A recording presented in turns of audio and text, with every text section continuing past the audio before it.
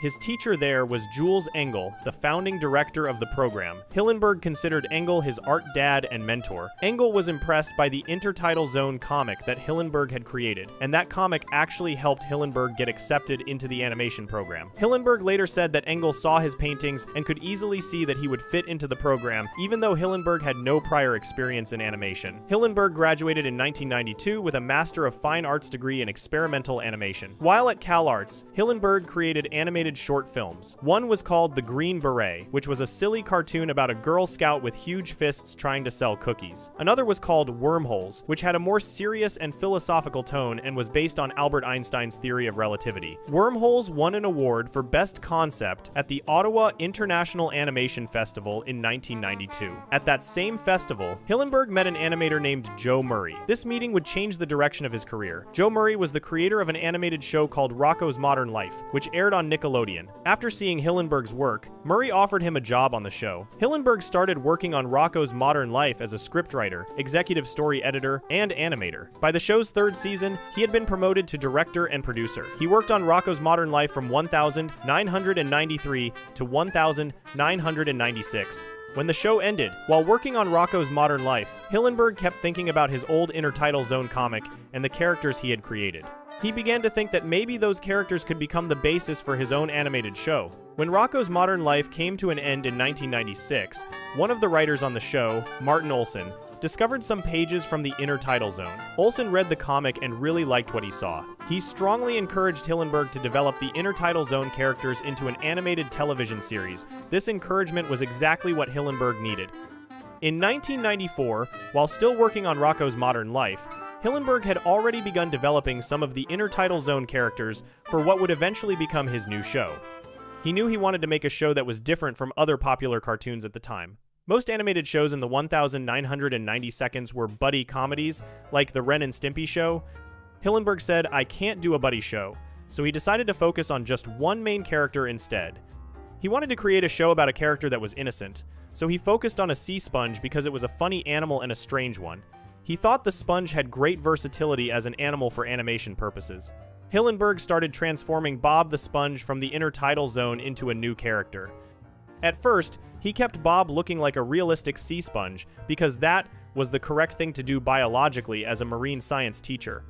But then he tried something different. He sketched a square-shaped kitchen sponge instead of a round, natural sponge. When he saw this square sponge design, he thought it looked really funny. The square shape was perfect. To develop the character's personality, Hillenburg drew inspiration from innocent, childlike, comedic figures that he had always enjoyed, like Charlie Chaplin, Stan Laurel from Laurel and Hardy, Jerry Lewis, and Pee Wee Herman. He wanted the character to be kind of like a child man, someone who was neither quite an adult nor quite a kid. The character would be somewhat nerdy, squeaky clean, and an oddball. When it came time to name this new character, Hillenburg made a choice that seemed perfect at the time. He decided to call the character SpongeBoy. The character had no last name, just SpongeBoy. The show itself was going to be called SpongeBoy Ahoy. Hillenburg liked the title SpongeBoy Ahoy because ahoy was a nautical greeting that fit perfectly with the underwater ocean theme. In 1997, Hillenburg was ready to pitch his show to Nickelodeon.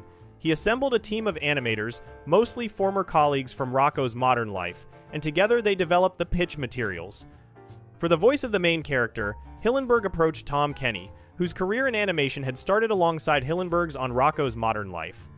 Kenny had actually used a similar voice for a minor character on Rocko, and Hillenburg remembered it. When Hillenburg needed to remind Kenny of the voice, he showed him a video clip from that Rocko episode. As soon as Hillenburg heard Kenny perform the voice again, he knew immediately that this was the voice he wanted for his character. The network executives wanted to audition more actors, but Hillenburg refused. He wanted Tom Kenny, and as Kenny later explained, one of the advantages of having a strong creator is that the creator can say, "No, I like that I don't care about celebrities." Nickelodeon agreed to let Hillenburg pitch his show. Hillenburg pulled out all the stops for the pitch. He created a pitch Bible, which is a document that outlines all the main elements of a show, including characters, settings, backstories, and episode ideas. This pitch Bible was dated from 1995 to 1997 and featured writing and concept artwork for the show. Throughout all of this pitch material, the show was still called SpongeBoy Ahoy and the main character was still called SpongeBoy. The pitch went well and Nickelodeon agreed to produce a pilot episode. The pilot episode was titled Help Wanted, and it would serve as the first episode of the series.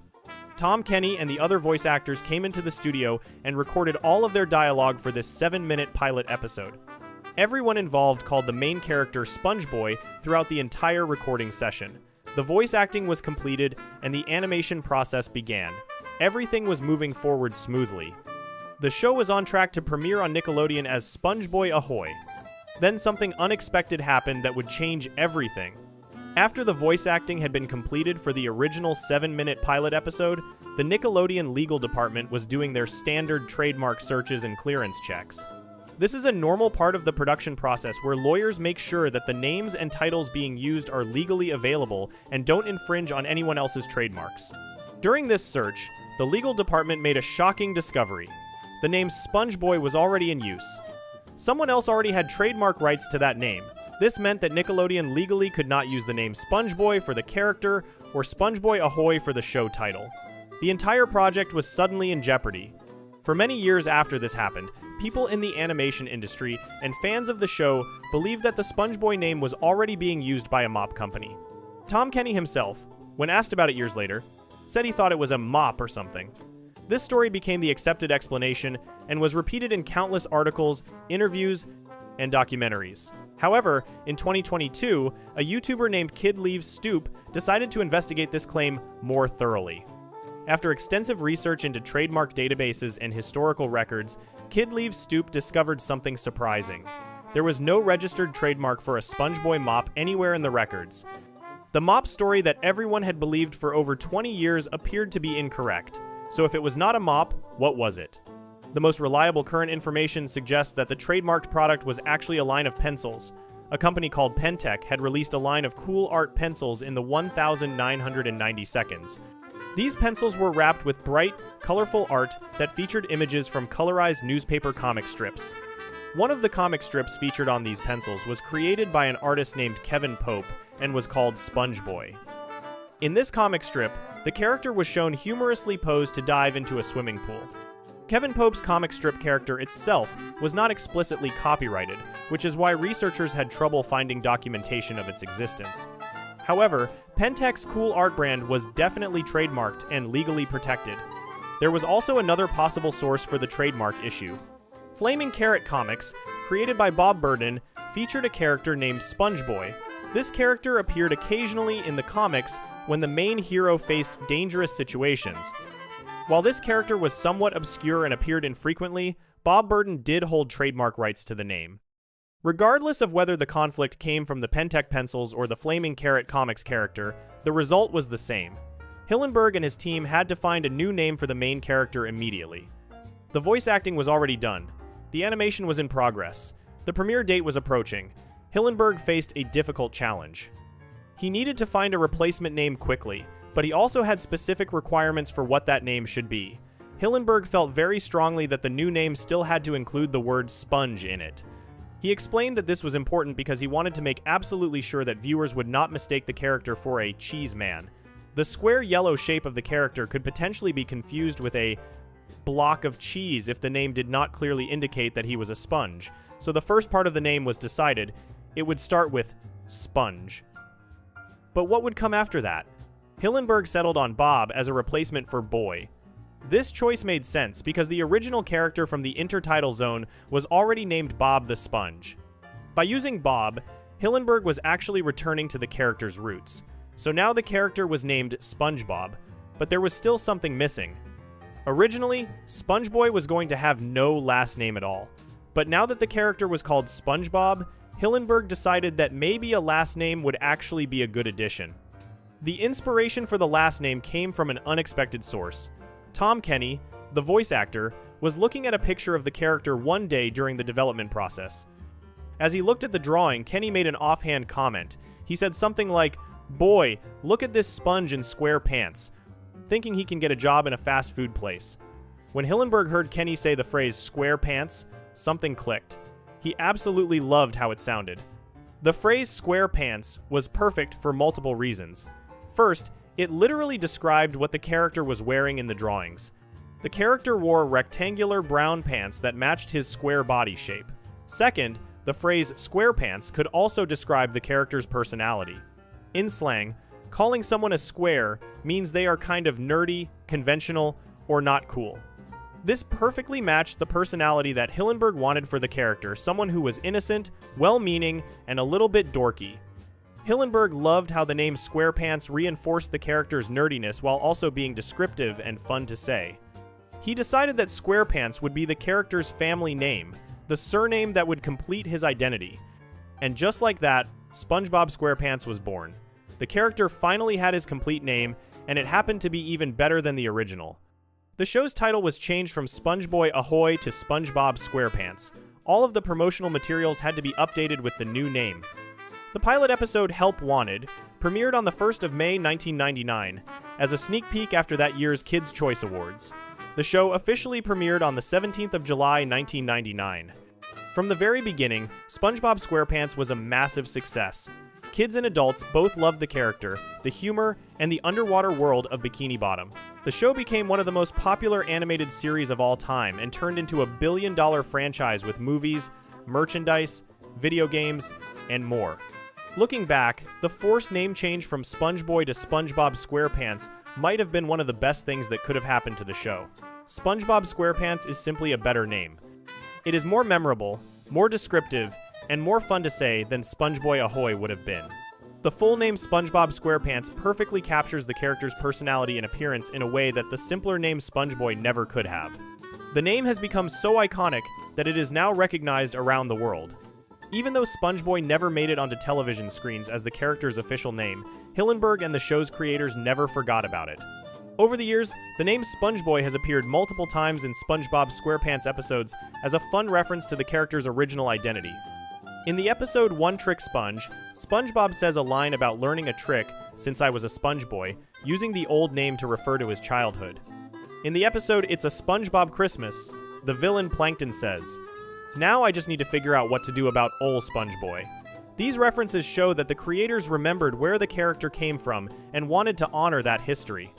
In the SpongeBob movie, Sponge on the Run, which was released in 2020 after Stephen Hillenburg's death, there is a special dedication to Hillenburg that includes an image of SpongeBoy from the original pitch materials. There is also a scene where a yellow sticky note on the Krusty Krab grill has SpongeBoy drawn on it. These tributes show how important the character's origins were to everyone involved in making the show. The trademark issue that forced the name change teaches an important lesson about the entertainment industry and the creative process. Legal clearance and trademark searches are crucial steps that should happen as early as possible in development. In this case, the legal department discovered the trademark problem after voice acting had already been completed, which created unnecessary stress and required expensive fixes. Modern production companies now typically do trademark searches much earlier in the process to avoid these kinds of last-minute problems. But sometimes these unexpected obstacles end up leading to better results than anyone could have planned. If the Nickelodeon legal department had not discovered the SpongeBoy trademark issue, we would live in a world where one of the most beloved animated characters of all time was called SpongeBoy instead of SpongeBob SquarePants. And somehow, that just does not sound quite right anymore. Before we move on, make sure to subscribe if you're enjoying this breakdown. Moving on, SpongeBob was never actually supposed to be a kid. SpongeBob was never supposed to be a kid. When Stephen Hillenburg pitched SpongeBob SquarePants to Nickelodeon in 1997, he had a very clear vision of who the main character would be. SpongeBob was supposed to be an adult with a childlike personality, an innocent optimist who worked a job and lived independently in his own home. But Nickelodeon executives had a completely different idea about what they thought would make the show successful. They wanted SpongeBob to be a child, specifically a kid who went to school. This disagreement about the main character's age almost killed the entire series before it ever had a chance to air. The conflict between Hillenburg and Nickelodeon over whether SpongeBob should be a kid or an adult became one of the most important battles in the development of the show, and the compromise they eventually reached actually created one of the series' most beloved characters and storylines. After Hillenburg created his pitch materials and 7-minute pilot episode, he was ready to present SpongeBob SquarePants to Nickelodeon executives. For the pitch meeting in 1997, Hillenburg went all out. He wore a Hawaiian shirt to set the tropical ocean theme, brought along an underwater terrarium with physical models of the characters, and played Hawaiian music throughout the presentation. Nickelodeon executive Eric Coleman later described the setup as pretty amazing. The pitch itself went very well. Derek Drymon, who worked as creative director on SpongeBob SquarePants, said that although the pitch was stressful, it went very well. Nickelodeon executive Albie Hecht described Hillenburg's performance as something he wished he had recorded on tape. The executives walked out of the room to discuss the pitch. Everyone in the meeting expected that the executives would fly back to New York and the team would hear back in a few weeks. Instead, the executives came back in what seemed like just minutes and said they wanted to make the show. Everything seemed perfect. The show was greenlit and SpongeBob SquarePants was going to become a real series. But then, Nickelodeon executives added a condition that shocked Hillenburg and threatened to derail the entire project. Before they would commission SpongeBob as a full series, the executives insisted that the show would not be popular unless the main character was a child who went to school. Steven Hillenburg recalled in 2012 exactly what Nickelodeon told him during this conversation. The executives said to him, "Our winning formula is animation about kids in school. We want you to put SpongeBob in school." This was not just a suggestion or a request. Nickelodeon executives were insisting that this change had to happen for the show to move forward. They firmly believed that their network's success came from shows about school-aged children, and they were convinced that SpongeBob SquarePants would fail if the main character was an adult. The executives wanted SpongeBob to be a regular kid who attended a regular school with other kid characters, following the formula that had worked for other Nickelodeon shows. This demand went against everything Hillenburg had planned for the character and for the show. Hillenburg had specifically created SpongeBob to be an adult character. This was not a minor detail that he was willing to change on a whim. The fact that SpongeBob was an adult was fundamental to Hillenburg's entire vision for what the show would be about and what it would mean. Hillenburg was ready to walk out on Nickelodeon and abandon the entire series rather than make SpongeBob a child. He was prepared to let the show die before he would compromise on this essential aspect of the character. The situation became incredibly tense. Here was a show that had just been greenlit by a major network, and the creator was willing to throw it all away over a single creative decision. Most people in Hillenburg's position would have just accepted the network's demands. After all, this was Nickelodeon, one of the biggest children's television networks in the world, and they had proven track records of what worked. But Hillenburg stood his ground. Why was Hillenburg so adamant that SpongeBob had to be an adult? The answer goes to the heart of what Hillenburg wanted the show to be about. Hillenburg had a very specific philosophy about innocence, childhood, and adulthood that he wanted to explore through SpongeBob. He did not want to make a show about actual children going through childhood experiences. Instead, he wanted to create something much more unusual and meaningful. He wanted to show that adults could retain a childlike sense of wonder, innocence, and joy even after they grew up. Hillenburg believed that people did not have to lose their childlike qualities when they became adults. They did not have to become cynical, jaded, or serious just because they got older. An adult could still be playful, imaginative, optimistic, and full of enthusiasm for life. This was the message that Hillenburg wanted to convey through SpongeBob, and it only worked if SpongeBob was actually an adult who chose to maintain his childlike personality rather than a literal child who had not yet grown up. Hillenburg drew inspiration for SpongeBob's personality from several famous comedians and entertainers who had perfected this kind of innocent, childlike character. He specifically mentioned Stan Laurel from the comedy duo Laurel and Hardy, Jerry Lewis, Pee Wee Herman, Charlie Chaplin, Abbott and Costello, and the Three Stooges. All of these performers were adults who played characters with childlike qualities. Stan Laurel was particularly important to Hillenburg's vision. Laurel was the innocent half of the Laurel and Hardy duo, and Hillenburg loved watching this naive, well-meaning character interact with the more cynical Hardy. Hillenburg told the Washington Post in 2009 that SpongeBob was born out of my love of Laurel and Hardy shorts. He explained, "You've got that kind of idiot buddy situation that was a huge influence." Hillenburg specifically said that SpongeBob was inspired by Stan Laurel's character, the Innocent. He told USA Today in 2002 that he wanted SpongeBob to be like Jerry Lewis, a goofy optimist, a kid-like character. The emphasis on kid-like, rather than an actual kid, was crucial. These were all adult performers playing adult characters who just happened to have childlike personalities. Hillenburg wanted to make a statement through his show about how adults could and should live their lives. He later explained to the New York Times in 2004 while promoting the first SpongeBob movie, "The show is about watching an innocent character in this world that he lives in. It's saying that the childlike mind is okay. It's saying that dorks can be really important."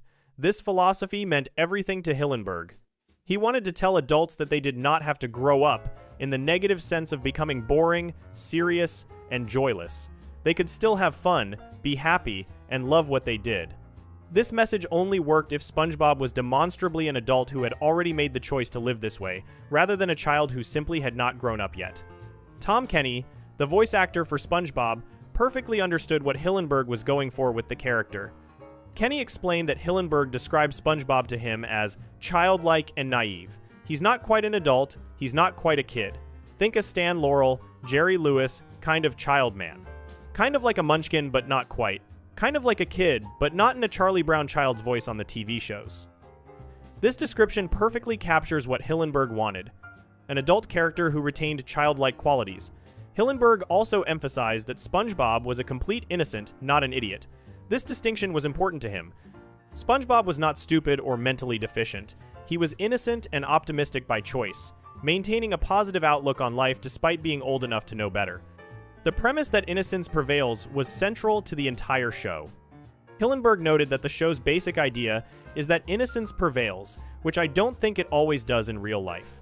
The show existed to explore and celebrate this idea, and that celebration only worked if SpongeBob was an adult choosing innocence rather than a child who did not know any better. Hillenburg told reporters, "Everybody recognizes the childlike character. The innocent, in a swirl of physical comedy, is universally understood." He emphasized that this universal understanding came from watching an adult character maintain innocence, not from watching an actual child be innocent. But Nickelodeon executives did not care about Hillenburg's artistic vision or his philosophical message about adulthood and innocence. They cared about ratings and demographics and what had worked for them in the past. Their research and experience told them that kids wanted to watch shows about other kids, not shows about adults. They truly believed that making SpongeBob an adult would doom the show to failure. The standoff continued. Hillenburg would not budge on making SpongeBob an adult, and Nickelodeon would not budge on their belief that the show needed a school setting with a child protagonist. Finally, Hillenburg came up with a compromise that satisfied both sides. He would keep SpongeBob as an adult character, but he would add a new character to the main cast, a driving instructor named Mrs. Puff, who ran a boating school. SpongeBob would attend this boating school as an adult student trying to get his boating license. This solution was brilliant because it gave Nickelodeon the school setting they wanted while allowing Hillenburg to keep SpongeBob as an adult. Boating school was clearly for adults since it was analogous to driver's education and getting a driver's license, which are adult activities. At the same time, the boating school setting provided the kind of structured, educational environment that Nickelodeon wanted, complete with a teacher character, classroom scenes, tests, and the potential for school-related storylines. Hillenburg was happy with this compromise. He said later, "A positive thing for me that came out of it was how it brought in a new character, Mrs. Puff, who I love. Mrs. Puff became one of the show's most important recurring characters, and the driving test storylines became some of the most popular and enduring elements of the series. The creation of Mrs. Puff's boating school actually improved the show by adding a whole new dimension of comedy. The dynamic between the eternally optimistic SpongeBob and the increasingly traumatized and paranoid Mrs. Puff created endless opportunities for funny situations. SpongeBob desperately wanted to get his boating license and tried incredibly hard to pass the tests, but whenever he actually got behind the wheel of a boat, he panicked and drove recklessly, causing chaos and destruction. Mrs. Puff started out as a patient and encouraging teacher, but over time became more and more stressed out by SpongeBob's repeated failures and the property damage they caused. This teacher-student relationship only worked because SpongeBob was an adult. If he had been a child, Mrs. Puff's increasing frustration and fear would have seemed mean-spirited. But because SpongeBob was an adult who had failed the driving test hundreds of times, Mrs. Puff's reactions became comedy gold. Hillenburg even established that SpongeBob would never get his boating license, making this a permanent aspect of the show. He liked the dynamic between SpongeBob and Mrs. Puff too much to ever resolve it by having SpongeBob pass the test. This became one of Hillenburg's unbreakable rules for the series. No matter what happened, SpongeBob would always fail the driving test and never get his license. This rule only made sense if SpongeBob was an adult, because a child failing a driving test would be expected and normal, but an adult perpetually failing created genuine comedy. With the school compromise in place, Nickelodeon agreed to move forward with SpongeBob as an adult character, and production on the series began in earnest. The pilot episode Help Wanted made it immediately clear that SpongeBob was an adult with adult responsibilities, not a child. The very first episode showed SpongeBob applying for a job at the Krusty Krab restaurant. He desperately wanted to work there as a fry cook. The episode began with SpongeBob waking up in his own house, a pineapple that he lived in independently without any parents or guardians. He got dressed and prepared for his job interview, repeatedly declaring, "I'm ready." His best friend Patrick Star encouraged him to apply for the job. When SpongeBob went to the Krusty Krab to ask for work, he dealt with the owner Mr. Krabs and the cashier Squidward, both of whom were clearly adults. Mr. Krabs sent SpongeBob on what he thought was an impossible errand to find a special spatula, believing SpongeBob would never return. While SpongeBob was gone, a massive crowd of hungry customers arrived at the restaurant. Squidward and Mr. Krabs were overwhelmed and unable to handle the demand. SpongeBob returned with a spatula and single-handedly cooked food for all the customers, demonstrating his exceptional skill as a fry cook. Mr. Krabs immediately hired him. This entire episode established SpongeBob as someone seeking employment, working a job, and earning money, all adult activities. From the very first episode onward, the show consistently portrayed SpongeBob as an adult with adult responsibilities. He lived independently in his own pineapple house located at 124 Conch Street in Bikini Bottom. He owned this house and was responsible for maintaining it and paying for it. The house had multiple rooms including a living room, kitchen, bedroom, bathroom, and library. SpongeBob lived with his pet snail, Gary, whom he was responsible for feeding and caring for. He had neighbors on both sides, Squidward Tentacles, who lived in an Easter Island head sculpture, and Patrick Star, who lived under a rock. SpongeBob had a full-time job working as the fry cook at the Krusty Krab restaurant, which was owned and operated by Eugene H. Krabs, a business owner known as Mr. Krabs. SpongeBob worked alongside Squidward, who served as the cashier. The Krusty Krab was open from 9 in the morning to 6 at night, 6 days a week, and closed on Sundays. SpongeBob worked these hours and received payment for his labor, although Mr. Krabs was notoriously cheap and probably did not pay him very much. Episodes established that SpongeBob had been working at the Krusty Krab for a long time and was extremely dedicated to his job. He loved being a fry cook and took great pride in his work, especially in making Krabby Patties, the restaurant's signature sandwich. SpongeBob was exceptionally skilled at cooking and could prepare Krabby Patties incredibly quickly and with great quality. He was so dedicated to his job that he often became distressed when he had to take time off or when he was temporarily fired. In one episode called SpongeBob, You're Fired, Mr. Krabs fired SpongeBob to save money. SpongeBob initially tried to enjoy unemployment with Patrick, but he quickly realized that he needed a job and felt lost without one. He tried to get jobs at other restaurants, but kept getting fired for making Krabby Patty-themed food instead of what each restaurant specialized in. His dedication to his career and his need for employment were distinctly adult characteristics. Episodes from the years 2000 and 2001 even established SpongeBob's specific birth date as the 14th of July, 1986. This meant that by the time the show premiered in 1999, SpongeBob was already 13 years old, and by 2000, he would have been 14. If we calculate his age based on this birth date, SpongeBob would be 39 years old as of November 2025. However, the show generally kept his exact age unclear and did not focus on it. What mattered was not his specific numerical age, but rather the fact that he was clearly portrayed as an adult who had adult responsibilities. In addition to his job, SpongeBob attended Mrs. Puff's boating school, where he took classes and tests to try to earn his boating license. In the world of SpongeBob SquarePants, boats functioned like cars in the real world, and getting a boating license was equivalent to getting a driver's license. This was clearly an adult activity. Children do not go to driving school or take driver's tests. Mrs. Puff was a driving instructor who ran a professional boating school, and SpongeBob was one of her students. He attended classes, studied the rules of boating, took written tests where he knew all the answers, and attempted practical driving tests. His greatest dream in life was to receive his boating license. Unfortunately, SpongeBob had a major problem. He knew everything about boating in theory and could answer every question on the written exams perfectly. But whenever he got behind the wheel of an actual boat, he tensed up, panicked, and drove recklessly. He would speed out of control, crash into buildings, cause property damage, and create chaos. As a result, he failed the driving test over and over again, hundreds and possibly thousands of times. Mrs. Puff became increasingly traumatized by SpongeBob's repeated catastrophic failures, but SpongeBob never gave up. He kept coming back, kept studying, and kept trying to pass the test.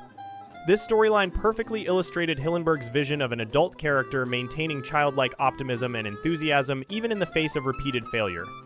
SpongeBob's hobbies and interests also reflected his status as an adult with the freedom to pursue his own passions. His favorite activities included jellyfishing, which involved catching jellyfish with a net in a manner similar to butterfly catching, and blowing soap bubbles into elaborate shapes. He loved spending time with his best friend Patrick, going on adventures, and exploring Bikini Bottom. He practiced karate with his friend Sandy Cheeks, a squirrel from Texas who lived in an underwater dome. All of these activities were things he chose to do in his free time as an adult, not structured activities organized by parents or teachers. The relationship SpongeBob had with other characters also only made sense if he was an adult. His relationship with Squidward was that of coworkers. Squidward was grumpy, cynical, and constantly annoyed by SpongeBob's enthusiasm and optimism. He wanted SpongeBob to leave him alone and stop bothering him. But SpongeBob was oblivious to Squidward's dislike and genuinely believed they were friends. This dynamic created a lot of the show's comedy, as SpongeBob's innocent attempts to be friendly would drive the more world-weary Squidward crazy. If SpongeBob had been a child, Squidward's constant irritation would have seemed cruel. But because SpongeBob was a fellow adult who simply refused to let life make him bitter, the relationship worked as comedy. His relationship with Mr. Krabs was that of employee and employer. Mr. Krabs was a greedy business owner who was obsessed with money and profit. He took advantage of SpongeBob's enthusiasm and willingness to work hard, probably paying him very little while benefiting greatly from his exceptional cooking skills. But Mr. Krabs also served as something of a father figure to SpongeBob, occasionally showing genuine care and concern for him. SpongeBob, for his part, deeply respected Mr. Krabs and was proud to work for him. This employer-employee relationship with father figure overtones only worked because both characters were adults. Hillenburg's insistence on making SpongeBob an adult rather than a child turned out to be absolutely correct. The show became massively successful with audiences of all ages precisely because of what Hillenburg had been trying to achieve. Kids loved watching SpongeBob's adventures and silly humor. But adults also connected with the show on a deeper level because they understood and appreciated the message about maintaining innocence and joy in adulthood. The show became popular on college campuses, and with adult viewers who saw SpongeBob as representing something they aspired to, the ability to stay positive, enthusiastic, and fun-loving even while dealing with adult responsibilities like work, bills, and difficult neighbors. The show's appeal across different age groups proved that Nickelodeon's initial fears were completely unfounded. A show about an adult character could be incredibly popular with children. In fact, making SpongeBob an adult rather than a child actually made the show better and more meaningful. If SpongeBob had been a child, the show would have been just another kid's cartoon about kids having adventures. By making him an adult who chose to maintain childlike wonder, Hillenburg created something unique and special that resonated with viewers of all ages. SpongeBob SquarePants has become the most successful Nicktoon of all time and one of the longest-running American animated series, with well over 200 episodes across multiple seasons. The show has spawned feature films, merchandise, video games, Broadway musicals, and countless cultural references. It has been translated into dozens of languages and broadcast in over 170 countries around the world. The franchise has generated billions of dollars in revenue. All of this success came from a show about an adult sea sponge who works at a fast food restaurant and lives in a pineapple. Looking back, the battle between Hillenburg and Nickelodeon over whether SpongeBob should be an adult or a child seems almost absurd. It is hard to imagine SpongeBob SquarePants any other way than how it turned out. But if Hillenburg had given in to network pressure, if he had not been willing to walk away rather than compromise his vision, the show would have been completely different and probably much less successful. By standing firm on this essential creative decision, Hillenburg ensured that his show would be able to convey the message he cared about. That innocence, optimism, and childlike joy are valuable at any age, and that adults do not have to abandon these qualities just because they have grown up. This message, embodied in a yellow sea sponge who loves his job making Krabby Patties, has brought happiness to millions of viewers around the world and will continue to do so for generations to come. Before we move on, make sure to subscribe if you're enjoying this breakdown. Moving on, SpongeBob is canonically ambidextrous. Most cartoon characters stick with one hand for their entire run. They write with their right hand in episode 1, and they're still writing with that same hand in episode 500. SpongeBob SquarePants breaks that pattern in a way that became part of his character without anyone making a big deal about it. The yellow sponge can use both hands equally well, and the show itself confirmed this fact directly on screen. The term for using both hands with equal skill is ambidextrous. Most people favor one hand over the other. Right-handed people struggle to write legibly with their left hand. Left-handed people face the same challenge in reverse. SpongeBob doesn't have that problem at all. He switches between hands throughout the series depending on what he needs to do, and this ability saved him from disaster more than once during his time working at the Krusty Krab. The show first addressed SpongeBob's hand dominance in a Season 1 episode called I Was a Teenage Gary, which aired on the 28th of October 1999. The episode featured one of the strangest storylines the series ever produced. SpongeBob and Patrick planned to attend a jellyfishing convention in Bikini Bottom for a 3-day weekend. SpongeBob needed someone to watch Gary while he was gone. Squidward reluctantly agreed because it meant getting SpongeBob and Patrick out of his hair for 3 whole days. Squidward immediately forgot about Gary the moment SpongeBob and Patrick left. He spent the entire weekend lounging outside in a beach chair. When SpongeBob returned home, Gary was severely dehydrated and weak from lack of food and water. A veterinarian named Dr. Gilliam came to the house and gave SpongeBob a syringe filled with snail plasma to inject into Gary. Squidward tried to give Gary the injection while SpongeBob held the snail, but SpongeBob kept pulling Gary away at the last second because he thought Squidward was moving too fast. After several attempts, Squidward accidentally jabbed the needle into SpongeBob's body instead of Gary's. The snail plasma caused SpongeBob to transform into a snail later that night. The transformation scene became infamous among fans for how disturbing it was compared to typical SpongeBob content. His body began creaking and groaning like old wooden floorboards. His eyes bulged out and extended upward on stalks like Gary's eyes. His body forced him down onto all fours. Then his left arm shriveled up and fell off completely. When his left arm disappeared, SpongeBob tried to stay calm and said, "That's okay. I'm a lefty anyway." The problem is that his left arm just fell off. If he was truly left-handed, losing his left arm would be a major problem. The line only makes sense if he's right-handed, because then losing his left arm wouldn't affect his dominant hand. This was actually a mistake in the recording. The original script for the episode correctly had SpongeBob say, "I'm a righty," anyway, which would have made perfect sense. Voice actor Tom Kenny either misread the line, or the script was changed at some point during production.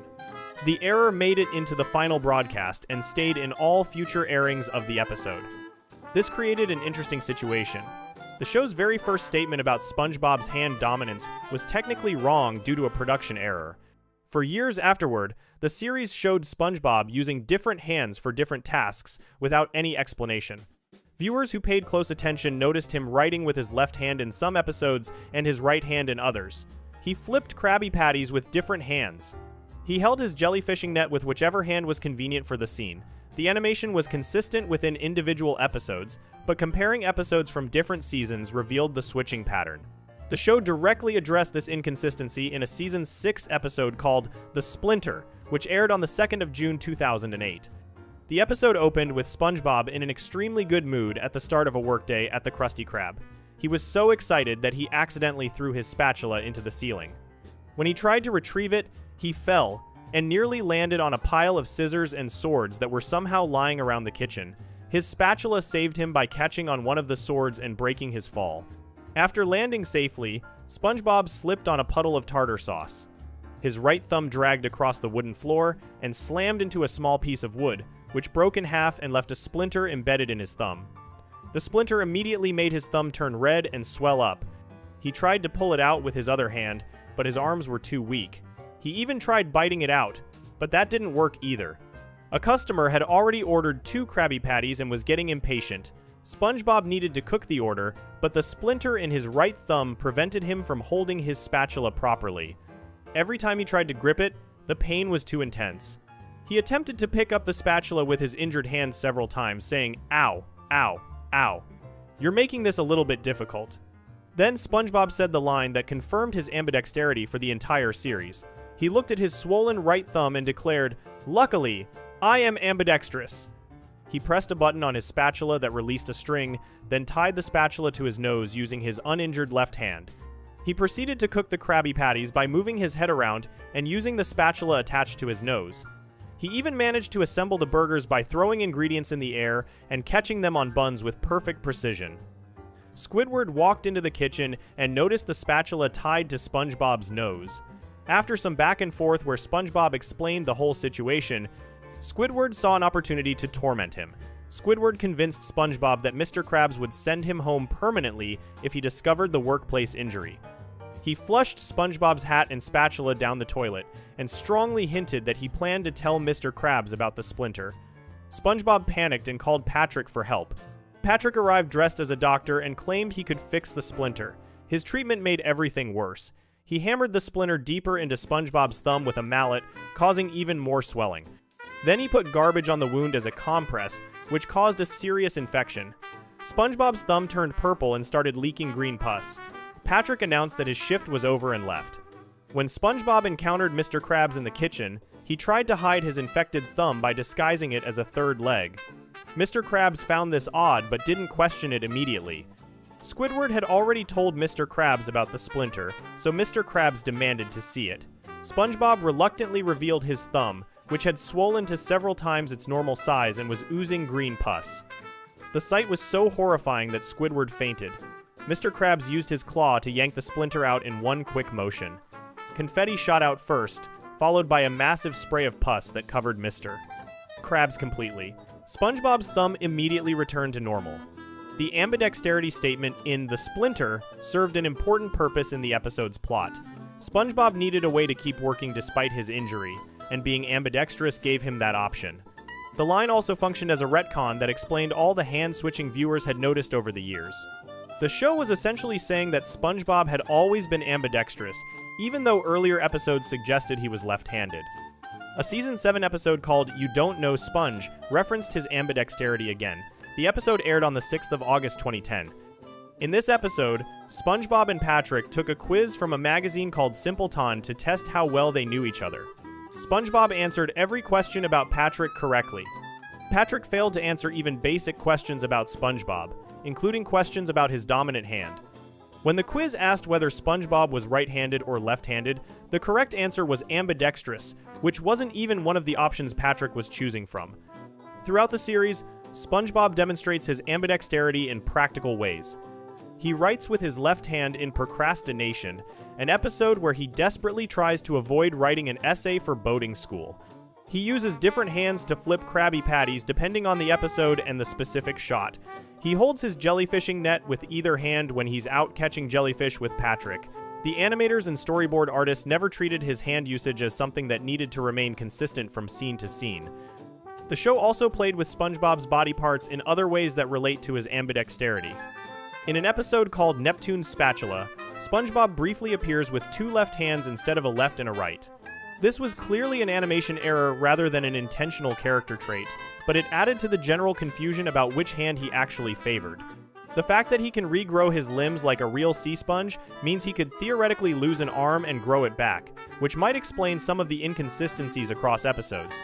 Real sea sponges are invertebrates that can regenerate lost body parts. If a piece breaks off a sea sponge, that piece can potentially grow into a completely new sponge. The show referenced this ability multiple times throughout its run. SpongeBob has torn himself in half, pulled off his own limbs, and suffered other catastrophic injuries that would kill any normal organism. He always recovers without any lasting damage. This regenerative ability means that even if he lost his dominant hand, he could simply grow a new one and continue his life without interruption.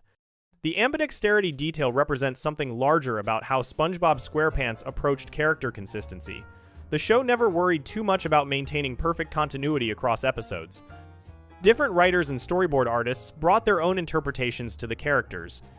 What mattered was whether individual episodes worked on their own terms, not whether they perfectly aligned with everything that came before.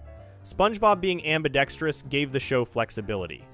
Animators could draw him using whichever hand worked best for a particular shot without worrying about contradicting earlier episodes. This approach to consistency differed from shows with stricter continuity requirements. Some animated series maintain detailed records of every character, trait, and story detail to prevent contradictions. SpongeBob SquarePants operated more loosely, especially in its early seasons. The The series prioritized comedy and visual storytelling over rigid adherence to established facts. When the show did decide to address a continuity issue like hand dominance, it did so with a simple declaration that reframed all previous inconsistencies as intentional character traits. The ambidexterity also makes practical sense for SpongeBob's job. Working as a fry cook requires using both hands constantly. He needs to flip patties with a spatula while simultaneously preparing buns, adding toppings, and managing multiple orders. Having equal skill with both hands would make him more efficient at his job. The same applies to jellyfishing, where being able to switch the net between hands could help him catch jellyfish more effectively. The character's ambidexterity serves him well in his daily activities, even if it was originally just a side effect of different animators drawing him differently. SpongeBob's ability to use both hands with equal skill became an official part of his character, through those direct statements in The Splinter and You Don't Know Sponge. The show took something that started as an animation inconsistency and turned it into a deliberate character trait. This happened around seasons 6 and 7, well into the series run, which means the ambidexterity wasn't part of the original character design. It emerged organically from how the show was produced and was later canonized through explicit dialogue. The detail adds a small layer of uniqueness to SpongeBob's character. Being ambidextrous is relatively rare in real life, with only about 1% of people having truly equal skill with both hands. Most people who consider themselves ambidextrous are actually mixed-handed, meaning they prefer different hands for different tasks rather than being able to do everything equally well with both. SpongeBob appears to be genuinely ambidextrous based on how the show portrays him, capable of switching hands mid-task without any loss of coordination or skill. This characteristic fits with other unusual aspects of SpongeBob's abilities. He can absorb massive amounts of liquid and wring himself out like a kitchen sponge. He can reshape his body into different forms.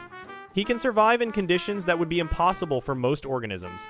His ambidexterity is just one more way he differs from typical animated characters. The show established these traits gradually over many seasons, building a character who operates by his own unique rules while still remaining relatable and entertaining to audiences of all ages.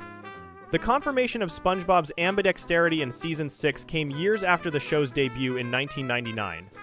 By that point, the series had already aired over 100 episodes, showing SpongeBob using different hands inconsistently. The explicit statement in The Splinter didn't change how the show handled his hand usage going forward. Animators continued drawing him with whichever hand worked best for individual shots. The difference was that now there was an in-universe explanation for why his hand preference seemed to change from episode to episode. He didn't have a preference because he was equally skilled with both hands. The You Don't Know Sponge episode provided additional context for how SpongeBob's ambidexterity functioned in his daily life. The episode focused on SpongeBob and Patrick's friendship being tested by a quiz about each other. SpongeBob and Patrick were making animal noises at the Krusty Krab, annoying Squidward as usual. SpongeBob made dolphin laughing sounds while Patrick imitated the song of a great blue whale. A real whale happened to hear Patrick's whale song, and it reminded the whale of someone named Martha, possibly an old flame or ex-partner. This random moment showed how Patrick's whale impression was so accurate it could fool actual whales. SpongeBob pulled out a magazine called Simple Ton that featured activities for people to do together. The magazine promised tons of simple things to do, and Squidward sarcastically commented that it must be really mentally challenging. SpongeBob completely missed the sarcasm and agreed that the activities were indeed challenging. The only activity SpongeBob and Patrick hadn't done yet was the Best Friend Quiz, which was designed to test how well friends knew each other. The quiz format was straightforward. One friend answered questions about the other friend, then they switched roles. SpongeBob went first and answered every single question about Patrick correctly. He knew Patrick's favorite color, favorite food, favorite activities, and every other detail the quiz asked about. Patrick then took his turn answering questions about SpongeBob and failed spectacularly. He couldn't answer even the most basic questions about his best friend despite spending nearly every day together for years. One of the questions asked about SpongeBob's dominant hand. The quiz offered two options as answers, right-handed or left-handed. Patrick guessed one of those options and got it wrong. The correct answer was ambidextrous, but that wasn't even listed as a possible choice on the quiz. This detail highlighted how unusual SpongeBob's ambidexterity was compared to most people, who are either definitively right-handed or left-handed. The quiz assumed the person being tested would have a dominant hand like most individuals do. SpongeBob tried to make the quiz easier for Patrick by asking simpler questions that weren't from the magazine. Patrick still failed to answer correctly. The breaking point came when Patrick bought ice cream for both of them, but got the wrong flavor for SpongeBob. Patrick got himself dill pickle swirl ice cream with mustard and extra bacon bits, which was Patrick's favorite flavor. He bought plain vanilla for SpongeBob, which actually was SpongeBob's favorite ice cream flavor according to this episode. However, Patrick apparently didn't know this and just guessed randomly. The ice cream incident made SpongeBob realize that Patrick genuinely didn't know basic facts about him despite their close friendship. SpongeBob became upset and told Patrick that he didn't know him anymore. He threw money on the ground and ran away crying. The episode revealed that SpongeBob's favorite color was beige, his favorite food was Krabby Patties, he had an outie belly button, and his favorite ice cream was plain vanilla. Patrick, by contrast, had an innie belly button, preferred aquamarine as his favorite color, and loved that bizarre pickle mustard bacon ice cream flavor. Sandy gave SpongeBob advice about the situation. She explained that friends don't need to know everything about each other to have a strong friendship. She suggested that SpongeBob and Patrick probably just needed some time apart. SpongeBob tried to avoid Patrick after that conversation, but Patrick kept appearing wherever SpongeBob went. SpongeBob saw Patrick at the gym with Larry the Lobster and assumed Patrick had replaced him with a new best friend. This upset SpongeBob even more until Patrick explained the real situation. Patrick revealed that Larry wasn't his new best friend. Larry had simply been helping Patrick find a special gift for SpongeBob as an apology. The gift was a pair of glasses with a fake nose and mustache attached. SpongeBob and Patrick reconciled and became friends again. When SpongeBob put on the glasses, Patrick got scared by the disguise and ran away screaming. SpongeBob sighed and said, "Why me?" as the episode ended. The ambidexterity detail from this episode connected back to the Splinter and confirmed that this was an established character trait, not just a one-time mention. The way SpongeBob SquarePants was produced contributed to the hand-switching situation that eventually required the ambidexterity explanation. SpongeBob is what's called a storyboard-driven show. This means the storyboard artists have significant creative control over individual episodes. Writers create an outline for each episode that describes the basic plot and major beats. Storyboard artists then take that outline and create the actual storyboards, which are essentially comic book style drawings showing every shot of the episode with dialogue and action notes. In a storyboard-driven show, the storyboard artists make many creative decisions that would be controlled by writers in a script-driven show. They decide on specific camera angles, character expressions, physical comedy, and visual gags. They write the actual dialogue and determine the pacing of scenes.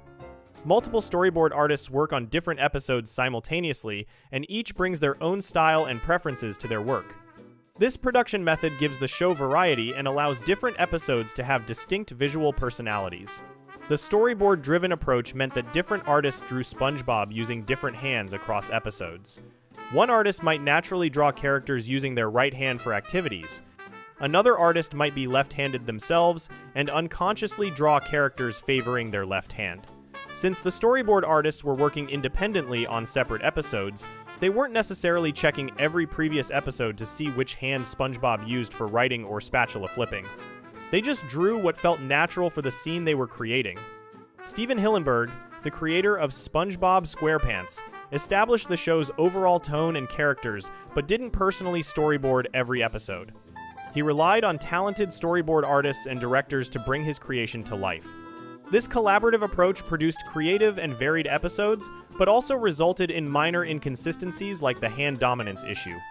The production team eventually decided to address the inconsistency by making SpongeBob ambidextrous, rather than trying to enforce strict consistency across all future episodes. The decision to make SpongeBob officially ambidextrous was a clever solution to a continuity problem. Rather than declaring that all previous episodes showing SpongeBob using his left hand were wrong, or that all episodes showing him using his right hand were errors, the show simply said he could use both hands equally well. This retcon transformed inconsistency into a character trait. Every previous episode where SpongeBob switched hands now made sense because he was ambidextrous all along. This type of retroactive continuity happens in many long-running shows. Writers inherit inconsistencies from previous seasons and need to find ways to explain them or incorporate them into the show's mythology. SpongeBob's ambidexterity represents one of the more straightforward examples of this technique. The show didn't need to create an elaborate backstory or complex explanation. One simple declaration in the Splinter solved the problem completely. The ambidexterity became part of SpongeBob's official character description going forward. When discussing the character in interviews or promotional materials, creators could list ambidexterity among his traits alongside his optimism, his love of jellyfishing, his job at the Krusty Krab, and his friendship with Patrick. The trait distinguished him from most cartoon characters who consistently favor one hand throughout their entire series run. SpongeBob joined the relatively small group of animated characters established as ambidextrous within their show's canon. Looking at the broader picture, SpongeBob's ambidexterity is a minor detail in a show full of much stranger and more significant character traits. He lives in a pineapple under the sea. He has a pet snail that meows like a cat. He works for a cheap boss who values money above everything else. He has a best friend who lives under a rock and has no brain because starfish don't have brains. His neighbor plays the clarinet terribly and hates him. His other friend is a squirrel who lives in an underwater dome and practices karate. The fact that SpongeBob can use both hands equally, barely registers as unusual compared to everything else about his life and world. Still, the ambidexterity detail shows how the SpongeBob creative team thought about their character and their show. They paid attention to small details that most viewers might not consciously notice. When they spotted an inconsistency, they found a way to address it that made sense for the character and didn't require changing previous episodes. They built on what had already been established, rather than trying to erase it. This approach helped SpongeBob SquarePants maintain its charm and character consistency even as it ran for many seasons with different writers and artists contributing to the show. The ambidexterity also means that SpongeBob never needs to worry about having a dominant hand injured or disabled. If something happens to his right hand, he can seamlessly switch to his left hand without any adjustment period or loss of skill. If his left hand gets injured, he can rely on his right hand just as easily. This gives him a practical advantage in his daily life and work that most people don't have. The Splinter episode demonstrated this advantage directly when SpongeBob immediately adapted to his injured right thumb by using his left hand to tie the spatula to his nose. Before we move on, make sure to subscribe if you're enjoying this breakdown. Moving on, SpongeBob was almost canceled after the first movie. SpongeBob SquarePants premiered in 1999 and quickly became one of the most successful animated shows in television history. Steven Hillenburg created the series after working as a marine biology teacher and later transitioning into animation. The show combined his knowledge of ocean life with absurdist humor. By 2002, SpongeBob had completed 3 seasons and become a cultural phenomenon. Nickelodeon aired 60 episodes. The ratings were exceptional. Merchandise sales exceeded expectations. Children loved the yellow sponge. Adults appreciated the clever writing. Everything about the show worked perfectly during those first 3 years. Hillenburg decided to stop making new episodes in 2002. He wanted to focus entirely on creating a theatrical movie. The production team took a self-imposed hiatus from the television series. Hillenburg explained his reasoning in multiple interviews. He stated that he did not want to work on both a movie and the television show simultaneously. He researched how other creators handled this situation. Everyone he consulted warned him that attempting both projects at once would be chaotic. He chose quality over quantity. Hillenburg wanted the movie to be exceptional.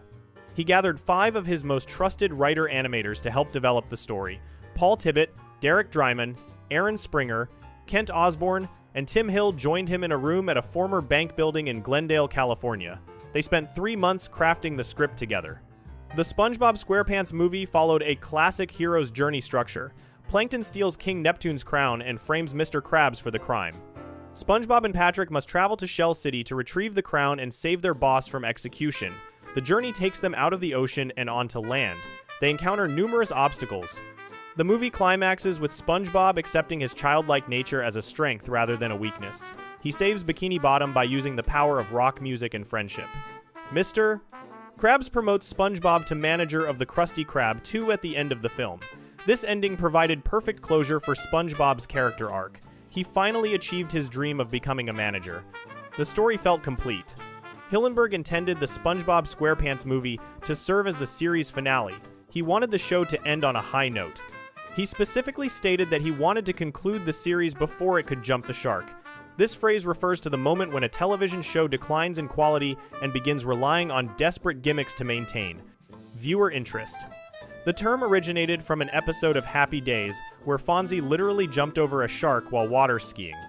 Hillenburg feared that continuing SpongeBob beyond the movie would inevitably lead to this kind of creative decay. He felt satisfied with what the show accomplished across 3 seasons and 1 feature film. The team had created 60 episodes in a movie. That seemed like enough content to Hillenburg. He believed 60 episodes represented a standard run for a show like SpongeBob. The number felt right to him. Nickelodeon executives disagreed completely. The network recognized SpongeBob as an unprecedented commercial success. The show generated billions of dollars in merchandise revenue.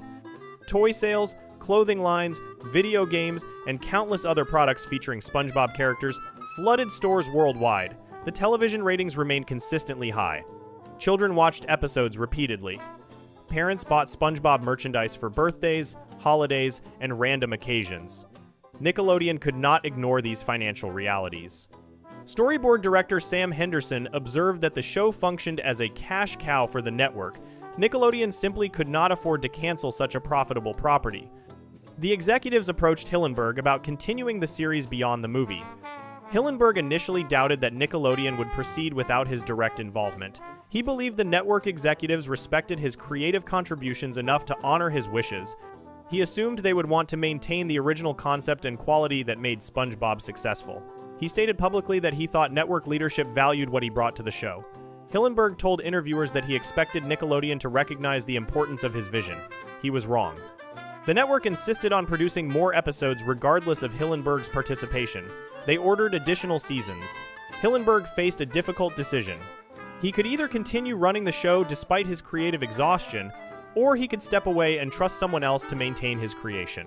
Hillenburg chose to step down as showrunner. He resigned from the day-to-day operation of SpongeBob SquarePants. He selected Paul Tibbitt to replace him in this role. Tibbitt had worked on SpongeBob since the beginning. He served as a writer and storyboard director on many of the show's most beloved episodes. His credits included Chocolate with Nuts, Frankendoodle, Ripped Pants, The Secret Box, and No Weenies Allowed. Hillenburg trusted Tibbitt completely. He appreciated how Tibbitt captured SpongeBob's sense of humor. Hillenburg felt confident that Tibbitt understood the show's comedic sensibility. He believed the series would be in good hands. Hillenburg explained his decision in later interviews. He stated that he felt he had contributed everything he wanted to say through SpongeBob. The show needed fresh perspectives and new creative blood. Hillenburg wanted to move on to developing other projects. Hillenburg did not completely abandon SpongeBob. He retained his position as executive producer. He maintained an advisory role on the show. He reviewed every single episode that aired after his departure. He submitted suggestions and notes to the production team. He still cared about the quality of his creation. However, he no longer controlled the creative direction of the series. He was not writing scripts. He was not directing episodes. He was not making the final decisions about storylines or character development. That responsibility now belonged to Tibbitt and the new writing staff. Hillenburg also took over the voice of Potty the Parrot during this transition. The character had previously been voiced by Hillenburg, but Tibbitt assumed this role when he became showrunner. Season 4 premiered in May 2005. The first episode after the hiatus was Fear of a Krabby Patty. Tom Kenny, who voices SpongeBob, spoke to reporters about the new season. He acknowledged that parents had been asking him for new episodes. Children were happy watching reruns of existing episodes for the 1,000th time. Parents wanted fresh content. Kenny promised viewers that the new season would feature the same show, the same Sponge. The production team aimed to maintain continuity with the first 3 seasons. The early episodes of Season 4 contained references to previous storylines. The writers attempted to respect the established continuity of the series. However, fans immediately noticed differences in Season 4. The tone of the show shifted. The humor felt different. Something fundamental had changed. Critics and longtime viewers struggled to identify exactly what felt wrong, but the consensus formed quickly. The show was not the same. The creative team had changed. Several key writers departed when their contracts ended. These departures coincided with Hillenburg's resignation. The new writing staff brought different sensibilities and approaches to storytelling. The underwater feel that characterized the early seasons began to disappear. The clever, multi-layered jokes that appealed to adults and children simultaneously became less frequent. The show started relying more heavily on obvious slapstick and physical comedy. The characters underwent a process called Flanderization. This term comes from Ned Flanders on The Simpsons, whose religious nature became increasingly exaggerated over time until it defined his entire personality. The same phenomenon affected SpongeBob characters. SpongeBob himself transformed from a childlike but occasionally mature adult into a hyperactive, emotionally unstable toddler trapped in an adult body. His voice became higher-pitched and shriller.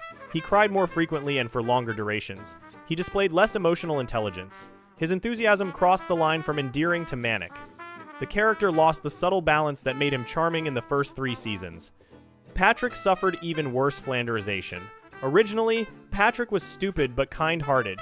He genuinely wanted to help SpongeBob and be a good friend. His idiocy was innocent and amusing. Starting in Season 4 and becoming extreme by Season 6, Patrick became actively malicious. He transformed into a cruel, selfish jerk who treated SpongeBob terribly despite claiming to be his best friend. Patrick's stupidity became weaponized. He deliberately trapped SpongeBob in a ringer and ruined his rare trading card while pretending not to understand the consequences of his actions. The character stopped being funny and became frustrating to watch. Mr. Krabs experienced similar changes. In the first 3 seasons, Mr. Krabs loved money but also cared about his daughter Pearl and showed occasional concern for his employees. He functioned as a father figure. He had moments of generosity and kindness that balanced his greed. Post-movie, Mr. Krabs became obsessed with money to a psychotic degree. He would sacrifice anything and anyone for profit. His greed consumed his entire personality. The show depicted him torturing and abusing his employees for minimal financial gain. He stopped feeling like a real character with complex motivations and became a one-note villain. Squidward's suffering intensified dramatically. Early SpongeBob episodes showed Squidward as an underappreciated artist stuck in a dead-end job. His frustration with SpongeBob and Patrick was understandable and relatable. The show treated him with some sympathy. Post-movie episodes subjected Squidward to increasingly sadistic torture. Writers created scenarios specifically designed to make Squidward's life miserable. The Schadenfreude became mean-spirited. Episodes ended with Squidward experiencing horrible consequences for minor infractions or for doing absolutely nothing wrong. The humor became cruel rather than clever. The decline in quality became most severe during Seasons 6 and 7. Fans and critics consider these seasons the absolute lowest point in SpongeBob history. The writing reached its worst levels. The character personalities bore almost no resemblance to their original versions. SpongeBob stalked and harassed Squidward with disturbing intensity in multiple episodes, including Boating Buddies, Choir Boys, Cephalopod Lodge, and Squid's Visit. The show lost all sense of proportion and restraint. The humor relied heavily on gross-out jokes, extreme violence, and uncomfortable situations rather than wit and creativity. Episodes from this era became notorious among fans for being unwatchable. The animation style also changed. The show adopted a different visual approach. Background music that characterized the early seasons disappeared. New musical cues replaced the familiar tracks that fans associated with classic SpongeBob. Even Tom Kenny's vocal performance changed. His voice for SpongeBob became more exaggerated and childish. The entire production felt different on every level. Longtime viewers described the sensation of watching an imposter wearing SpongeBob's skin.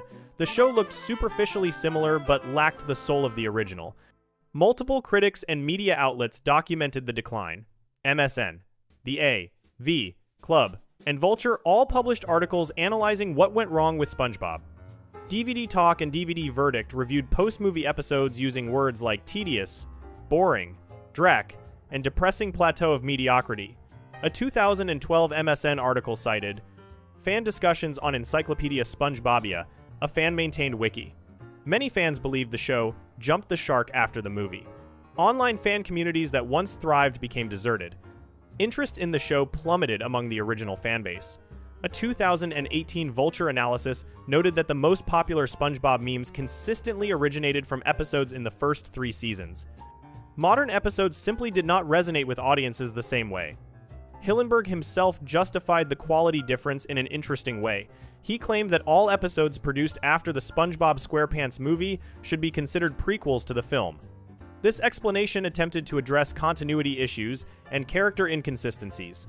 If post-movie episodes happened before the film chronologically, then the strange behavior and personality changes could theoretically make sense. However, this explanation did not satisfy most viewers. The continuity problems remained obvious. SpongeBob showed no interest in becoming manager in many post-movie episodes, despite that being his primary goal in seasons 1 to 3 and the movie. The prequel explanation felt like an excuse rather than a legitimate creative choice. The show did eventually improve somewhat. Seasons 8 and onward showed signs of recovery. The flanderization decreased slightly. Some episodes recaptured elements of the original spirit. Writers dialed back the most extreme character traits. SpongeBob became less annoyingly infantile. Patrick showed occasional glimpses of his original kind-hearted nature. The humor became less reliant on cruelty and gross-out jokes. However, the show never fully returned to the quality of the first 3 seasons. Too much had changed. Too many key creative voices had departed. The magic that made early SpongeBob special proved impossible to recreate completely. Hillenburg eventually returned to work on the second SpongeBob movie in 2015. The SpongeBob movie, Sponge Out of Water, marked his return to the franchise after stepping away in 2004. He co-wrote the story with Paul Tibbitt and served as executive producer. His involvement in this second film showed that he still cared about SpongeBob even after leaving his showrunner position. Hillenburg also contributed to the third film, the SpongeBob movie, Sponge on the Run, released in 2020. He received a posthumous executive producer credit for this movie. Hillenburg passed away in 2018 after battling ALS. His death ended any possibility of him returning to guide SpongeBob back to its original quality. SpongeBob SquarePants continues airing new episodes today. The show has become one of the longest-running animated series in American television history. Nickelodeon shows no signs of ending production. The network continues profiting enormously from SpongeBob merchandise and licensing. However, many fans consider only the first 3 seasons and the original movie to be the real SpongeBob. These fans treat everything produced after 2004 as a separate, inferior product. They refer to the division as pre-movie versus post-movie SpongeBob. This distinction has become standard language in fan communities. The story of SpongeBob's near cancellation demonstrates the conflict between artistic vision and commercial interests. Hillenburg wanted to end his creation at its creative peak. He recognized that continuing indefinitely would inevitably damage the show's legacy. Nickelodeon prioritized profit over artistic integrity. The network forced SpongeBob to continue beyond its natural endpoint. The result proved Hillenburg's concerns correct. SpongeBob did jump the shark. The quality declined significantly. The characters became exaggerated caricatures. The humor became crueler and less sophisticated. The show that once appealed to all ages transformed into content primarily aimed at young children. The wit and intelligence that made SpongeBob special disappeared. Paul Tibbitt cannot be blamed entirely for these problems. He wrote many excellent episodes during the first 3 seasons. He understood SpongeBob's humor. However, he lacked the authority and vision that Hillenburg brought as creator and showrunner. Tibbitt inherited an impossible situation. He tried to maintain quality while satisfying network demands for more content. New writers joined the team without fully understanding what made SpongeBob work. The creative dream team that crafted the first 3 seasons dispersed. Replacing that talent proved impossible. Critic Peter Keepnews stated bluntly that the comic sensibility of its original team seems to have drained out of it completely. The lesson applies beyond SpongeBob. Many television shows continue past their creative expiration date. Networks renew successful shows regardless of quality because canceling profitable properties makes no business sense. Writers run out of ideas. Characters become flanderized. The original creative vision gets lost. Shows transform into hollow imitations of themselves. SpongeBob represents one of the most dramatic examples of this phenomenon. The contrast between pre-movie and post-movie episodes is so extreme that they feel like completely different shows. What Hillenburg created in 1999 and what currently airs on Nickelodeon share a name and characters but little else. The SpongeBob SquarePants movie should have been the ending. Hillenburg knew this. He fought for this. Nickelodeon overruled him. The network's decision generated billions in additional revenue but destroyed the artistic legacy of one of animation's greatest achievements. Fans will forever wonder what could have been if Hillenburg's vision had been respected. The show could have ended perfectly in 2004 and been remembered as a flawless masterpiece. Instead, SpongeBob continues indefinitely, generating profit while diminishing its own legend one episode at a time. Before we move on, make sure to subscribe if you're enjoying this breakdown. Moving on, Mr. Krabs and Plankton actually used to be best friends. Mr. Krabs and Plankton were not always enemies. The two characters who spend every episode fighting over the Krabby Patty secret formula actually started their lives as best friends. This story was revealed in the SpongeBob SquarePants episode titled Friend or Foe, which aired on the 13th of April 2007. The episode explains exactly how two childhood best friends became bitter rivals who would spend the rest of their lives trying to destroy each other. The friendship between Eugene Krabs and Sheldon Plankton began on the day they were born. Both characters share the same birthday, November 30th, 1942. They were born in the same hospital on the same day. The episode shows them as babies playing together. Baby crabs would laugh and play with baby plankton. Even as infants, they enjoyed each other's company. Crabs would put plankton on the mobile, hanging above his crib. The two celebrated their third birthday together with a cake that read "Big Boys" on top. Toddler crabs helped toddler plankton blow out the candles by sticking out his tongue. Plankton used crab's tongue like a diving board and jumped into the birthday cake. Everything was perfect between the two friends during their early childhood years. The problem started when Crabs and Plankton entered grade school at Poseidon Elementary School. Both characters faced terrible bullying from their classmates. Plankton was small and intelligent. He loved science and conducted experiments during class. The other kids called him names and laughed at him. A bully named Billy led a group of kids who tormented Plankton constantly. One day during science class, Plankton attempted a chemistry experiment. He mixed chemicals in test tubes while wearing gloves. The experiment exploded and covered Plankton in ashes. All the classmates laughed at him. Billy grabbed Plankton and stuffed him into a drinking straw. He blew Plankton out like a spitball. Plankton splattered into Crab's eye. Plankton moaned in pain and promised that the bullies would pay for this treatment one day. Crabs also suffered from bullying at school. The other kids made fun of him for wearing clothes made from rags and trash. A girl named Anna asked Crabs if he did his clothes shopping at the trash can. The entire class laughed at him. Crabs felt humiliated and was on the verge of crying. The reason Crabs wore such terrible clothes was because his family lived in extreme poverty. His mother could not afford to buy him real clothing. She had to fashion outfits for her son using old rags and discarded materials. One flashback shows Mama Crabs sewing clothes for young Eugene. She tells him that Old Man Jenkins was kind enough to spare his last washcloth so she could make an outfit. But then Old Man Jenkins ripped the clothes right off Crab's body to use as a rag to dry his boat. Crabs had to walk around wearing a cardboard box to avoid being naked. Despite the constant bullying, Crabs and Plankton remained loyal friends. They plotted revenge against their tormentors together. One day, while walking through a carnival, Crabs spotted something shiny on the ground. He picked up a penny and became mesmerized. Crabs had never seen money before in his life. He called it the most beautiful thing his eyes had ever seen. Plankton explained that this object was called money, and that people could buy things with it. This concept amazed Crabs. He immediately decided to spend his first penny on a gift for his best friend. Crabs bought a balloon and gave it to Plankton. However, because Plankton weighed so little, the balloon lifted him up into the sky. Crabs reached up desperately trying to grab his friend as Plankton flew away. The two friends eventually encountered a restaurant called Stinky Burgers. This establishment was the only place in town to purchase a burger. All the kids from school loved Stinky Burgers. They would run up to the restaurant clamoring for food. The owner was a character named Stinky who entertained the children. The kids cheered whenever Stinky appeared. A kid named Big Johnny told Stinky that they liked him because he always delivered the goods. Another kid named Ron said they did not just like Stinky, they respected him. The two kids argued about whether they liked or respected Stinky. Stinky suggested they meet in the middle and say they lie-spected him. The children cheered again. Crabs and Plankton tried to enter Stinky Burgers as paying customers. They announced they were valuable customers coming through. Big Johnny asked what those dorks were doing at the restaurant. Crabs politely requested 2 Stinky Burgers. Stinky responded by insulting them.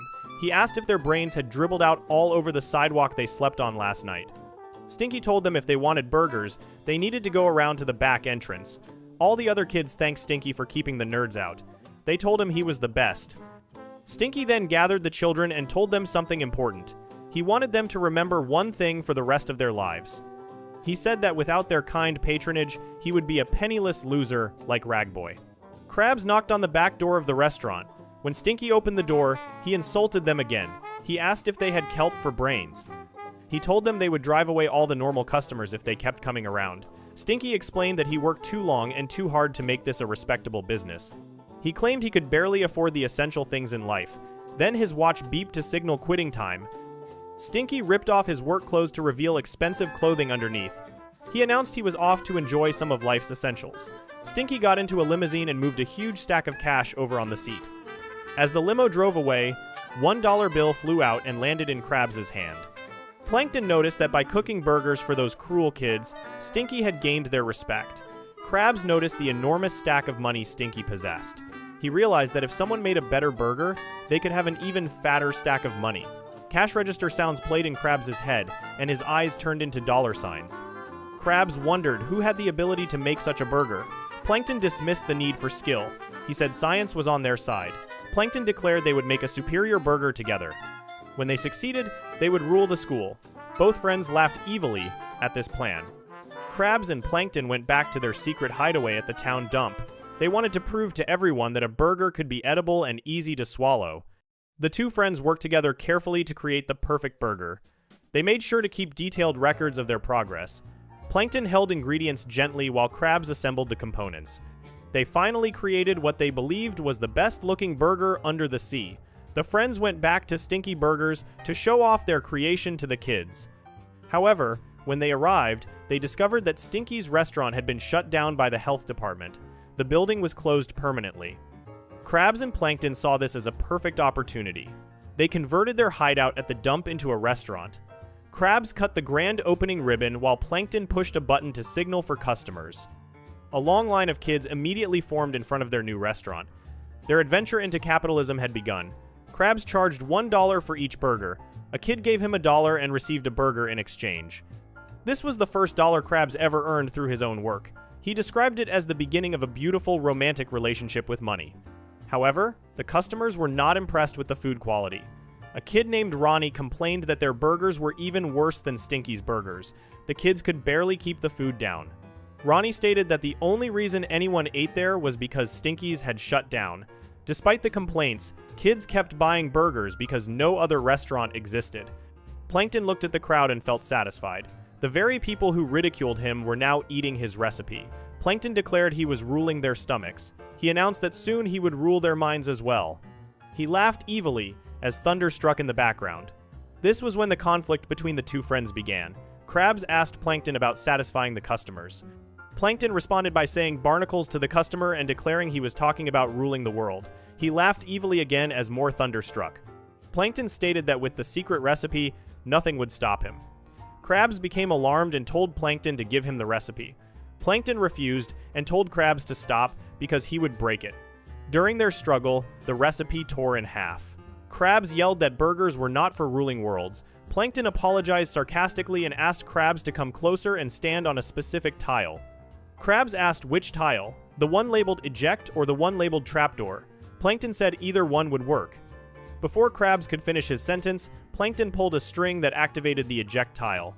Krabs was launched out of the restaurant and landed in the trash. However, this version of events was disputed. Plankton appeared in the present day and called Krabs a liar. Plankton told his own version of the story where Krabs was the villain. In Plankton's account, Krabs was the one who laughed evilly and declared he would rule their stomachs and then their money.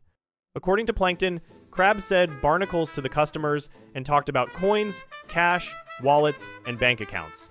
In this version, Plankton tried to stop Krabs, and the recipe still tore in half during their fight.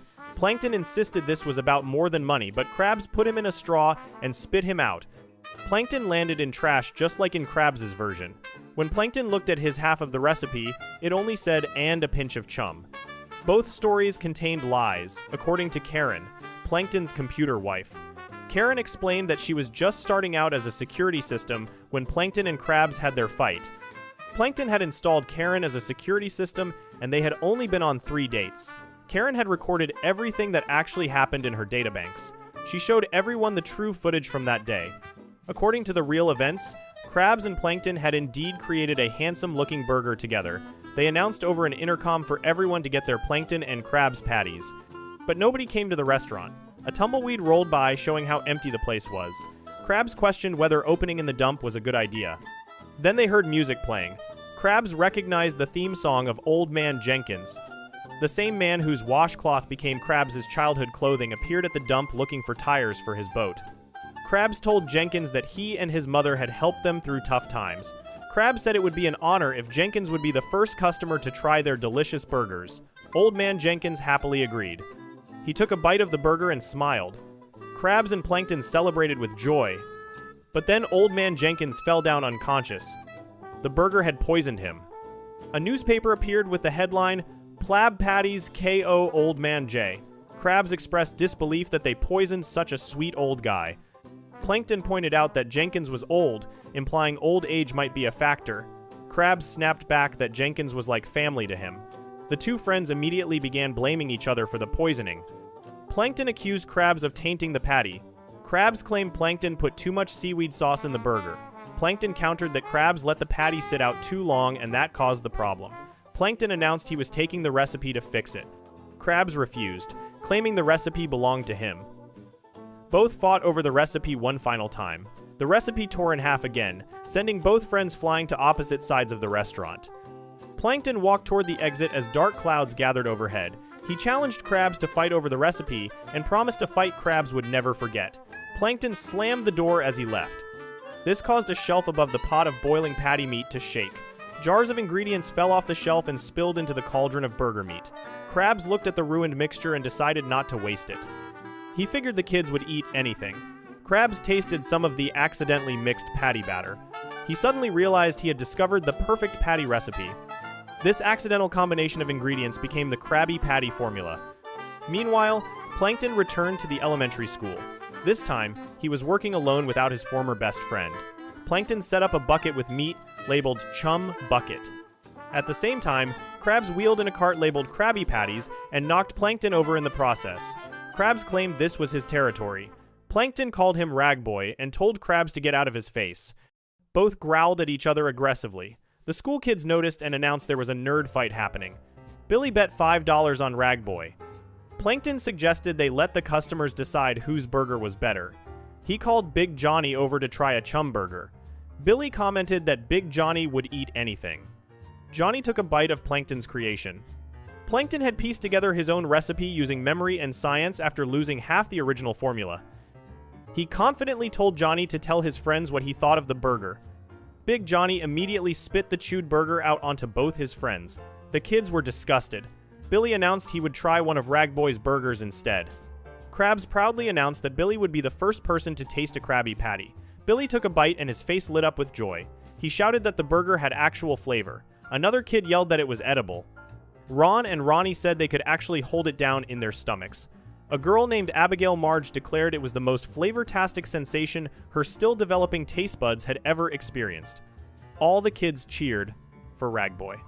Plankton was furious with this outcome. He shouted at Krabs that he would steal that cursed recipe one day. Plankton promised he would not stop trying until he succeeded. This moment marked the beginning of their eternal rivalry. Back in the present day, Krabs celebrated that his recipe was, is, and always will be the best. Plankton angrily responded that Krabs would not have that recipe if it were not for Plankton's contribution. The two began yelling at each other again. Karen interrupted and told both men to stop yelling. She expressed disbelief that they let a recipe ruin such a wonderful friendship. Both Krabs and Plankton began to cry. Krabs admitted that Plankton was his only true friend who did not have a president printed on him like Money does, but Money does not hug back. Plankton confessed that his life had been nothing but disappointments since they became enemies. All these years, Plankton had been trying to steal the formula, but he was really just trying to steal back their friendship. Plankton said getting back to the way things used to be was all he ever wanted. He wanted them to be friends against the world again. Plankton asked for a hug. Krabs agreed and called Plankton his old chum. The two hugged and cried together. SpongeBob commented on how heartwarming the scene was. Karen said she would be touched if she had a heart. Plankton apologized to Krabs. Krabs also apologized. But then Plankton grabbed the secret formula from Krabs' back pocket. He yelled for Karen to help him. Karen grabbed the formula and Plankton jumped on top of it. He told Krabs to back off and laughed as Karen wheeled away with the stolen formula. SpongeBob gasped and declared it was sabotage. Everyone chased Plankton and Karen outside. The touching reunion had been nothing but a trick. Plankton's desire for the secret formula remained stronger than his desire for friendship. The story revealed that two best friends who were born on the same day and shared everything together eventually let one recipe destroy their entire relationship forever. Before we move on, make sure to subscribe if you're enjoying this breakdown. Next up, Gary is canonically smarter than most characters. Gary the Snail demonstrates extraordinary intelligence in the SpongeBob SquarePants episode Sleepy Time, which aired on the 17th of January 2000. This episode reveals capabilities that Gary possesses but never displays during his normal waking life. The episode provides viewers with a glimpse into Gary's true mental capacity through the mechanism of dream exploration.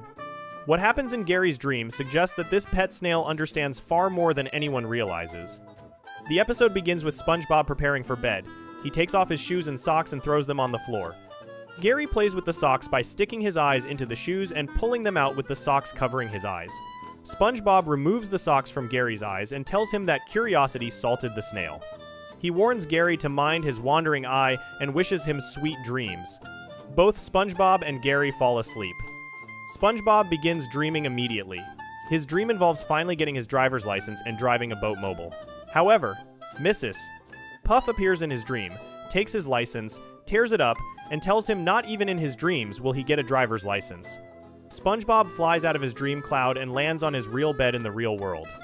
SpongeBob wakes up confused about where he is. He walks around and looks up at his sleeping self. He questions whether the sleeping version is him or if the walking version is him. He wonders if he is still dreaming. Gary is snoring and making meowing sounds in his sleep. SpongeBob notices Gary's dream cloud floating above the sleeping snail. SpongeBob decides that this must be Gary's dream. He announces he wants to get a closer look at what Gary is dreaming about.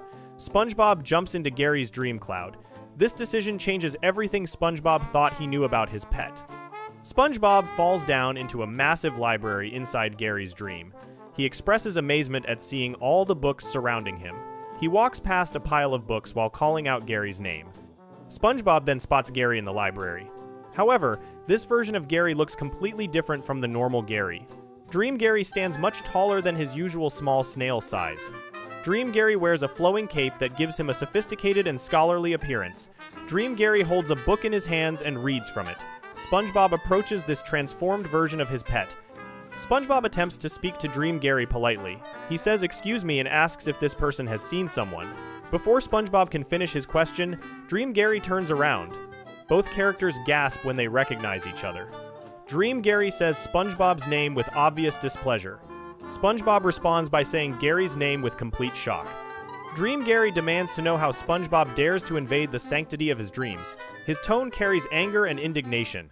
Dream Gary clearly values his privacy and feels violated by this intrusion into his personal dream space. SpongeBob ignores this complaint completely because he fixates on something far more surprising. SpongeBob exclaims with wonder that Gary can talk. This revelation shocks SpongeBob more than anything else about the dream. In all the time SpongeBob has owned Gary as a pet, Gary has only communicated through meowing sounds. Gary has never spoken a single word of English to SpongeBob during their waking hours. Yet here in the dream, Gary speaks in complete sentences using sophisticated vocabulary. Dream Gary sighs with what sounds like frustration or resignation. He explains to SpongeBob that in dreams, one is not tethered by earthly limitations. This statement suggests that Gary possesses abilities in dreams that he cannot or does not display while awake. SpongeBob asks what Gary means by this statement about earthly limitations. Dream Gary does not provide a direct, simple answer. Instead, he tells SpongeBob to come with him. Dream Gary leads SpongeBob down an aisle between towering bookshelves. The library contains countless volumes of books. Dream Gary begins explaining the nature and significance of dreams. He tells SpongeBob that for ages, dreams have been thought of as windows to another realm. This demonstrates that Dream Gary understands philosophical and psychological concepts about the purpose and meaning of dreams. Gary then picks up a book from a shelf and reads a quote from it. Dream Gary quotes poetry from Emily Dickinson. He recites the lines, "Let me not mar that perfect dream by an auroral stain, but so adjust my daily night that it may come again." Gary attributes this quote correctly to Emily Dickinson. This means Gary has knowledge of classic American poetry from the 19th century. Emily Dickinson lived from 1830 to 1886 and wrote nearly 1,800 poems during her lifetime. She remains one of the most important poets in American literature. For Gary to know and correctly attribute Dickinson's work demonstrates sophisticated literary knowledge. SpongeBob responds to this quote by asking, "Who?" SpongeBob has never heard of Emily Dickinson. This contrast highlights the gap between Gary's knowledge and SpongeBob's knowledge. Dream Gary does not express surprise or disappointment at SpongeBob's ignorance of Emily Dickinson. Instead, Gary flips a few pages in the book he holds. He tells SpongeBob that he has another quote that SpongeBob might know. Dream Gary clears his throat before reciting this second poem. He says, "There once was a man from Peru who dreamed he was eating his shoe. He woke with a fright in the middle of the night to find that his dream had come true." This poem is a limerick, which is a 5-line humorous poem with a specific rhythm and rhyme scheme. Limericks typically have an AABBA rhyme pattern. This particular limerick connects thematically to their conversation about dreams by describing a dream that became reality. SpongeBob laughs at this limerick. He tells Gary that he sure is smart. This represents the first time SpongeBob explicitly acknowledges Gary's intelligence. Dream Gary responds with a rhetorical question. He asks SpongeBob, "Did you think my shell was full of hot air?" This question implies that Gary has always possessed this intelligence. The question suggests that Gary expected SpongeBob to recognize his intellectual capabilities. The phrase, "full of hot air," typically means empty or meaningless. By asking if SpongeBob thought his shell contained nothing but hot air, Gary implies that his shell actually contains a highly capable brain. SpongeBob thanks Gary for the information. He announces that he plans to return to his own dream now. SpongeBob starts walking away from Dream Gary. Before SpongeBob leaves completely, Dream Gary issues a warning. He tells SpongeBob to beware of his wandering eye. Then Dream Gary calls SpongeBob a little porphyrin. This word choice demonstrates even more impressive knowledge. The term porphyrin is the scientific classification for sponges. Porifera is the phylum name for the group of aquatic invertebrate animals commonly known as sponges. Most people would simply say sponge when referring to SpongeBob, but Gary uses the proper taxonomic term from biological classification. This shows Gary understands scientific nomenclature and biological taxonomy. The warning itself mirrors what SpongeBob told Gary at the beginning of the episode. SpongeBob told Gary to mind his wandering eye after Gary got his eyes stuck in SpongeBob's socks. Now Gary returns this same warning back to SpongeBob. Gary knows that SpongeBob has been wandering into other people's dreams without permission. Gary understands the parallel between his own curiosity about the socks and SpongeBob's curiosity about dreams. Gary recognizes this as inappropriate behavior. By echoing SpongeBob's own words back at him using more sophisticated language, Gary demonstrates both memory and the ability to apply lessons appropriately. After leaving Gary's dream, SpongeBob visits the dreams of other characters. He enters Patrick's dream and finds it boring. He enters Squidward's dream and disrupts a royal musical performance. He enters Sandy's dream and nearly gets killed during a skydiving expedition. He accidentally enters Pearl's dream thinking it was Mr. Krabs' dream. He then enters Mr. Krabs' dream and accidentally loses Mr. Krabs' giant dollar fish. He enters Plankton's dream, where Plankton has grown giant-sized and terrorizes Bikini Bottom. In each dream, SpongeBob causes problems or disrupts the dreamer's experience.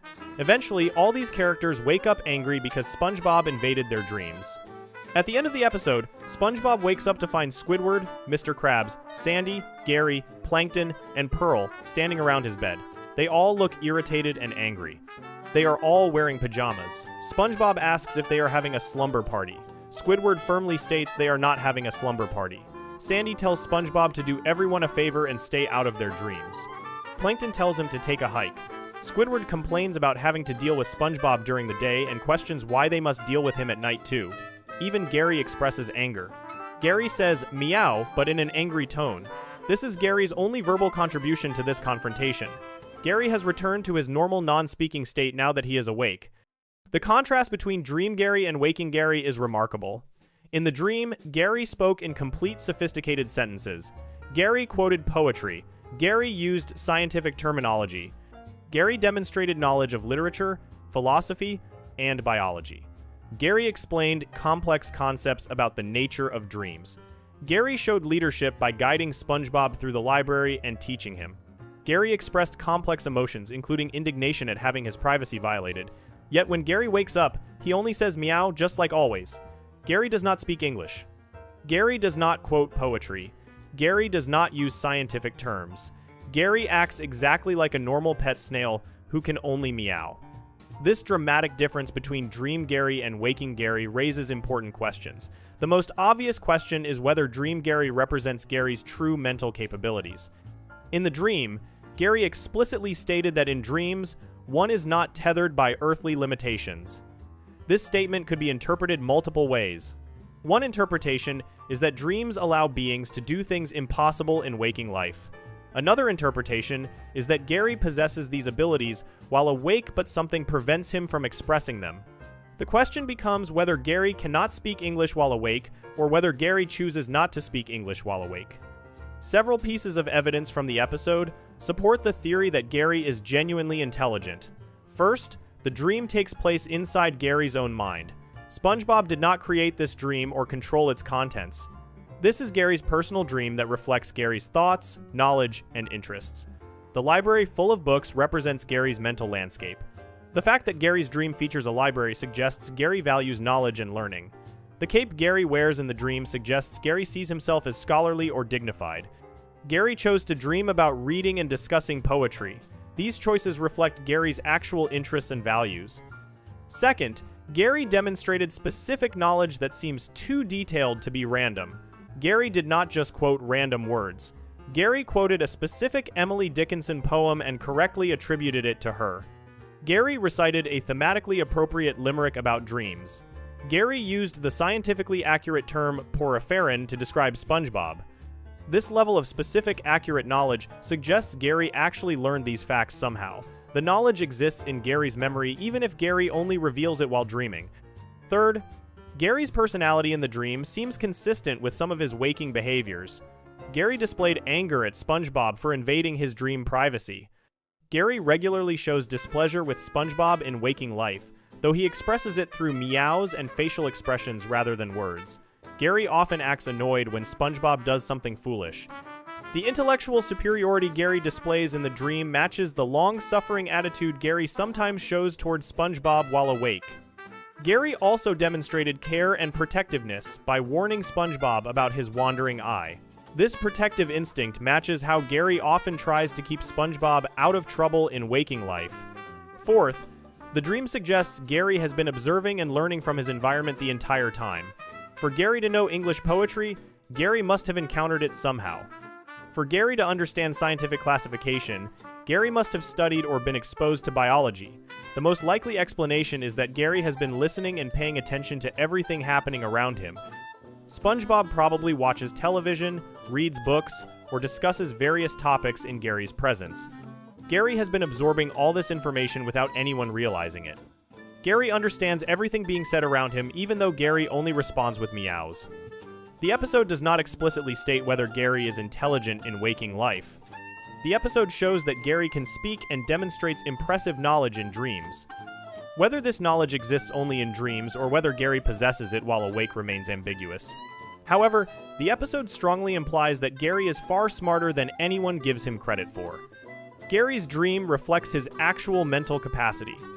Gary simply cannot or will not speak English while awake for reasons not explained in this episode. This revelation about Gary's intelligence adds new depth to every interaction between SpongeBob and Gary throughout the entire series. In every episode where SpongeBob talks to Gary and Gary only meows in response, viewers must now wonder if Gary fully understands everything being said. When SpongeBob asks Gary questions and Gary meows, Gary might actually be formulating complex thoughts but unable to express them. When SpongeBob treats Gary like a simple pet, Gary might be thinking sophisticated thoughts while being forced to communicate through meows. The episode Sleepy Time transforms Gary from a simple pet character into a complex character with a rich inner life. The episode aired in Season 1 of SpongeBob SquarePants. This early placement means Gary's intelligence was established as part of the show's core mythology from the very beginning.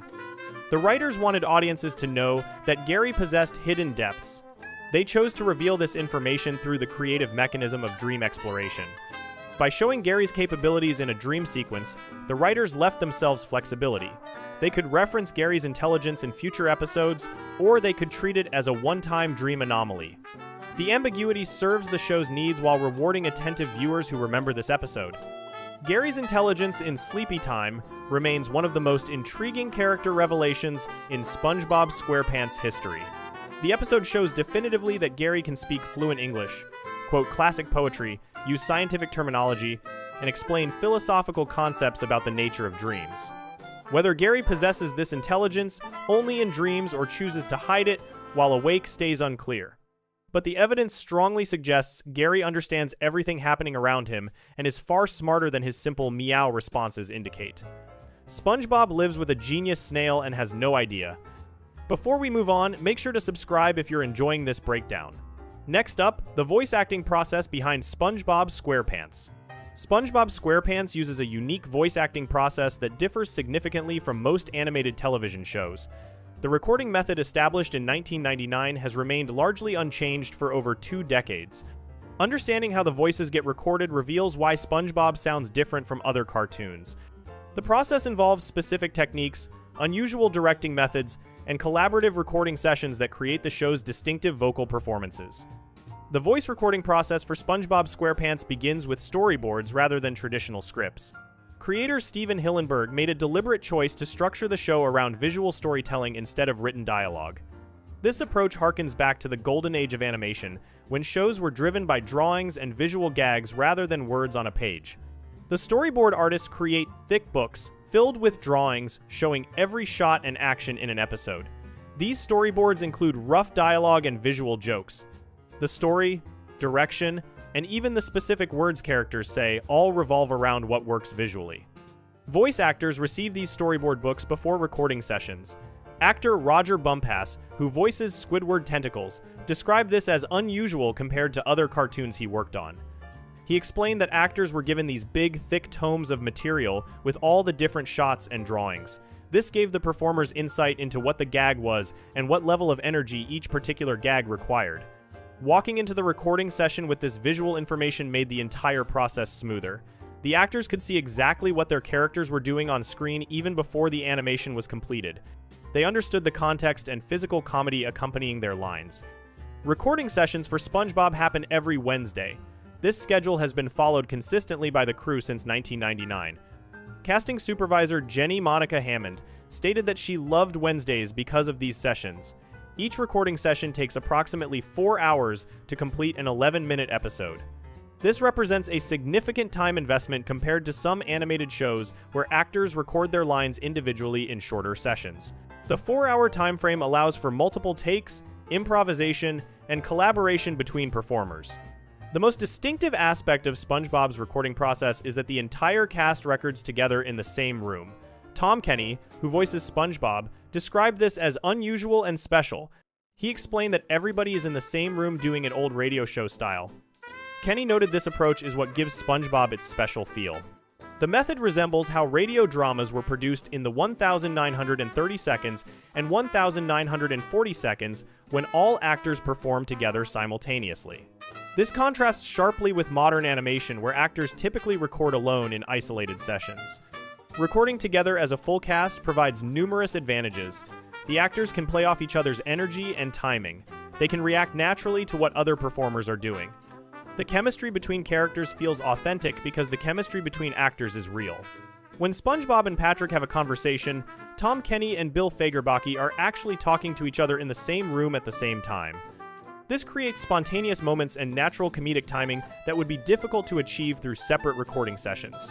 Steven Hillenburg and creative director Derek Drymon directed the voice actors personally during the first 3 seasons. They sat in on recording sessions at Nickelodeon Studios in Burbank, California. However, Hillenburg chose an unconventional directing method.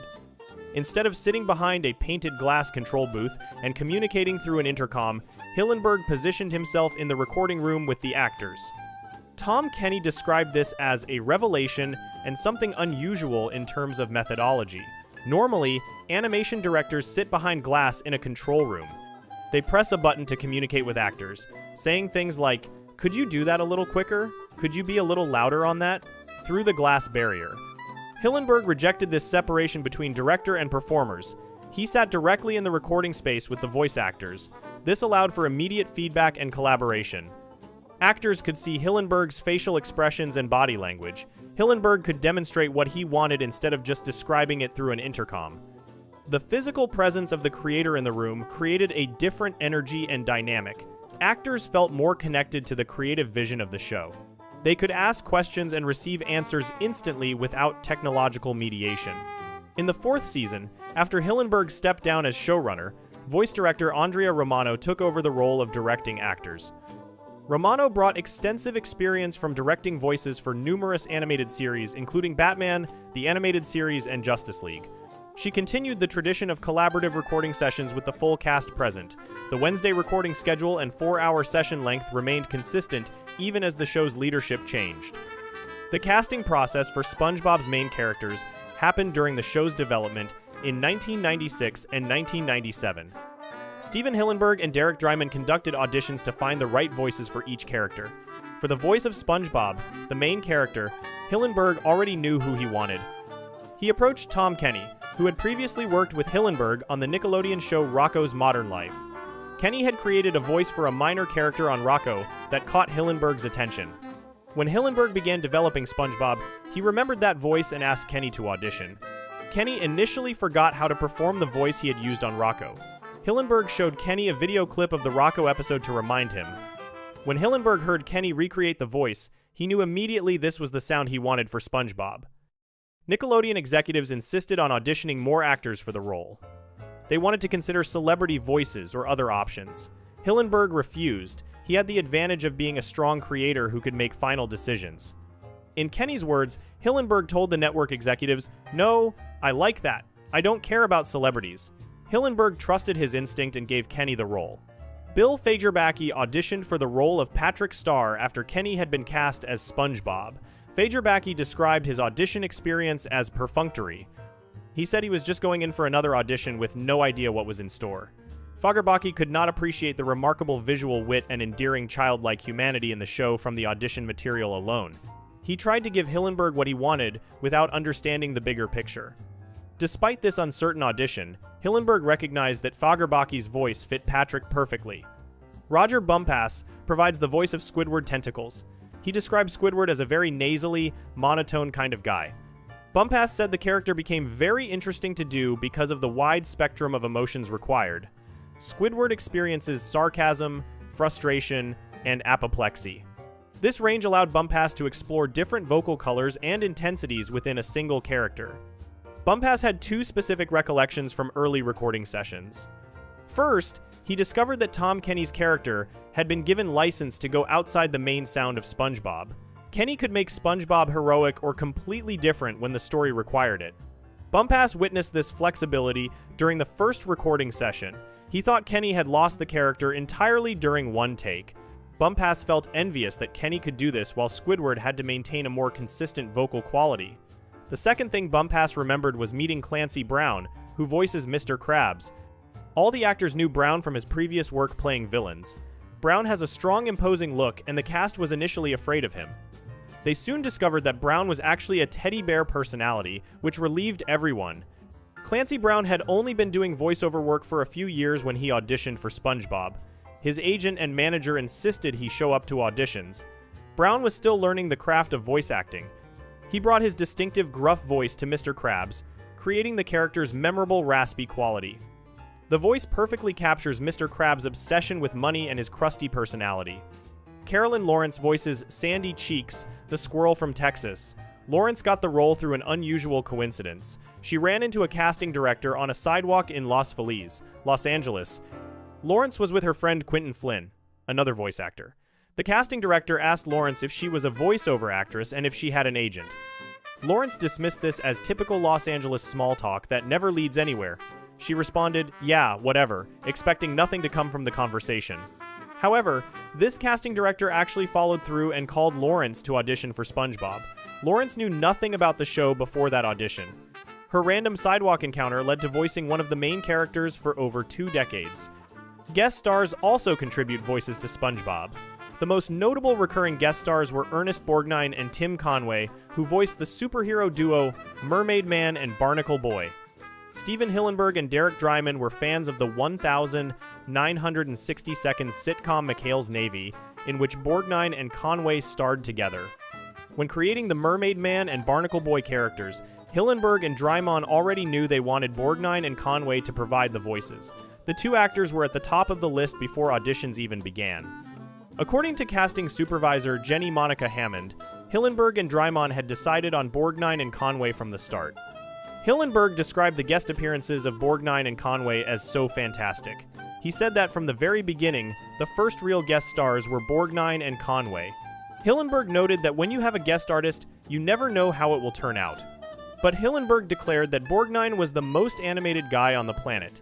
This enthusiasm from the creator indicates how well Borgnine's performance exceeded expectations.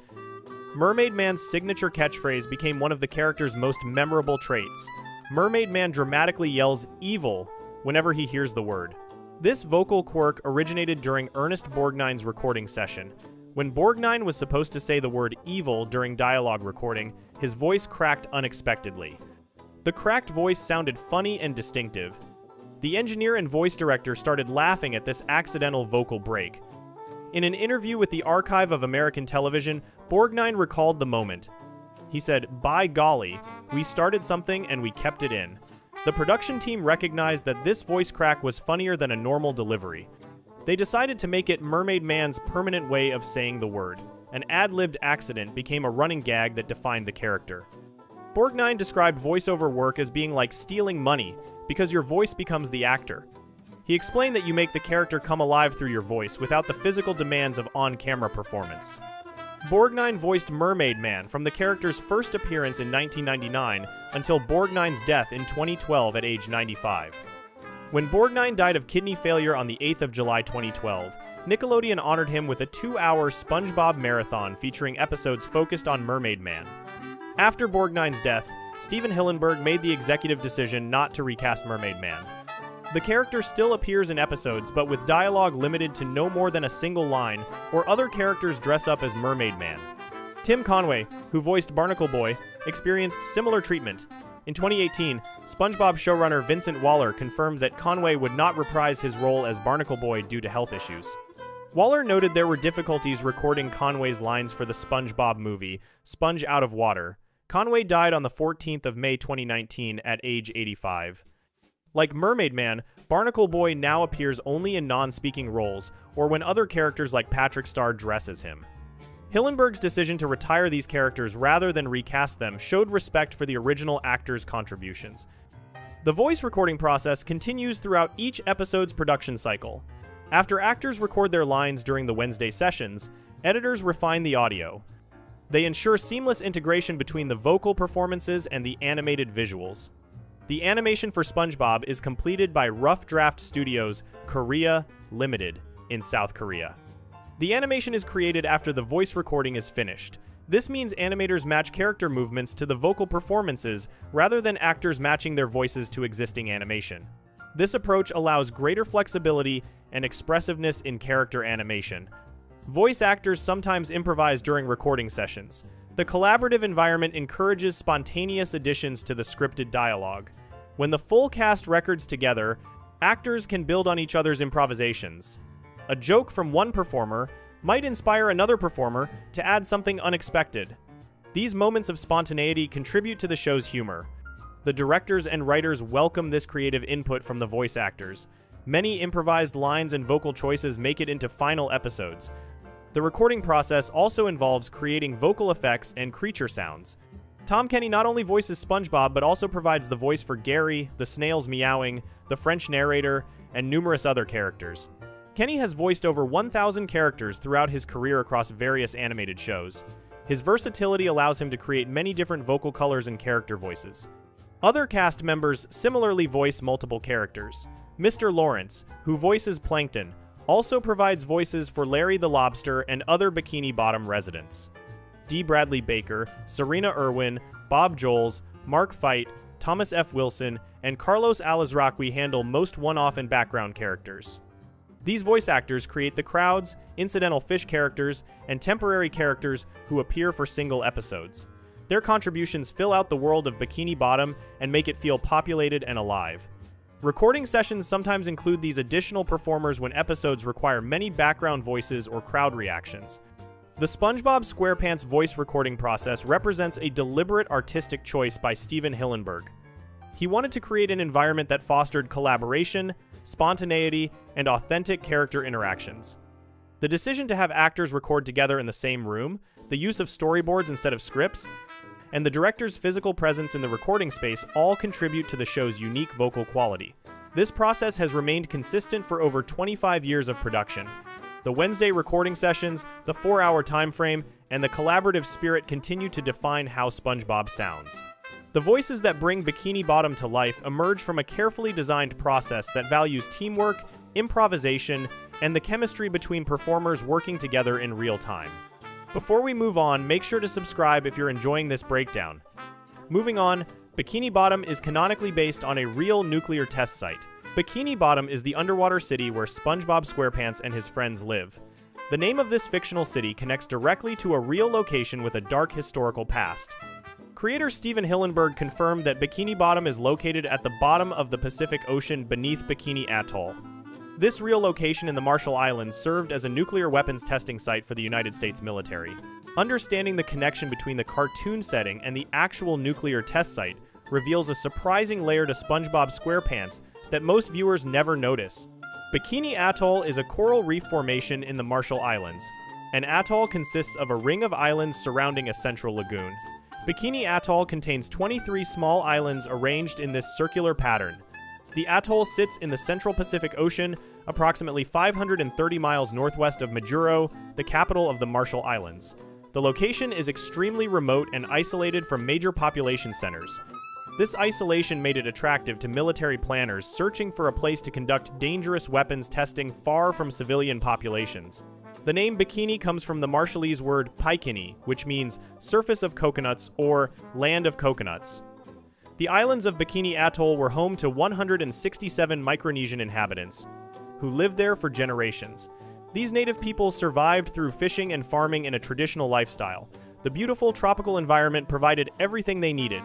However, this peaceful existence ended abruptly after World War II, when the United States gained control of the Marshall Islands. In 1946, the United States military approached the residents of Bikini Atoll with a request. Military officials asked the inhabitants to temporarily evacuate their homes so nuclear weapons could be tested on the atoll. The residents were told this testing was of great importance to all humankind. King Judah, the leader of the Bikinians, agreed to the request. He announced, "We will go believing that everything is in the hands of God." 9 of the 11 family heads chose Rongerik Atoll as their new temporary home. Navy Seabees helped the residents disassemble their church and community house to prepare for relocation. The 167 people left their ancestral homeland expecting to return soon after the testing concluded. The first series of nuclear tests at Bikini Atoll began in July 1946. The operation was codenamed Operation Crossroads. 2 bombs were detonated during this initial testing phase. The first bomb, named Able, was dropped from an aircraft and exploded 520 feet above a fleet of target ships positioned in the lagoon. The second bomb, named Baker, was suspended underneath a barge and detonated underwater. The Baker test created massive contamination problems. When the underwater nuclear explosion occurred, it created an enormous column of radioactive water that rose into the sky. This contaminated water fell back down onto the target ships. The radioactive material spread throughout the lagoon. Chemist Glenn T. Seaborg, who served as the longest-serving chairman of the Atomic Energy Commission, described the Baker test as the world's first nuclear disaster. The underwater detonation raised the surface temperature of the ocean water by 99,000 degrees Fahrenheit. The explosion created blast waves, traveling at speeds up to 26 feet per second. Shock waves and surface waves reached heights of 98 feet. The blast columns reached all the way down to the floor of the lagoon, which sits approximately 230 feet deep. Many of the ships used as targets became too contaminated with radiation to be used again. These vessels had to be sunk because they could not be adequately decontaminated. A third test called Charlie was planned for 1,947 but got canceled. The Navy could not figure out how to decontaminate the target ships after the Baker test. The lingering radiation made it too dangerous to proceed with additional testing at that time. The Charlie test was eventually rescheduled as Operation Wigwam, conducted in 1955 off the California coast instead of at Bikini Atoll. Nuclear testing resumed at Bikini Atoll in 1954 with Operation Castle. The first test in this series was called Castle Bravo. This test involved a new design utilizing a dry-fuel thermonuclear bomb. The device was detonated at dawn on the 1st of March 1954. Scientists had calculated the explosion would yield between 4 and 8 megatons of TNT equivalent. The actual explosion yielded 15 megatons. The bomb was far more powerful than expected. Castle Bravo was approximately 1,000 times more powerful than the atomic bomb dropped on Hiroshima, Japan during World War II. The unexpected power of Castle Bravo caused serious problems. The massive explosion destroyed 3 entire islands at Bikini Atoll. The blast created a crater in the reef. Radioactive fallout contaminated a vast area, including inhabited islands far from the test site. A Japanese fishing boat called the Lucky Dragon was caught in the fallout zone. The crew members suffered radiation sickness. One crew member died from complications related to radiation exposure. The Castle Bravo test highlighted the extreme dangers of thermonuclear weapons and the difficulty of controlling their effects. In 1956, the United States conducted Operation Red Wing at Bikini Atoll. This operation consisted of 17 nuclear detonations designed to test second-generation thermonuclear weapons. One test named Cherokee represented the first air-deployed thermonuclear weapon by the United States. The tests during Operation Red Wing advanced the development of more sophisticated nuclear weapons. In 1958, Operation Hardtack, I added another 35 nuclear detonations at Bikini Atoll. This made it one of the largest test series ever conducted by the United States. Between 1,946 and 1,958, the United States detonated either 23 or 24 nuclear weapons at Bikini Atoll, depending on how the tests are counted. These explosions occurred on the reef, on the sea surface, in the air, and underwater. The combined yield of all these nuclear weapons totaled approximately 77 to 78.6 megatons of TNT in explosive power.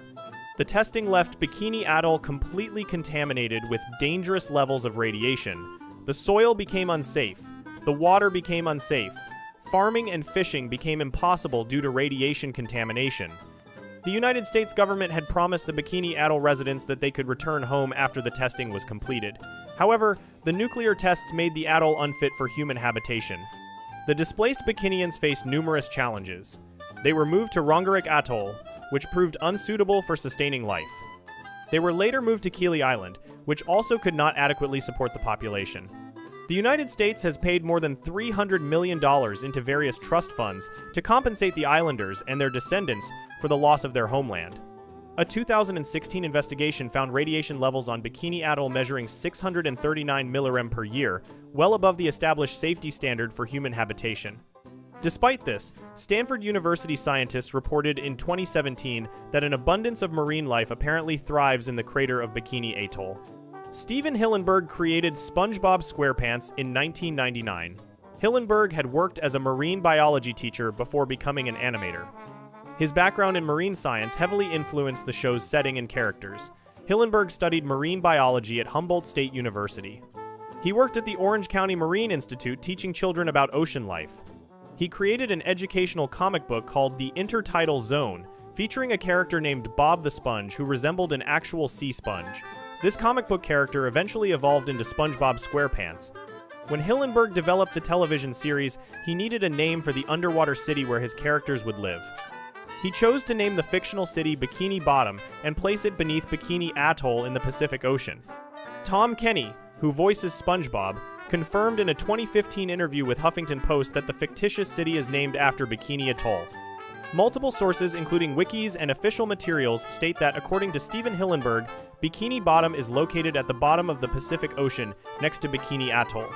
The show provides evidence of this location throughout various episodes. In the episode Pranks a Lot, Sandy Cheeks evacuates to Texas after being frightened. She is shown flying east from the Pacific Ocean, which indicates Bikini Bottom's location. In the video game Employee of the Month, a fish character states that Bikini Bottom is located in the Pacific Ocean. During the SpongeBob SquarePants movie, when the camera rises out of the water during the Goofy Goober Rock sequence, it emerges from the Pacific Ocean. The island that appears in the opening theme song of SpongeBob SquarePants is Bikini Atoll. According to the audio commentary for the episode Christmas Who, Steven Hillenburg filmed daytime shots of the island using a model in a friend's swimming pool. Tom Kenny revealed at San Diego Comic-Con in 2019 that the specific friend was Jendi Tartakovsky, creator of various animated series including Samurai Jack. Hillenburg created a physical model of the island for these shots. According to Vincent Waller on Twitter, nighttime shots of the island were filmed in Steve Belfer's pool. A human finger appears in nighttime shots of the island to portray the reflection of the moon on the water. The connection between Bikini Bottom and Bikini Atoll led fans to develop theories about the show. A popular theory originated on Reddit, where user Capmaster pointed out that Bikini Bottom is named after its location under Bikini Atoll. Because Bikini Atoll was used for nuclear testing from 1946 to 1958, the theory suggested that creatures living in this area mutated. According to this theory, the radiation explains why sea creatures in the show can talk, play instruments, build robots, and display human-like intelligence and behavior. Tom Kenny initially debunked this fan theory about nuclear mutation. However, Mr. Lawrence, who voices Plankton and writes for the show, later confirmed the theory in an interview with Esquire magazine. Lawrence stated that the nuclear test site concept was part of the fun of the show and discussed how far they were taking the concept of Bikini Bottom being a nuclear test site. According to the Encyclopedia SpongeBobia Fan Wiki, Lawrence revealed that initially during early Season 1 development, the concept was that Earth would have been dead following a post-apocalyptic war with only Bikini Bottom surviving. However, this concept was reportedly scrapped early in production. Every time a large explosion occurs in SpongeBob SquarePants, the shape of the explosion resembles a mushroom cloud similar to photographs of actual nuclear detonations. The underwater explosions shown in the cartoon mirror the visual appearance of the underwater Baker test conducted at Bikini Atoll. These visual references connect the fictional show to the real history of nuclear testing. Whether Steven Hillenburg intended SpongeBob SquarePants to show the consequences of underwater nuclear testing, or whether Bikini Atoll was simply inspiration for the location and name remains somewhat unclear. Hillenburg passed away in 2018, and he never provided extensive public commentary specifically addressing the nuclear mutation theory. What is definitively confirmed is that Hillenburg intentionally named Bikini Bottom after Bikini Atoll and placed the city beneath that specific real-world location in the Pacific Ocean. The connection between a beloved children's cartoon and a site of nuclear devastation creates an unsettling contrast. Bikini Atoll represents a dark chapter in human history where indigenous people were displaced and an entire ecosystem was contaminated with radiation for weapons testing purposes. SpongeBob SquarePants represents innocent entertainment that has brought joy to millions of children and adults worldwide for over 25 years. These two realities exist simultaneously in the naming and placement of Bikini Bottom. The real Bikini Atoll remains contaminated and largely uninhabitable today, over 60 years after the last nuclear test was conducted there. The Bikinian people continue to live in exile from their ancestral homeland. The fictional Bikini Bottom thrives as a bustling underwater city full of life, music, friendship, and adventure. Whether viewers interpret this as commentary on nuclear testing, coincidental naming, or simply creative inspiration from a marine biologist fascinated by Pacific Ocean geography, the factual connection between Bikini Bottom and Bikini Atoll cannot be denied. The fictional home of SpongeBob SquarePants shares its name and location with one of the most significant nuclear weapons testing sites in human history. Before we move on, make sure to subscribe if you're enjoying this breakdown. Next up, SpongeBob is actually a master fry cook everywhere except the Krusty Krab. SpongeBob SquarePants demonstrates exceptional talent as a fry cook and creative food inventor across multiple episodes. However, the recognition he receives for these talents follows an unusual pattern. Looking at 3 specific episodes reveals how SpongeBob's abilities are treated differently depending on the circumstances. His boss, Mr. Krabs consistently undervalue SpongeBob's ideas until they prove profitable. And even then, Krabs often exploits the situation rather than genuinely appreciating his employee. The episode Patty Hype from Season 2 aired on the 24th of February 2001. This episode demonstrates the clearest example of SpongeBob achieving success outside the Krusty Krab after being rejected at his workplace. The episode begins with the Krusty Krab experiencing a severe customer drought. The restaurant has gone 36 days without a single customer. Dust and cobwebs cover everything inside. SpongeBob, Squidward, and Mr. Krabs are all covered in dust. A spider makes webs in Mr.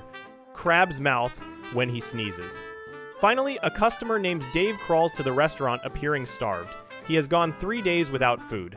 Mr. Krabs eagerly prepares to serve him, but first asks if Dave has money. When Dave confirms he does, Mr. Krabs orders SpongeBob to bring food. SpongeBob offers Dave a Krabby Patty. Dave questions where the pizzazz is. He looks around at the old worn-out dusty restaurant. He asks what the theme is and calls it boring. Dave crawls away still hungry. Mr. Krabs insists nobody goes to restaurants for atmosphere, only for food. However, he watches 2 fish on the street choose to eat at the Shell Shack because it has a talking dog. Mr. Krabs realizes he needs a gimmick to bring customers back.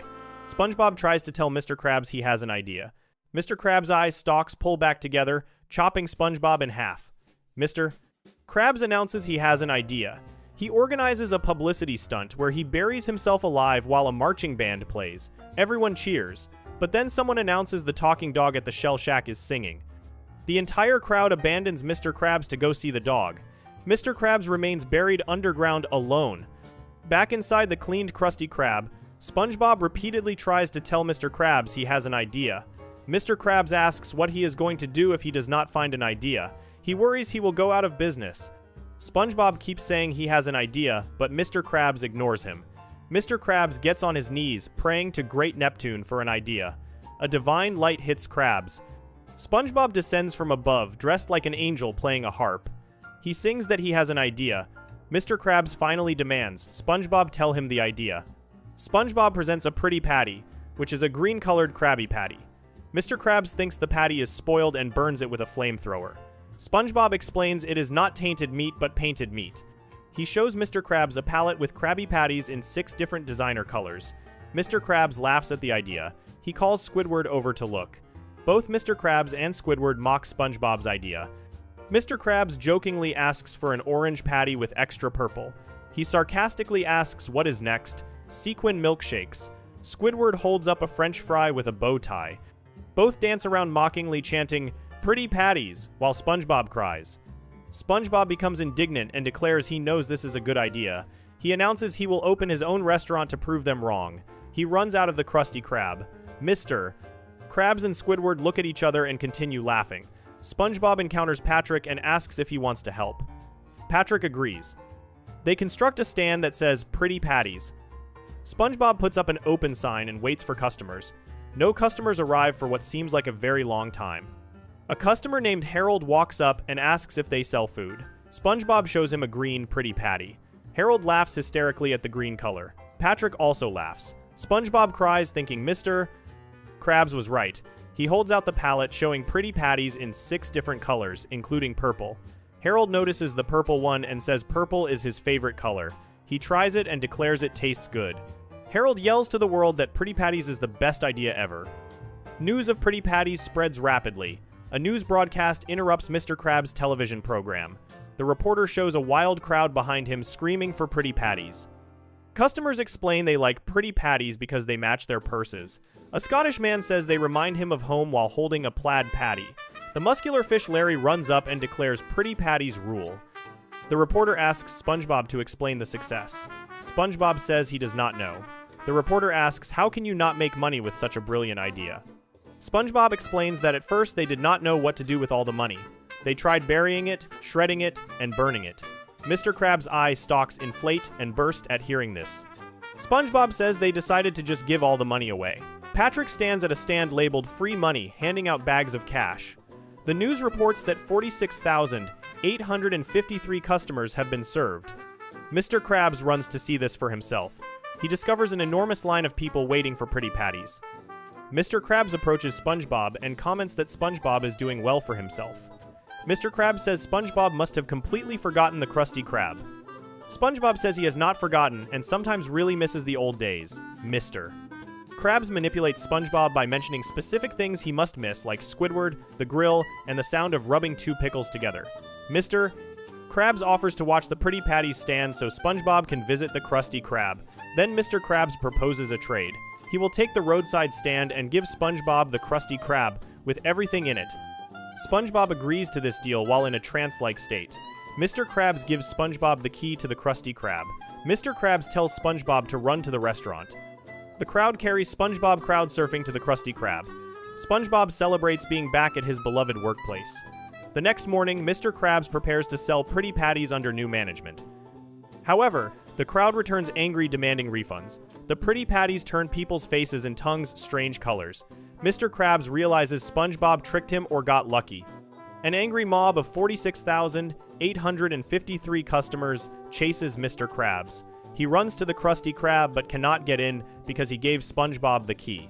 SpongeBob sits inside happily rubbing 2 pickles together, completely oblivious to Mr. Krabs screaming outside. The episode Krusty Dogs from Season 7 aired on the 9th of October 2010. This episode shows SpongeBob creating another successful menu item. SpongeBob plays with leftover Krabby Patty meat, shaping it into various forms. He rolls the meat into a hot dog shape and boils it in water. SpongeBob brings the creation to Mr. Krabs' office. He tells Mr. Krabs this wiener tastes just like a Krabby Patty. He suggests adding them to the menu. Mr. Krabs says he is not impressed. Then SpongeBob mentions he made it with leftover ingredients. Mr. Krabs immediately becomes impressed because using leftovers saves money. A customer named Frank enters the Krusty Krab and sees SpongeBob showing Mr. Krabs how to make the Krusty Dog. Frank comments on the interesting shape and asks if they are for sale. Mr. Krabs asks if Frank would pay the same price as a Krabby Patty. Frank says sure. Mr. Krabs asks if he would pay double. Frank enthusiastically agrees. Other customers notice Frank eating a Krusty Dog. They become interested and request wieners. All three customers start chanting wieners. Mr. Krabs climbs up and writes Krusty Dogs on the menu sign. The following day, orders for Krusty Dogs flood in. Mr. Krabs tells SpongeBob to forget about making Krabby Patties and just make wieners. SpongeBob becomes concerned when Mr. Krabs brings a ladder to the menu. Mr. Krabs crosses out Krabby Patties from the menu and declares no more Krabby Patties. SpongeBob passes out in shock. Paramedics arrive to revive him. SpongeBob wakes up thinking he had a horrible dream that Mr. Krabs would never let him cook Krabby Patties again. Then he sees Mr. Krabs throwing his grill into the trash. SpongeBob passes out again. Mr. Krabs replaces the grill with a small hot dog cooker. He gives SpongeBob a hot dog holder instead of his beloved spatula. SpongeBob accidentally pinches his nose with the holder. SpongeBob becomes miserable without Krabby Patties. He approaches Squidward and asks if anything ever happened at his job that made it not as fun. Squidward says yes. SpongeBob asks what it was. Squidward responds, being hired. SpongeBob realizes he needs to get rid of the Krusty Dogs and bring back Krabby Patties. Squidward surprisingly agrees to help. SpongeBob tries various tactics to make customers dislike Krusty Dogs. He whispers to customers that eating one will cause unsightly skin conditions. He tells another customer the flavor comes from nose hairs and recycled dental floss. Squidward pretends to have abdominal pain from eating a wiener. SpongeBob dresses as an old-timey gentleman and makes a speech about returning to simpler times. None of these tactics work. The attempts only increase customer appetite for Krusty Dogs. SpongeBob decides on stronger tactics. He puts a balloon inside a Krusty Dog and serves it to a customer. When the customer lifts the hot dog to his mouth, SpongeBob pushes an air pump. The hot dog expands and explodes, shooting meat all over the customers. Everyone screams and angrily leaves the restaurant. Mr. Krabs asks SpongeBob what happened and where all the customers went. SpongeBob suggests they know the answer. The scene cuts to SpongeBob happily grilling Krabby Patties again. Mr. Krabs asks SpongeBob to keep the Krabby Patties coming. Squidward stands outside wearing a Krabby Patty costume, waving a sign that says they're back. The episode, as seen on TV from Season 3, aired on the 8th of March, 2002. This episode explores SpongeBob's perception of fame rather than actual recognition of his talents. Mr. Krabs decides to make the Krusty Krab's first television commercial. Squidward organizes the production with an expensive crew and equipment. Mr. Krabs fires everyone except a clown to save money. He decides to make the commercial using just himself, Squidward, and SpongeBob as the crew. Mr. Krabs tells SpongeBob he needs him to be in the commercial. SpongeBob becomes ecstatically excited about being in a commercial. The commercial airs at 3:28 a.m. SpongeBob watches it with Gary.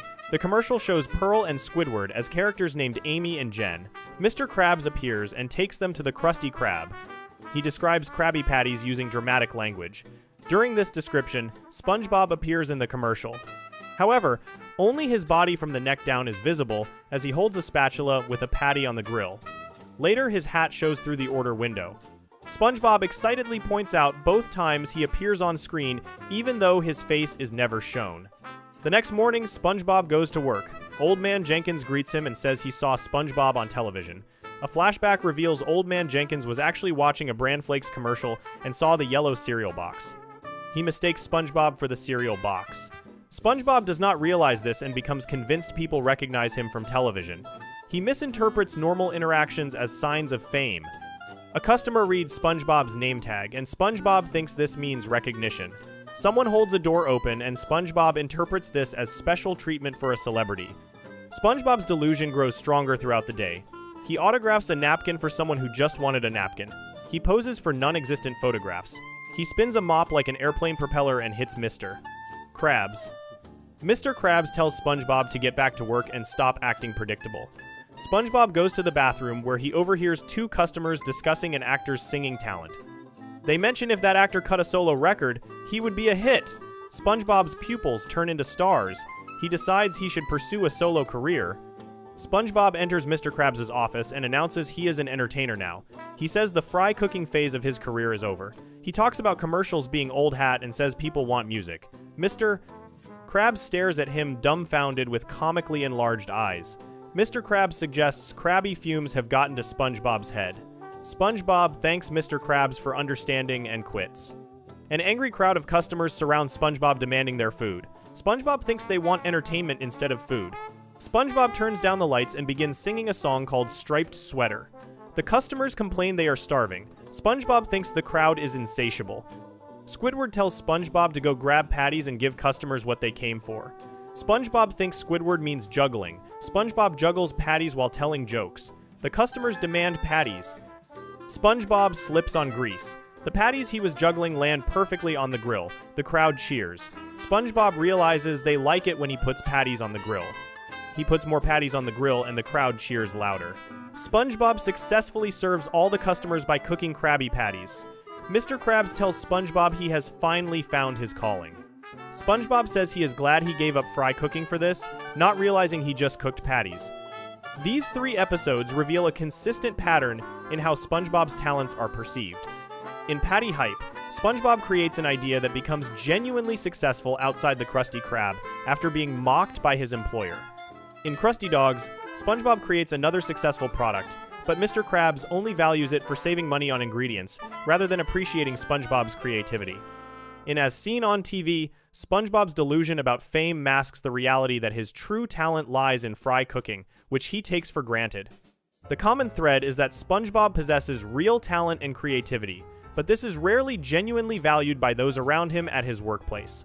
The Goo Lagoon Brine Pool Theory. Alright, let's talk about one of the most aggressively confusing things in cartoon history. SpongeBob SquarePants casually introduced us to Goo Lagoon, a beach that exists at the bottom of the ocean, and expected us to just roll with it like we're all collectively sharing the same fever dream. The French narrator himself drops this bomb in ripped pants with zero hesitation. He literally calls it a stinky mud puddle and moves on like he's describing the weather. Meanwhile, we're watching SpongeBob and Sandy sunbathe, build sandcastles, and swim in what appears to be water while already surrounded by water. The show treats this like it's the most normal thing in the world. Everyone's out here playing volleyball, surfing actual waves, and getting knocked around by currents that have absolutely zero business existing hundreds of feet below the ocean's surface. The whole episode revolves around SpongeBob desperately trying to impress Sandy at this impossible beach location. Larry the Lobster shows up looking like he bench presses cruise ships for fun. Sandy's over there lifting anchors like they're made of styrofoam, and SpongeBob's struggling with a twig holding 2 marshmallows. The man has to borrow the marshmallows from some random guy's picnic, by the way. Peak desperation hours. Scooter keeps slapping SpongeBob on the back every time he rips his pants. Sandy's doing handstands on surfboards, and there's apparently a sports broadcaster calling the action from some kind of booth overlooking the entire lagoon. A broadcasting booth underwater. Perch Perkins is literally doing commentary on surfing conditions at the bottom of the Pacific Ocean. Here's where the science actually gets wild, though. Goo Lagoon might be based on a real phenomenon called brine pools. These are areas on the ocean floor where super concentrated saltwater collects, and because this brine is so much denser than the surrounding seawater, it forms a completely separate layer that looks and acts like its own body of liquid. From the perspective of deep-sea creatures, these brine pools literally appear to be lakes or beaches beneath the ocean. The water sits on top of more water because physics said, why should things make sense down here anyway? Scientists have filmed underwater lakes with shorelines, waves, and everything. Sea creatures have been observed swimming in these brine pools like they're taking a dip at a resort. The ocean basically said, what if beach, but again? The immediate reaction from anyone paying attention should be complete cognitive meltdown. SpongeBob and his friends breathe water. They live in water. Their entire existence happens inside water. So what exactly are they swimming in at Goo Lagoon? If it's regular ocean water, the beach concept makes absolutely zero sense. These characters should experience Goo Lagoon the same way they experience walking down the street. The fact that they treat it as a special recreational destination where they can wade into the shallows and splash around suggests the liquid there operates on completely different rules than their normal environment. The brine pool explanation actually holds up surprisingly well. Real brine pools are toxic to most marine life because the salt concentration is so extreme. Fish that swim into them can go into shock, and plenty of deep-sea creatures have been found dead around the edges of these underwater lakes. The residents of Bikini Bottom, presumably mutated by nuclear testing into sentient beings, might have evolved some kind of tolerance or immunity that lets them enjoy these deadly chemical pools recreationally. Where a normal fish would dissolve, SpongeBob does backflips. Larry the Lobster does his trademark layback on a surfboard riding waves that mathematically should be impossible at these depths. depths. The stinky mud puddle description from the French narrator actually supports this theory perfectly. Brine pools often form near methane seeps and other geological features that release gases and minerals into the water. These areas smell terrible by human standards, producing sulfuric and otherwise unpleasant odors from the chemical reactions happening at the seafloor. The narrator calling Goo Lagoon stinky suggests he's aware of its actual composition. He's giving us a scientific hint wrapped in comedic delivery, and we all just laughed and moved on to watch SpongeBob embarrass himself for 20 minutes. The lifeguard situation adds another layer of absurdity that somehow circles back to making sense. Larry works as a lifeguard at Goo Lagoon, which means his job involves saving aquatic creatures from drowning in a substance that exists underwater. If Goo Lagoon is a brine pool, this actually tracks. The extreme density and chemical composition could absolutely be dangerous to breathe, even for creatures adapted to normal seawater. Larry's lifeguard duties would involve pulling people out of a toxic soup before they inhale too much concentrated salt solution. His job is real, his danger is real, and the show played it completely straight while we assumed it was just another visual gag. The sunbathing element opens up even more questions. Characters at Goo Lagoon apply sunscreen, lay out on towels, and visibly tan over the course of beach episodes. Sunlight at the ocean floor would be virtually non-existent, filtered through hundreds of feet of water until only the faintest traces remain. Either Bikini Bottom exists at a much shallower depth than actual Bikini Atoll would suggest, or the sun these characters experience operates through mechanisms we can only guess at. Some fans have theorized that bioluminescent organisms in the upper water column create a diffuse glow that Bikini Bottom residents evolved to perceive as sunlight. Others suggest the nuclear testing that created their society also punched holes in normal light absorption patterns. The show gives us zero answers, naturally. The long-term implications of Goo Lagoon existing the way it does basically confirm that Bikini Bottom operates outside any recognizable version of reality. This is a place where fire burns underwater, where characters can somehow drown despite being fish, where clouds form in the sky, and rain falls on beachgoers who are already submerged in an ocean. The show established all of this in its second episode, and then proceeded to build an entire mythology around locations and physics that treat the laws of nature as loose suggestions.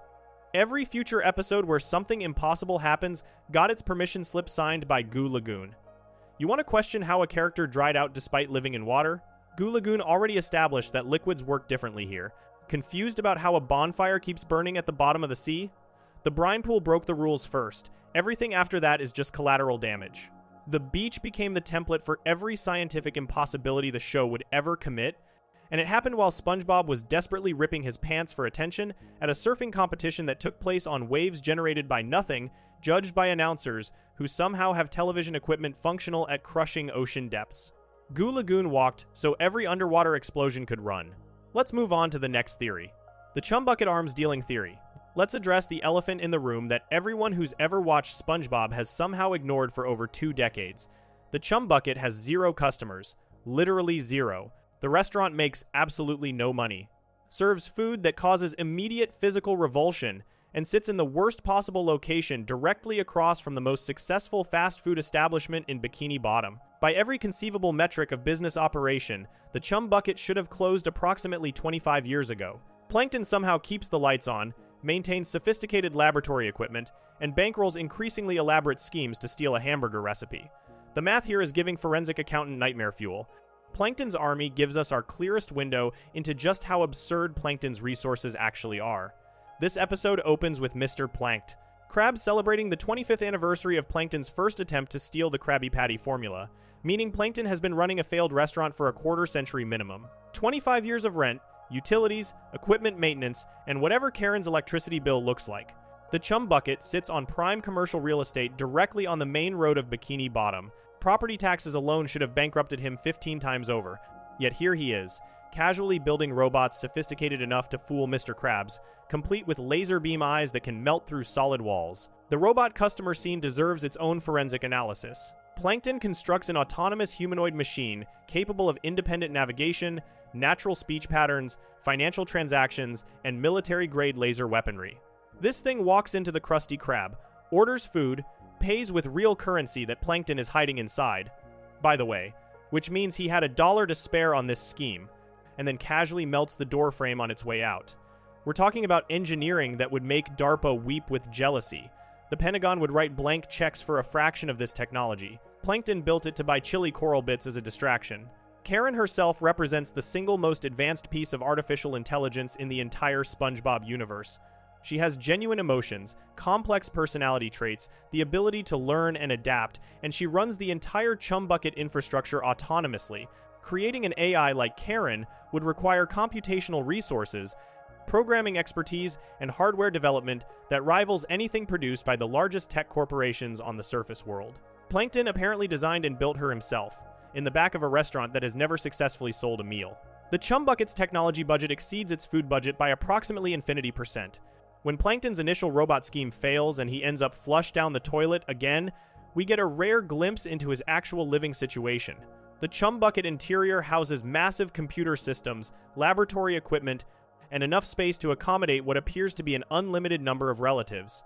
The building functions as a restaurant, a home, a research facility, and eventually a military staging ground. Commercial properties, this versatile, require serious investment, and Plankton treats it all like a minor inconvenience between schemes. His reaction to failure is annoyance, never financial panic. He has never once worried about making rent. The family reunion sequence accidentally reveals the full scope of Plankton's operation.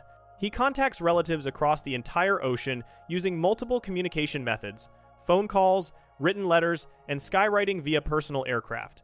Plankton owns a plane, a functioning airplane that he can pilot.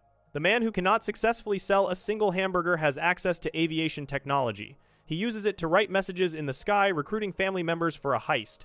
This is the behavior of someone with essentially unlimited discretionary income. Someone whose restaurant income of $0 per year somehow covers airplane ownership and maintenance. The felicitations. Malefactors seen at the Tough Guy bar accidentally confirms that Plankton has been shopping for muscle before. He knows where the criminal underworld hangs out. He walks into a bar full of dangerous lowlifes with complete confidence that money can solve his personnel problems. His pitch fails because of vocabulary issues, not because anyone questions his ability to pay. The criminal element of Bikini Bottom apparently knows Plankton as someone who can fund operations. They just think he talks weird. His cousins eventually demand payment for their assistance. New banjo strings, a matching boot, laptop memory upgrades, and unlimited root beer. These are the requests of people who expect Plankton to deliver. They traveled from across the ocean based on the assumption that cousin Sheldon could afford to compensate them. Extended family doesn't mobilize for a broke relative. They came because the Plankton name carries financial weight somewhere, even if that somewhere has nothing to do with the restaurant industry. The safe-cracking sequence showcases yet another impossible capability. Plankton's relatives can form complex shapes through coordination and accomplish tasks, requiring fine motor control and specialized knowledge.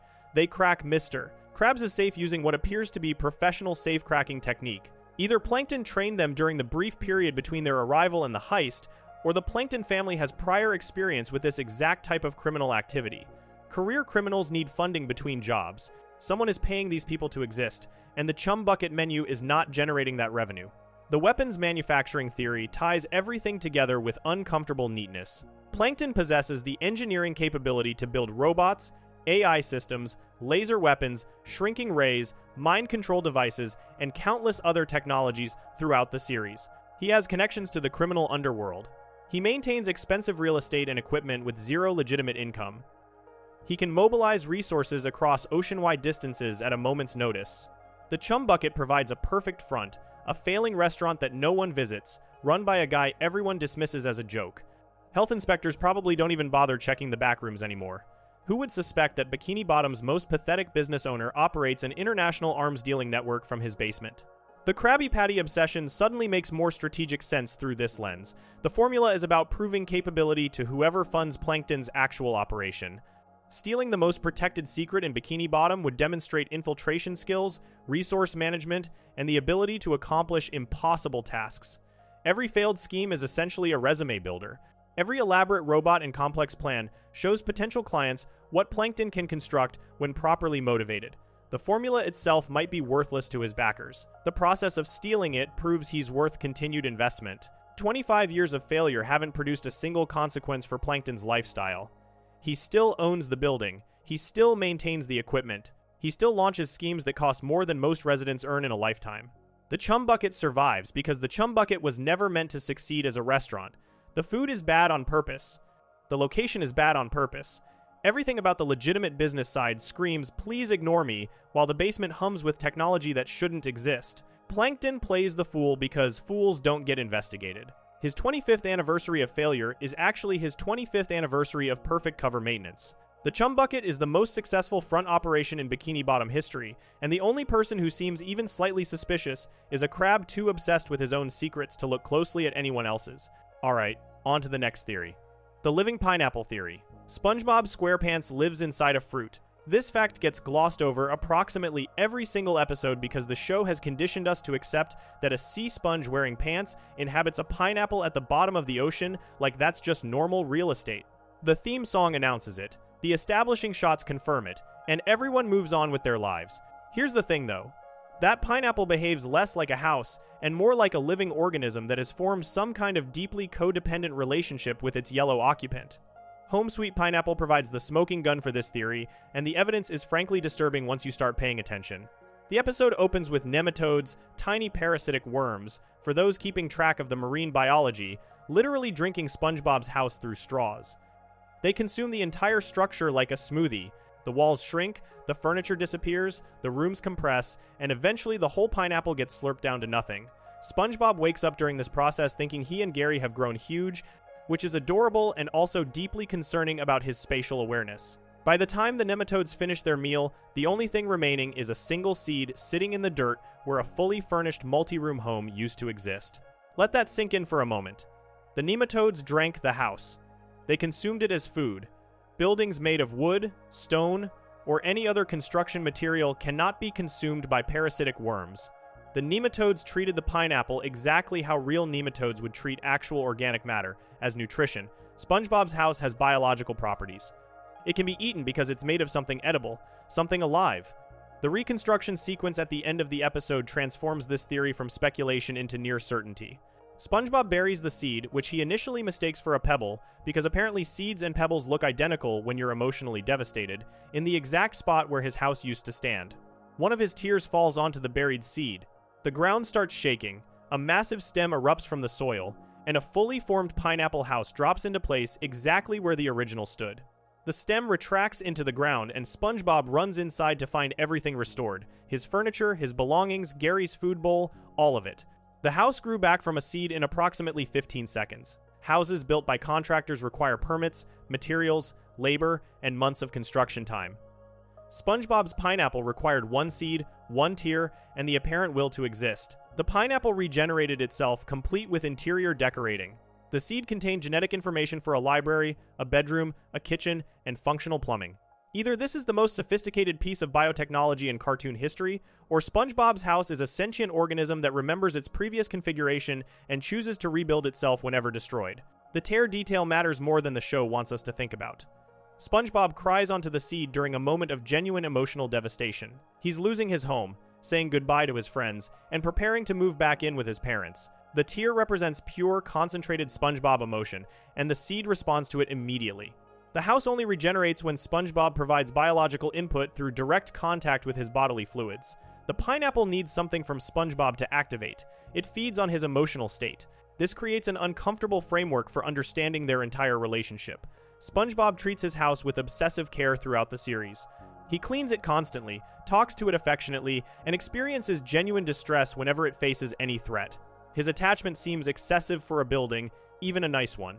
The pineapple, in return, provides shelter that adapts to his needs, regenerates when damaged, and apparently stores memories of its own interior layout across death and rebirth cycles. SpongeBob gives the pineapple love and attention. The pineapple gives SpongeBob a home that literally cannot be permanently destroyed. Symbiosis in its most unsettling real estate form. Patrick's observation during the reconstruction attempt accidentally highlights what makes SpongeBob's pineapple unique. Patrick says he built his own house, and his rock's antenna immediately falls off. Patrick's rock is just a rock. It requires no maintenance because it has no complexity. Squidward's Easter Island head house is similarly static, a structure that exists and nothing more. SpongeBob's pineapple operates on completely different rules. When SpongeBob and Patrick try to build a replacement house manually, the result is a tiny structure that falls apart the moment SpongeBob tries to enter it. Conventional construction methods produce conventional results. The original pineapple transcends conventional anything. The interior inconsistencies across different episodes suddenly make sense through this lens. SpongeBob's house has different numbers of rooms depending on the episode. The layout shifts, new features appear and disappear. Animation errors? Sure, If you want to take the boring route, the living house theory suggests the pineapple reconfigures itself based on SpongeBob's current needs. He needs a library for an episode about reading, and a library appears. He needs extra space for guests, and the rooms expand. The pineapple responds to its occupant, because its occupant is the source of its continued existence. The nematodes choosing to drink specifically SpongeBob's house raises additional questions. They pass other structures on their way through Bikini Bottom. They eat a truck, which makes sense. Vehicles contain consumable materials. They target the pineapple specifically because it's the most nutritious thing in the area. A living, growing, emotionally sustained organism would contain far more biological energy than any dead structure. The nematodes found the one house in Bikini Bottom that would actually taste good, and they drained it completely. SpongeBob's neighbors remain unaffected because their homes are just buildings. SpongeBob's home was alive, and that made it delicious. The theory reframes SpongeBob's entire domestic situation as something between pet ownership and a long-term committed relationship. He lives inside something that depends on him for emotional sustenance and rewards him with unconditional shelter and regeneration capabilities. The pineapple dropped from above before the series began, confirmed in other episodes where we see it fall from a boat and land on Squidward's garden. It chose its location, or perhaps it chose SpongeBob. A symbiotic organism seeking a compatible host would naturally gravitate toward the most emotionally generous creature in the area. SpongeBob SquarePants, a being made of pure optimism and friendship capacity, represents the ideal food source for something that feeds on positive emotional energy. Every time SpongeBob walks through his front door and sighs contentedly about being home, he's feeding his house. Every time he tells Gary how much he loves living there, he's providing sustenance to an organism that will literally grow back from the dead to keep housing him. The pineapple under the sea is alive, it's hungry for SpongeBob's emotional output, and it has arranged their entire relationship to ensure a steady supply of exactly what it needs. SpongeBob thinks he owns a house. The house might actually own him. Okay, next theory coming up. If you're enjoying the video so far, subscribe to our channel. The Mermaid Man Power Degradation Theory. Mermaid Man and Barnacle Boy live in a retirement home. This is played for laughs throughout the series because watching elderly superheroes struggle to remember basic information while SpongeBob fanboys over them creates easy comedic contrast. The show wants us to chuckle at the absurdity of once great heroes reduced to arguing over checkers and forgetting who's on the phone. Here's the darker reading that the fanbase has been kicking around for years. Mermaid Man's mental deterioration follows a suspiciously specific pattern that suggests his powers are literally eating his brain from the inside out. Mermaid Man and Barnacle Boy establishes the baseline for this theory in its opening minutes. The episode begins with footage of young Mermaid Man in his prime, flying through the water with Barnacle Boy at his side, summoning sea creatures, creating whirlpools, and generally operating as a fully functional superhero with complete command of his abilities. The TV announcer describes him as fleet and forceful, with the ability to assemble and charge the creatures of the deep. This is a being with genuine supernatural power over marine life and water itself. Cut to present day, and the same man hangs off a water fountain screaming about death rays while nursing home staff shake their heads in disappointment. The memory loss pattern tells the real story. Mermaid Man can recall his glory days with perfect clarity. When SpongeBob recounts the story about Man Ray and the growth ray gun and the Atlantis food supply crisis, Mermaid Man and Barnacle Boy follow along without confusion. They remember their villains, their adventures, their techniques. The superhero memories remain intact. Everything else has turned to mush. Mermaid Man forgets who Barnacle Boy is mid-conversation. He thinks SpongeBob is a TV repairman. He holds a phone upside down and can't figure out why no one's talking. He pronounces SpongeBob and Patrick man and wife during what he apparently believes is a wedding ceremony happening in the middle of his meatloaf lunch. This selective degradation points towards something more sinister than standard aging. Normal dementia doesn't preserve specific categories of memory while obliterating everything else. Mermaid Man's brain has essentially been rewired to prioritize superhero-related information at the expense of basic daily functioning. The neural pathways associated with his powers remain strong, because those pathways have been reinforced through decades of supernatural usage. The neural pathways associated with normal human cognition have been crowded out, burned through, or simply abandoned as his brain devoted more and more resources to maintaining his abilities. The evil response demonstrates this perfectly. SpongeBob casually mentions that there's evil afoot, and Mermaid Man immediately launches into full combat mode, running around the retirement home, screaming and treating a water fountain like a supervillain. His threat detection systems work flawlessly. The part of his brain responsible for identifying and responding to evil activates instantly with zero degradation. The part of his brain responsible for recognizing that a water fountain poses no actual danger has completely failed. He's essentially become a superhero reflex machine with no higher reasoning left to contextualize those reflexes. Barnacle Boy's comparatively better mental state supports the theory through contrast. Barnacle Boy served as the sidekick for their entire career. He used his powers less frequently, took supporting roles in major conflicts, and generally let Mermaid Man absorb the brunt of every battle. If superhero abilities cause cumulative neurological damage, Barnacle Boy would have accumulated less damage through reduced usage. He's irritable. He's tired of being called boy after decades of sidekick status, but he can hold conversations, remember context, and function as something resembling a normal elderly person. Mermaid Man, the primary hero who channeled the most power through his body over the longest period, shows dramatically more severe cognitive decline. The ring ceremony offers another window into the deterioration. Mermaid Man and Barnacle Boy attempt to unite their rings, the gesture that activates their combined powers. They miss each other completely on the first try. They have to wave their arms around to synchronize their positioning before attempting again. These two performed this exact motion countless times over their careers, probably thousands of attempts at ring unification in combat situations where split-second timing meant the difference between victory and defeat. The muscle memory should be permanent. Their bodies remember the motion, but the coordination required to execute it has decayed. The power still exists, the knowledge of how to use it remains, but the bridge between intention and action has eroded. When they finally manage to throw a water ball at SpongeBob, the attack works mechanically, but fails practically because SpongeBob absorbs water. Mermaid Man's immediate conclusion is that SpongeBob must be some kind of evil sponge absorbing their attack through villainy. The logical explanation sponges absorb liquid, this is literally what they do, never occurs to him. His threat assessment programming kicks in automatically, but his reasoning ability can't process the obvious solution. The superhero brain works, the regular brain has checked out. The sea creature summoning at the episode's climax reveals how far the degradation extends beyond just Mermaid Man. When they call for backup, the creatures of the deep that respond are other elderly residents of the retirement home, shuffling outside with walkers and canes. These might actually be former sea creatures who answered previous summons decades ago and simply never recovered. The implication is that anyone who gets too close to Mermaid Man's power eventually ends up in the same facility, their minds and bodies worn down by exposure to abilities that were never meant for sustained use. The retirement home itself takes on a more sinister purpose through this lens. Shady Shoals Rest Home might exist specifically to contain and monitor individuals whose powers have made them dangerous to themselves and others. The caretaker knows exactly how to handle Mermaid Man's outbursts. The staff seems prepared for random combat scenarios breaking out in the cafeteria. This facility has protocols for superhero management. Mermaid Man and Barnacle Boy ended up here because their powers require institutional supervision, with their heroic careers concluding the moment they became more liability than asset. The New Adventures TV show at the episode's end drives home how complete the deterioration has become. Mermaid Man and Barnacle Boy's exciting new content involves playing checkers, answering a phone incorrectly, and forgetting what they were supposed to remember. The announcer asks whether they'll ever get their phone fixed, and the honest answer is probably no. They've become entertainment for an audience that finds their decline amusing rather than tragic. SpongeBob watches with genuine enthusiasm because he can't recognize the horror of what he's actually seeing. Two heroes whose powers gave them everything and then took everything back with interest. Let's jump into the next theory. The Magic Conch Deity Theory. SpongeBob and Patrick own a toy called the Magic Conch Shell.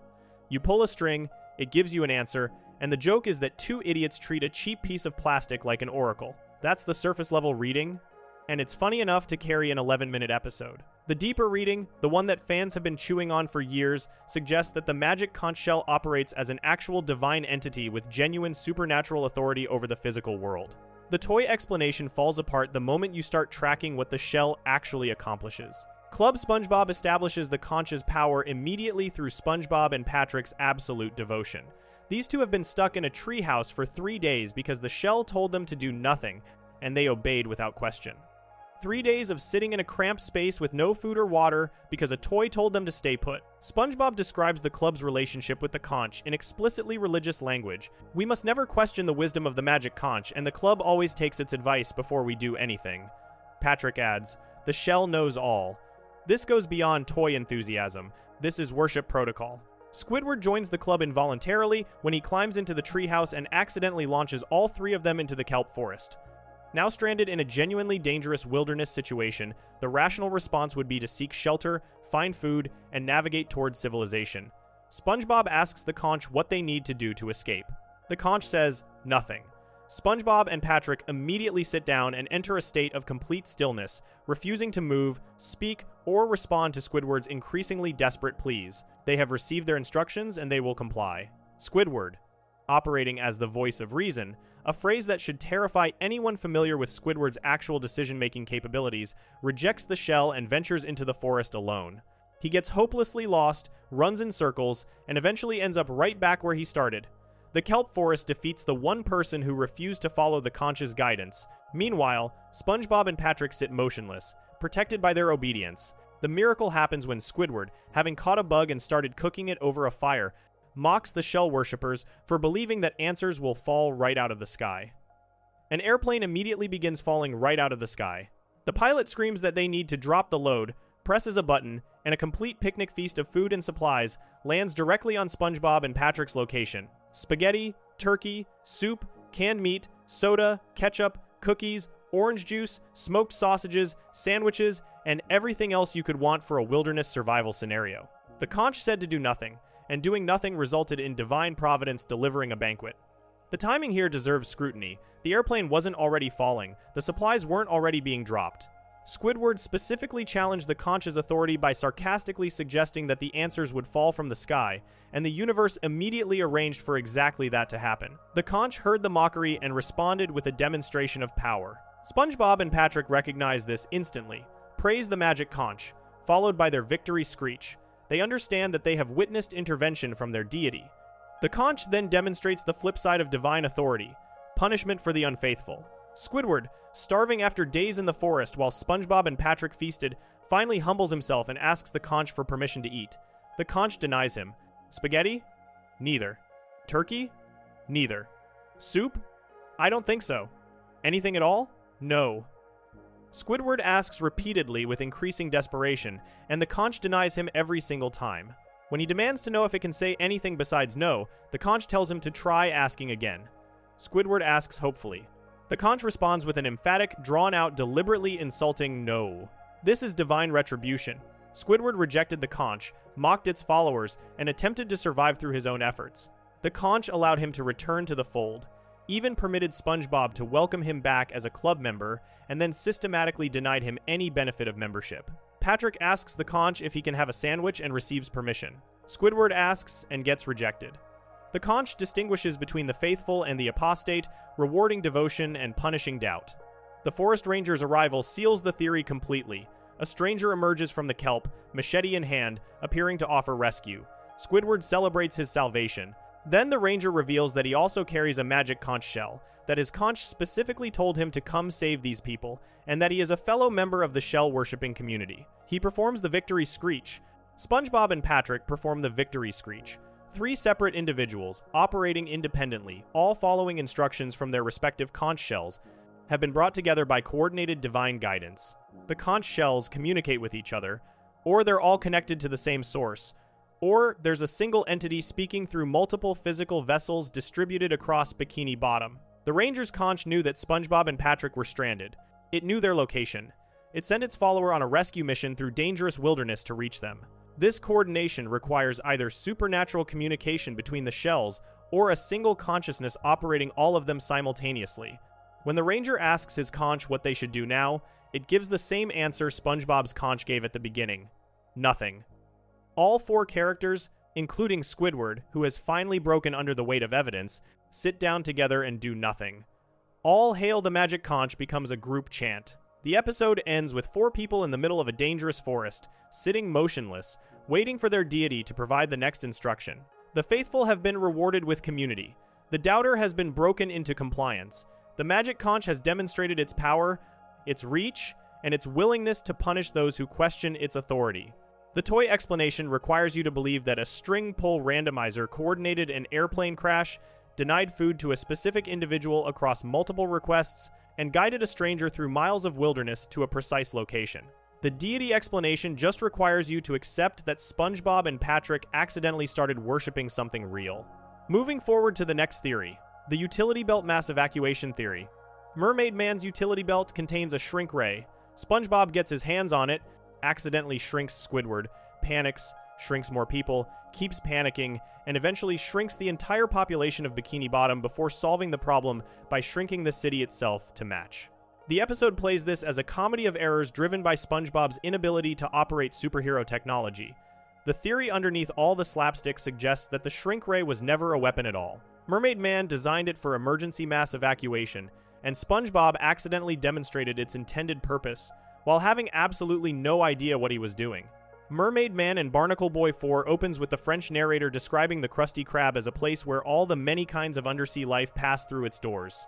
Mermaid Man and Barnacle Boy enter, order food, and Mermaid Man pays with a metal nut because apparently superhero retirement doesn't come with a pension.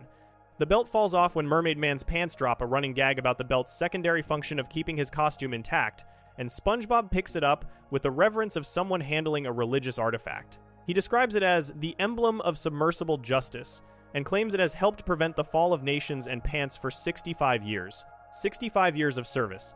The belt predates SpongeBob's existence by decades.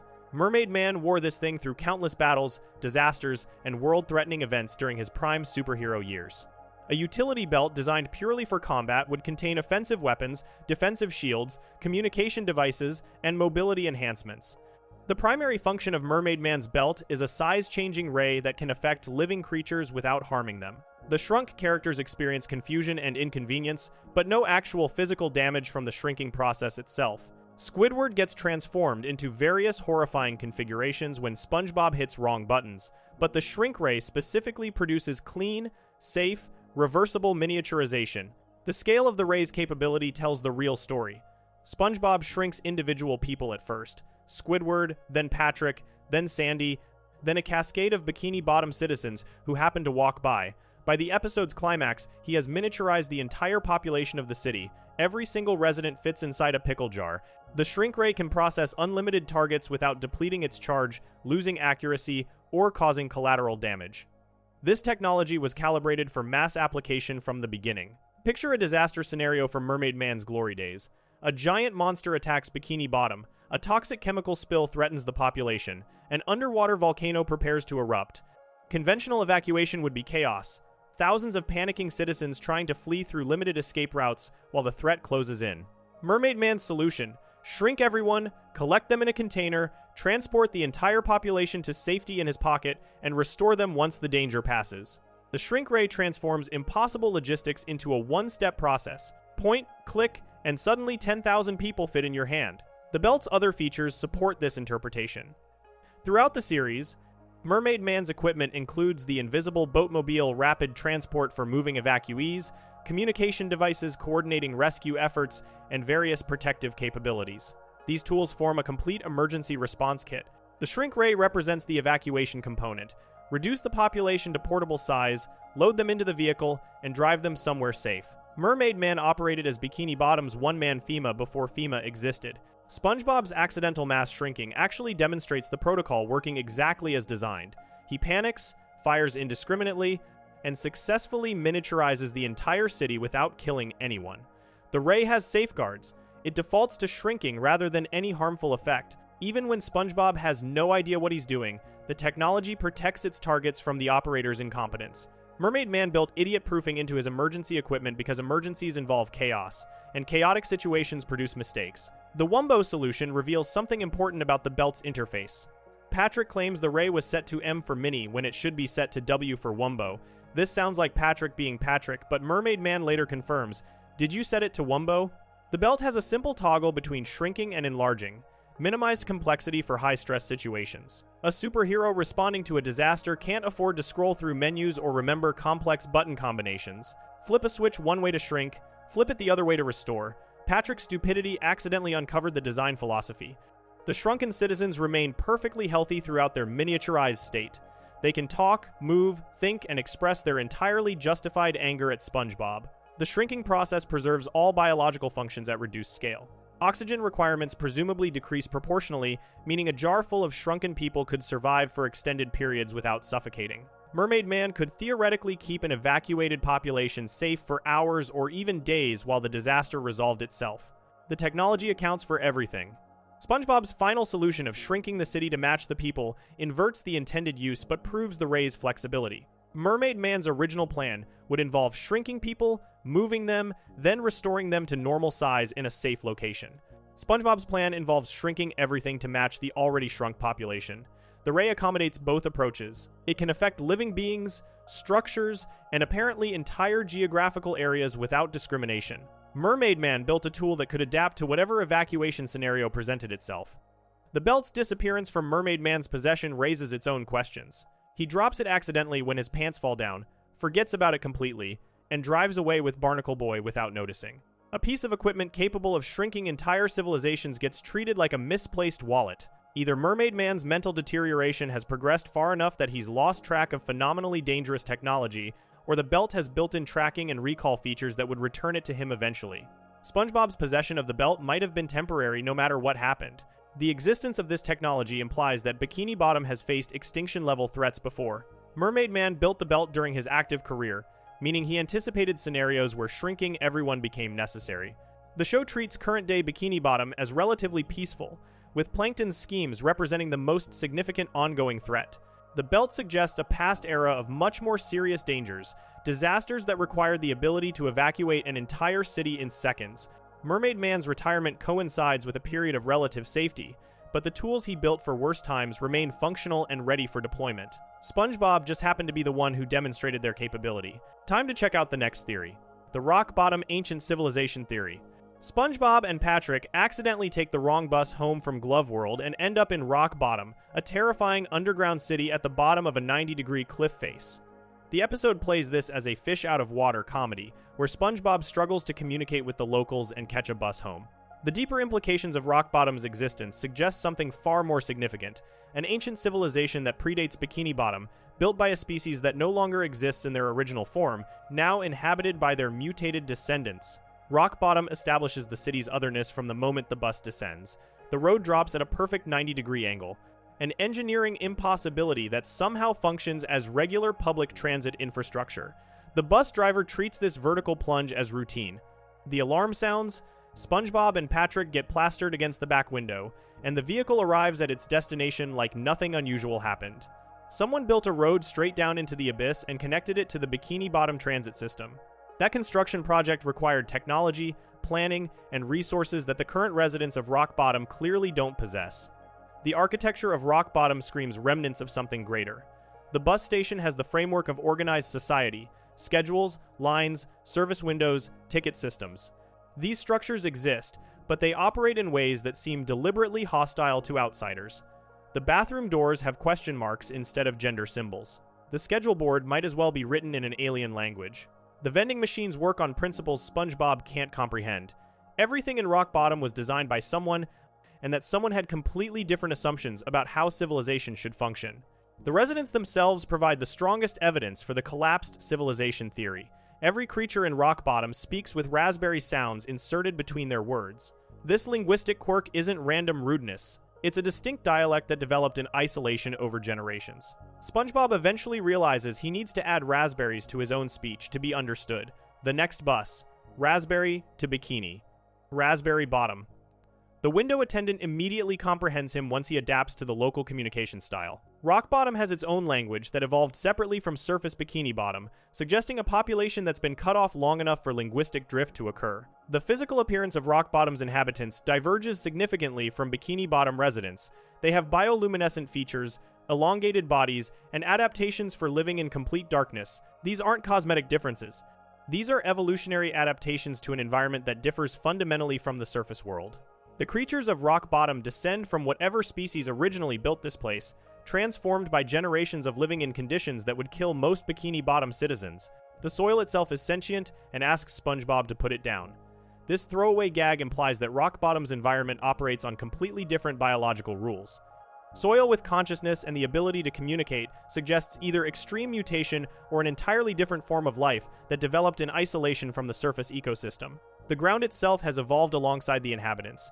The bus system connecting Rock Bottom to Bikini Bottom represents relatively recent infrastructure. Someone decided to link these two worlds after they had already developed separately. The vertical road wasn't part of Rock Bottom's original design. It was added later, possibly as an attempt to reintegrate a lost population with surface civilization. The bus service runs regularly enough that schedules exist. But the practical challenges of the connection, 90-degree drops, incompatible languages, hostile environments suggest this integration remains incomplete. SpongeBob's repeated failures to catch a bus home highlight how poorly designed the connection is for surface dwellers. Every system in Rock Bottom seems calibrated to frustrate outsiders while functioning perfectly for locals. The buses arrive and depart based on schedules that SpongeBob can't predict. The line at the station produces eggs that hatch into more people ahead of him. The candy machine operates on timing that coincides exactly with bus arrivals. Rock Bottom doesn't want visitors to leave easily. The city, or whatever remains of its original intelligence, seems to prefer keeping outsiders trapped. The advanced darkness SpongeBob encounters after the station closes goes beyond mere absence of light. This darkness has presence, has weight, has the quality of something that exists rather than something that's missing. Rock Bottom sits so far below the surface that normal concepts of illumination don't apply. The original builders of this city either didn't need light or had access to light sources that no longer function. The current inhabitants have adapted to the darkness through bioluminescence, but the infrastructure they inherited wasn't designed with their adaptations in mind. Bert, the creature who eventually helps SpongeBob escape, demonstrates that Rock Bottom's inhabitants aren't inherently hostile. He retrieves SpongeBob's balloon, inflates it enough to float SpongeBob back to the surface, and does this without being asked. The locals have the capacity for kindness. They just don't share SpongeBob's frame of reference for communication or social interaction. Bert's help comes after SpongeBob finally starts speaking the local dialect, suggesting that the barriers between civilizations are linguistic and cultural rather than moral. The episode ends with Patrick taking a bus back to Rock Bottom to rescue SpongeBob, who has already escaped. Patrick will presumably experience the same communication barriers, the same hostile infrastructure, and the same isolation that SpongeBob endured. Rock Bottom continues to exist as an alternate society parallel to Bikini Bottom, connected by buses but separated by evolution, language, and thousands of years of divergent development. The theory positions Rock Bottom as evidence of Bikini Bottom's prehistory.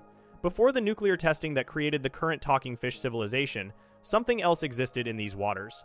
That civilization built downward, constructed infrastructure that defied physics, and eventually collapsed or transformed into something unrecognizable. The creatures living in Rock Bottom today are the descendants of whatever survived that collapse, adapted to conditions that would have been unimaginable to their ancestors. Rock Bottom represents what Bikini Bottom could become if isolated for long enough, or what it evolved from before the surface world took its current form. Alright, here comes the next theory. And don't forget to subscribe to our channel, the SpongeBob debt slavery theory. SpongeBob SquarePants works at the Krusty Krab as a fry cook. He has held this position for years, possibly decades if we're counting in showtime. He displays absolute devotion to his job, arriving early, staying late, and treating every Krabby Patty like a sacred artifact worthy of worship. Mr. Krabs pays him essentially nothing. In some episodes, Mr. Krabs actually charges SpongeBob for the privilege of working. This arrangement makes zero sense unless SpongeBob owes Mr. Krabs something so significant that he's effectively working off an unpayable debt. Squeaky Boots demonstrates exactly how this exploitative dynamic functions. Mr. Krabs buys a pair of boots for $2 to give to Pearl as a birthday present. Pearl rejects them because they're not the trendy flipper slippers all her friends wear. Mr. Krabs, devastated at having wasted $2 whole, needs to recoup his losses. SpongeBob walks in asking for his paycheck. Mr. Krabs sees an opportunity. He invents a story about the boots being official fry cook boots, given to him by the most famous fry cook in the sea, whose name he conveniently can't remember. SpongeBob, desperate to validate his identity as a fry cook, offers to trade his entire paycheck for these worthless boots. Mr. Krabs accepts immediately. SpongeBob then volunteers to paint the Krusty Krab for free. Mr. Krabs accepts. SpongeBob offers a year's supply of free French fry orders. Mr. Krabs accepts. SpongeBob starts to offer more, and Mr. Krabs has to physically stop him because the generosity might give him a heart attack. This scene reveals the fundamental imbalance in their relationship. SpongeBob voluntarily surrenders his paycheck, his labor, and his future productivity for a pair of $2 boots. He doesn't negotiate. He doesn't question the boots' supposed value. He just keeps offering more until Mr. Krabs cuts him off out of concern for his own cardiac health. SpongeBob has been conditioned to give everything he has to Mr. Krabs without expecting fair compensation in return. The paycheck itself represents a recurring manipulation tactic. Mr. Krabs mentions early in the episode that SpongeBob came in asking for his paycheck, implying that paychecks require active requests rather than automatic distribution. SpongeBob has to ask permission to receive money he's already earned.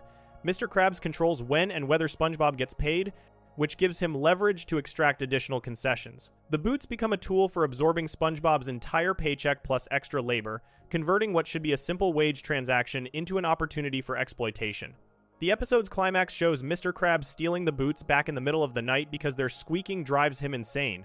He breaks into SpongeBob's home, removes the boots from his sleeping employee's feet, and takes them back to the Krusty Krab. When SpongeBob discovers the boots are missing, he doesn't suspect Mr. Krabs at all. He blames himself. He cries. He apologizes profusely for losing valuable property that was never valuable to begin with. He tells Mr. Krabs, "I let you down," as if SpongeBob owes him something beyond the already surrendered paycheck and free labor. Mr. Krabs' response to SpongeBob's distress involves offering magic oven mitts as a replacement for the boots. He's essentially trying to run the same scam again, repackaging worthless items as special, and using SpongeBob's emotional vulnerability to extract more loyalty. SpongeBob rejects the mitts, but only because they're not the same, not because he recognizes the manipulation. The guilt Mr. Krabs eventually displays comes from the squeaking haunting his conscience, not from any recognition that he exploited his employee. He hallucinates the squeaking everywhere, imagines the boots following him, and eventually confesses to stealing them back. His confession takes the form of a telltale heart parody, suggesting that even Mr. Krabs' subconscious knows he did something wrong. He digs up the boots from under the floorboards, eats them, and tells SpongeBob that the boots never mattered anyway. It's not the boots, it's the booty. I mean, the person in the boots. This would be a touching moment if Mr. Krabs hadn't just scammed SpongeBob out of his paycheck, free labor, and a year of free product for those very boots. Mr. Krabs generously gives SpongeBob his paycheck at the end, the same paycheck SpongeBob was owed from the beginning of the episode. He mentions adding a bonus, then immediately takes the bonus back. SpongeBob receives exactly what he was entitled to before any of this happened, and he thanks Mr. Krabs like he's received a gift. The scam cost SpongeBob his original paycheck, which he traded for the boots, free painting labor, which he volunteered, a year of free French fry service, which he volunteered, and the emotional trauma of thinking he lost something valuable. SpongeBob ends the episode feeling grateful for receiving his standard compensation. This pattern repeats throughout the series. SpongeBob accepts whatever Mr. Krabs offers, volunteers additional labor whenever possible, and treats his job at the Krusty Krab as the greatest privilege of his life.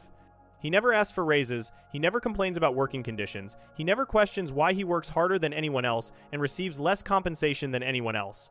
The only explanation that makes sense is that SpongeBob believes he owes Mr. Krabs a debt so large that no amount of labor could ever repay it. The nature of this debt remains unspecified, but fan theories point to SpongeBob's housing situation. The pineapple sits on prime real estate between Squidward's house and Patrick's Rock. SpongeBob shows no sign of paying rent or a mortgage. He has no savings, no financial stability, and no apparent concern about money despite working for poverty wages. Either someone else is paying for his home, or he already paid for it through an arrangement that keeps him bound to the Krusty Krab forever. Mr. Krabs, the most financially predatory character in Bikini Bottom, would be the obvious candidate for a deal that trades housing security for lifetime labor exploitation. The theory reframes SpongeBob's cheerful attitude as a coping mechanism rather than genuine happiness.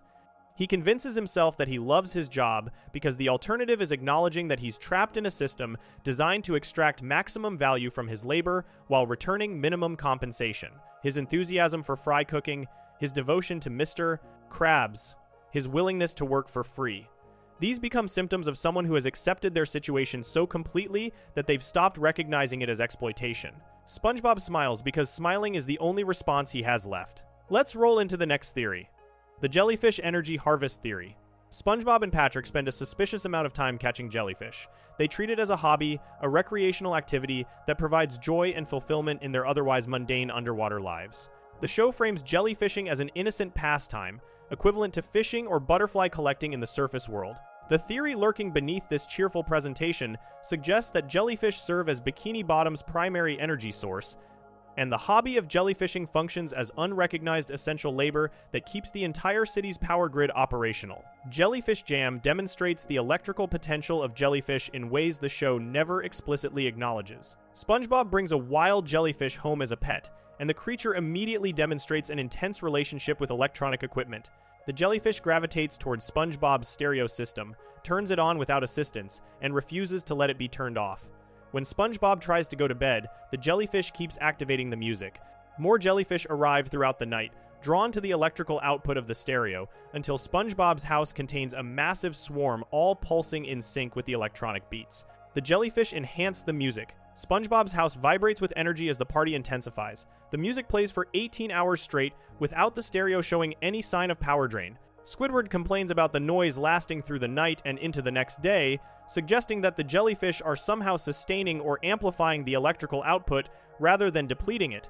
The party only ends when the stereo physically breaks, not when it runs out of power. Real jellyfish produce bioluminescent light through chemical reactions. The show's jellyfish glow constantly, produce stinging electricity on contact, and can be milked for jelly that SpongeBob spreads on bread like a condiment. These creatures have been modified or mutated into biological generators that produce usable energy as a byproduct of their existence.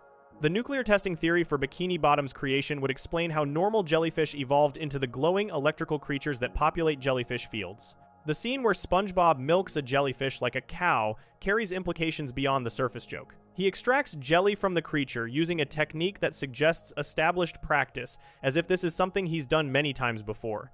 The jellyfish moves during the process, indicating that domestication of these creatures for resource extraction has been normalized to the point where they respond like livestock. SpongeBob treats the jelly as food, but the same extraction process could theoretically harvest the electrical charge that jellyfish carry. Jellyfish Fields sits conveniently close to Bikini Bottom, positioned as an accessible resource extraction site disguised as a nature preserve. SpongeBob and Patrick visit regularly, catching jellyfish and then releasing them. This catch and release pattern mirrors sustainable harvesting practices. Take what you need, return the source to replenish itself, repeat indefinitely. The jellyfish population never seems to decrease despite constant hunting. Either the fields contain an infinite supply, or the hunting serves a different purpose than simple recreation. The electrical infrastructure of Bikini Bottom operates without any visible power plants, solar panels, or energy generation facilities. The city has lights, appliances, television stations, and electronic equipment throughout, all requiring constant electricity. Underwater environments pose unique challenges for power generation. No wind for turbines, no accessible sunlight for solar, no flowing fresh water for hydroelectric. The most abundant electrical resource in Bikini Bottom's ecosystem would be the jellyfish that populate the nearby fields by the thousands. SpongeBob's expertise in jellyfishing takes on new significance through this lens. He's not just good at catching jellyfish for fun, he's highly skilled at resource extraction for an essential industry. His net technique, his knowledge of jellyfish behavior, his ability to navigate jellyfish fields efficiently, these represent valuable labor capabilities that Bikini Bottom's power grid depends on. The fact that he does this work for free, treating it as a hobby rather than employment, means the city benefits from his labor without compensating him.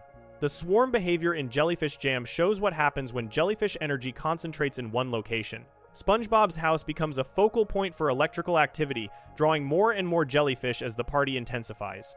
The creatures seem to feed off electronic equipment while simultaneously powering it, creating a feedback loop that nearly destroys SpongeBob's home.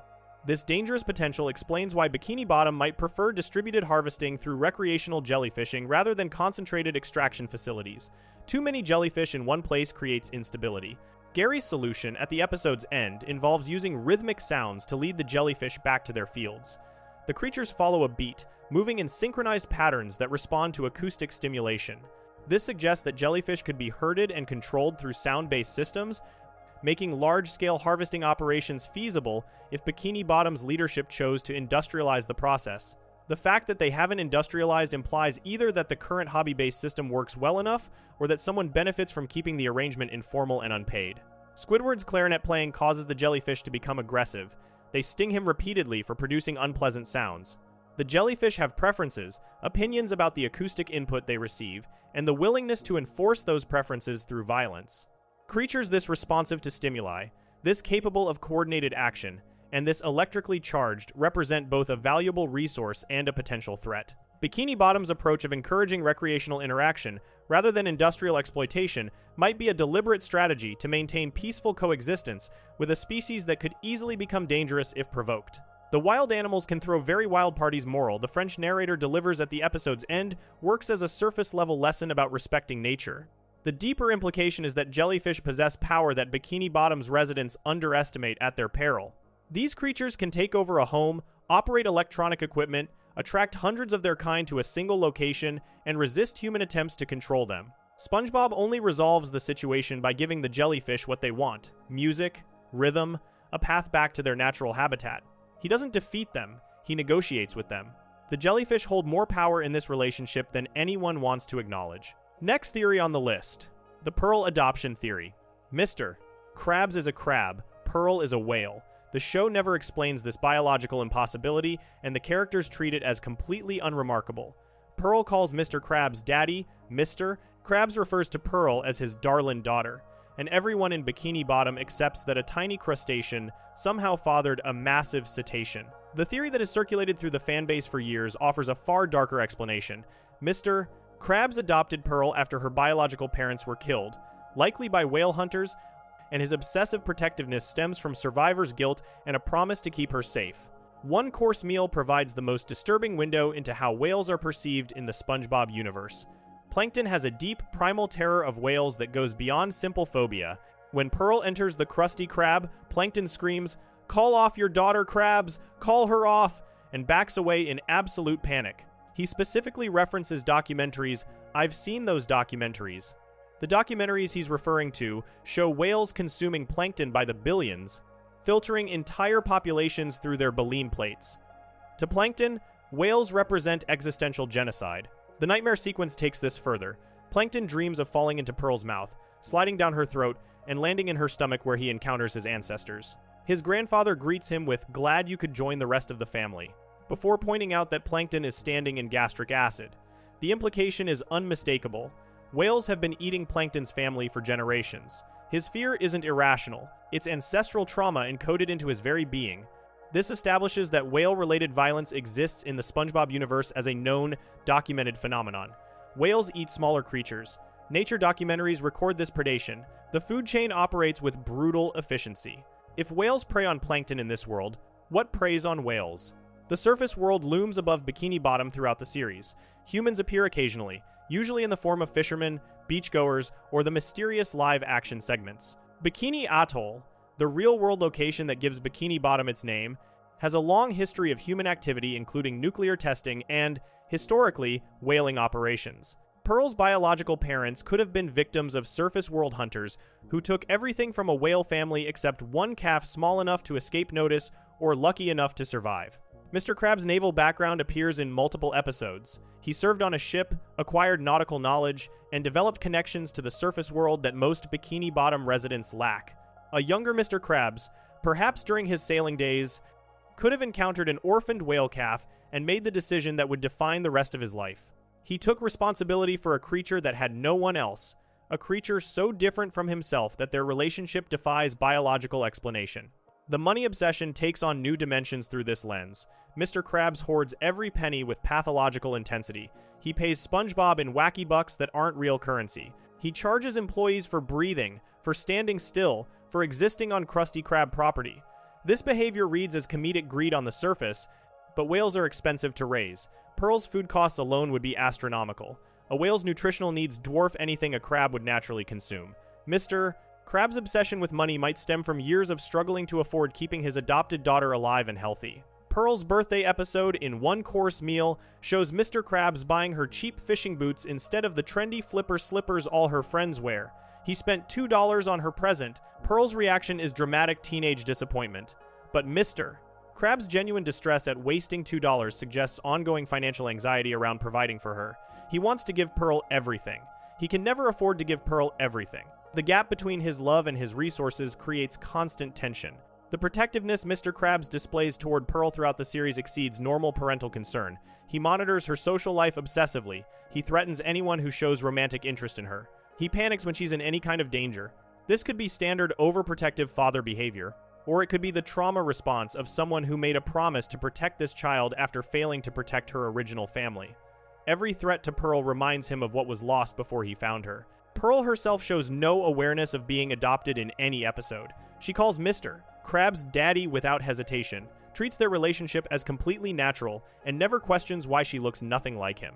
Either she was adopted young enough that she has no memory of her biological parents, or Mr. Krabs has kept the truth from her to protect her from the trauma of knowing how she lost her original family. The secret would explain some of the awkwardness in their interactions, the sense that Mr. Krabs is always slightly performing the role of father rather than inhabiting it naturally. Mr. Krabs' willingness to exploit Plankton's whale phobia in this episode reveals a dark practicality. He dresses as Pearl, terrorizes Plankton for 16 days straight, drives him to suicidal ideation, and laughs about it the entire time. He uses whale identity as a weapon because he understands intimately how powerful and terrifying whales are. He's seen what they can do. He knows the fear they inspire. He's also spent years raising one, learning to see past the predator to the person underneath. Pearl isn't scary to him because he watched her grow from a frightened orphan into a normal teenager. The theory reframes the entire Krabs-Pearl relationship as a story about found family forged through tragedy. Mr. Krabs didn't father Pearl. He chose her. He found a baby whale with no one to care for her and decided that he would be her family regardless of how impossible that seemed. Every penny he's earned, every scheme he's run, every employee he's exploited has been in service of keeping that promise. Pearl represents the one thing Mr. Krabs values more than money, the daughter he saved from the same fate that took her parents. Let's break down the next theory. The SpongeBob life creation theory. SpongeBob blows a bubble shaped like a person, names it Bubble Buddy, and spends an entire day treating it as a living friend. The episode frames this as SpongeBob being SpongeBob, a naive optimist who anthropomorphizes everything and doesn't understand that bubbles aren't real companions. The joke is that SpongeBob is so lonely and so desperate for friendship that he'll befriend inanimate objects. Then the episode's final 30 seconds completely obliterate that interpretation when Bubble Buddy grabs Squidward's hand, speaks in complete sentences, hails a taxi, and flies away to live his own independent life. SpongeBob didn't imagine his friend was alive. SpongeBob accidentally created a sentient being through the power of bubble soap and whatever reality warping abilities he apparently possesses. Bubble Buddy opens with the French narrator establishing that every day is a holiday for SpongeBob, even if he has to make one up. SpongeBob celebrates Leif Erikson Day, a holiday that may or may not exist in his culture, and discovers that all his friends are unavailable. Patrick went to get giant paper. Sandy went south for the winter. Squidward left a note that just says no. SpongeBob needs a friend, and none of his existing friends will do. His solution? I'll make one. The creation sequence shows SpongeBob testing different materials. Stick Buddy falls over. Rock Buddy doesn't respond. Sink Buddy produces a water droplet that SpongeBob considers almost sufficient. None of these creations achieve consciousness. Then SpongeBob picks up his bubble wand, dips it in soap, and blows a human-shaped bubble. Bubble Buddy exists. The difference between the failed creations and the successful one appears to be SpongeBob's bubble-blowing expertise combined with the specific intention to create a friend rather than just an object. Throughout the episode, Bubble Buddy exhibits behaviors that everyone, including SpongeBob, attributes to SpongeBob's imagination. Bubble Buddy is thirsty and needs a bendy straw. Bubble Buddy is lactose intolerant and can't eat cheese. Bubble Buddy needs to use the bathroom and takes 2 hours. Each of these demands frustrates the other characters, who assume SpongeBob is making up preferences for an inanimate bubble. SpongeBob interprets Bubble Buddy's needs as if he's receiving communication from his creation, and everyone dismisses this as delusion. The bathroom sequence provides the strongest pre-reveal evidence that Bubble Buddy operates independently. SpongeBob waits outside the Port-O Head while Bubble Buddy occupies it for 2 hours. SpongeBob dances, SpongeBob waits, SpongeBob seems genuinely unaware of what Bubble Buddy is doing inside. If SpongeBob were controlling Bubble Buddy or projecting behaviors onto an inanimate bubble, there would be no reason for the extended bathroom break. SpongeBob would simply decide Bubble Buddy was finished and move on. Instead, SpongeBob waits because Bubble Buddy isn't ready, suggesting autonomous decision-making happening inside that bathroom stall. The town's rage against Bubble Buddy accumulates throughout the episode. He owes Mr. Krabs money, paid in bubble currency that popped. He made Squidward provide excellent service. He washed Pearl's treasured dirty flipper. He kept people waiting in line. He called Larry and others fat. Most significantly, he made Scooter experience high tide, which apparently resulted in Scooter's death since his ghost floats up from the sand where SpongeBob and Bubble Buddy buried him. Bubble Buddy has a body count before the episode ends, and SpongeBob seems completely unaware of this consequence. The mob scene tests how far SpongeBob will go to protect his creation. He shields Bubble Buddy with his body. He tries to blow them both to safety. He makes an emotional speech about the value of friendship and asks the crowd if they've ever had a special friend. The crowd members confess their own object attachments: Nickel Buddy, Funny Muffler, Jerky Pal, Boo Boo Keys, Snake Eyes. These confessions momentarily soften the mob before they decide to pop Bubble Buddy anyway. SpongeBob's appeal almost works because the underlying truth resonates. Sometimes objects become more than objects. Squidward charges with a needle. The needle approaches Bubble Buddy's surface. SpongeBob screams. Then Bubble Buddy's hand catches Squidward's wrist, stops the attack, and Bubble Buddy speaks his first words. Whoa, hey, don't I get a say in this? The entire episode recontextualizes in that moment. Bubble Buddy wasn't performing for SpongeBob's benefit. Bubble Buddy was living. He had preferences, because he actually has preferences. He took 2 hours in the bathroom because he actually needed 2 hours. He communicated his dietary restrictions because he actually has them. SpongeBob wasn't anthropomorphizing an object. SpongeBob was accurately interpreting signals from a conscious being that nobody else recognized as conscious. Bubble Buddy's departure speech confirms his autonomous existence.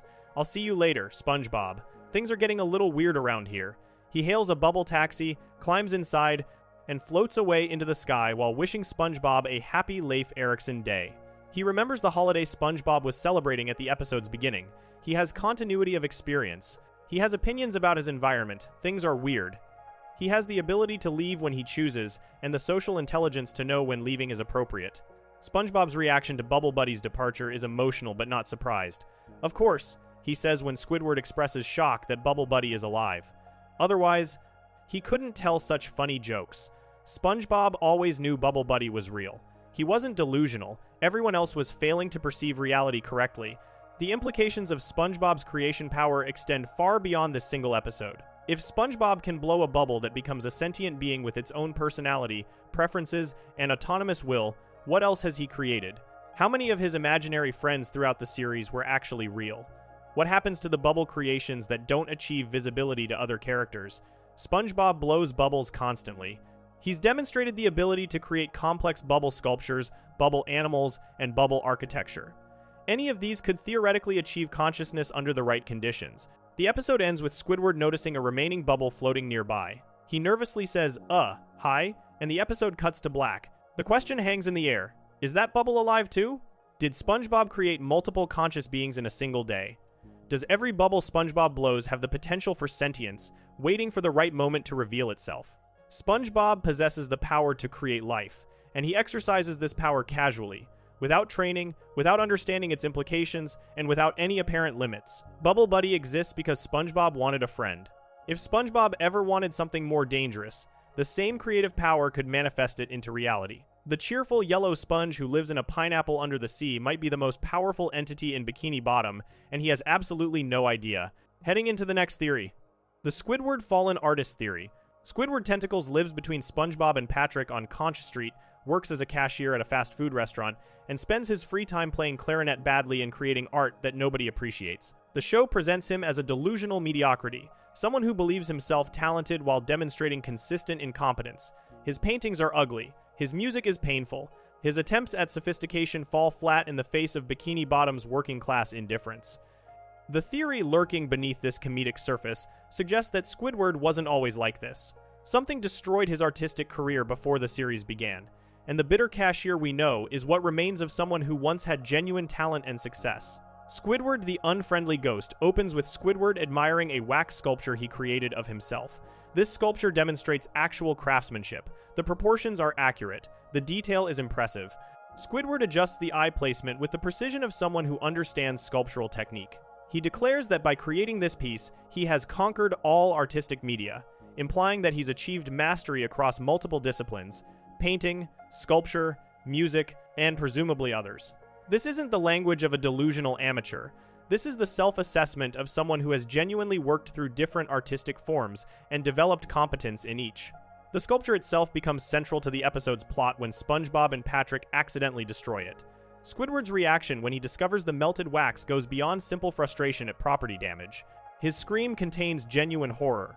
"Look what you've done to me," he shouts, conflating himself with his creation. The sculpture represented something essential about Squidward's identity, something he considered an immortalized version of himself. Its destruction triggers a response that reads as disproportionate unless the sculpture held deeper significance than surface appearances suggest. Squidward's home contains extensive evidence of a serious artistic practice. He owns multiple self-portraits in different styles.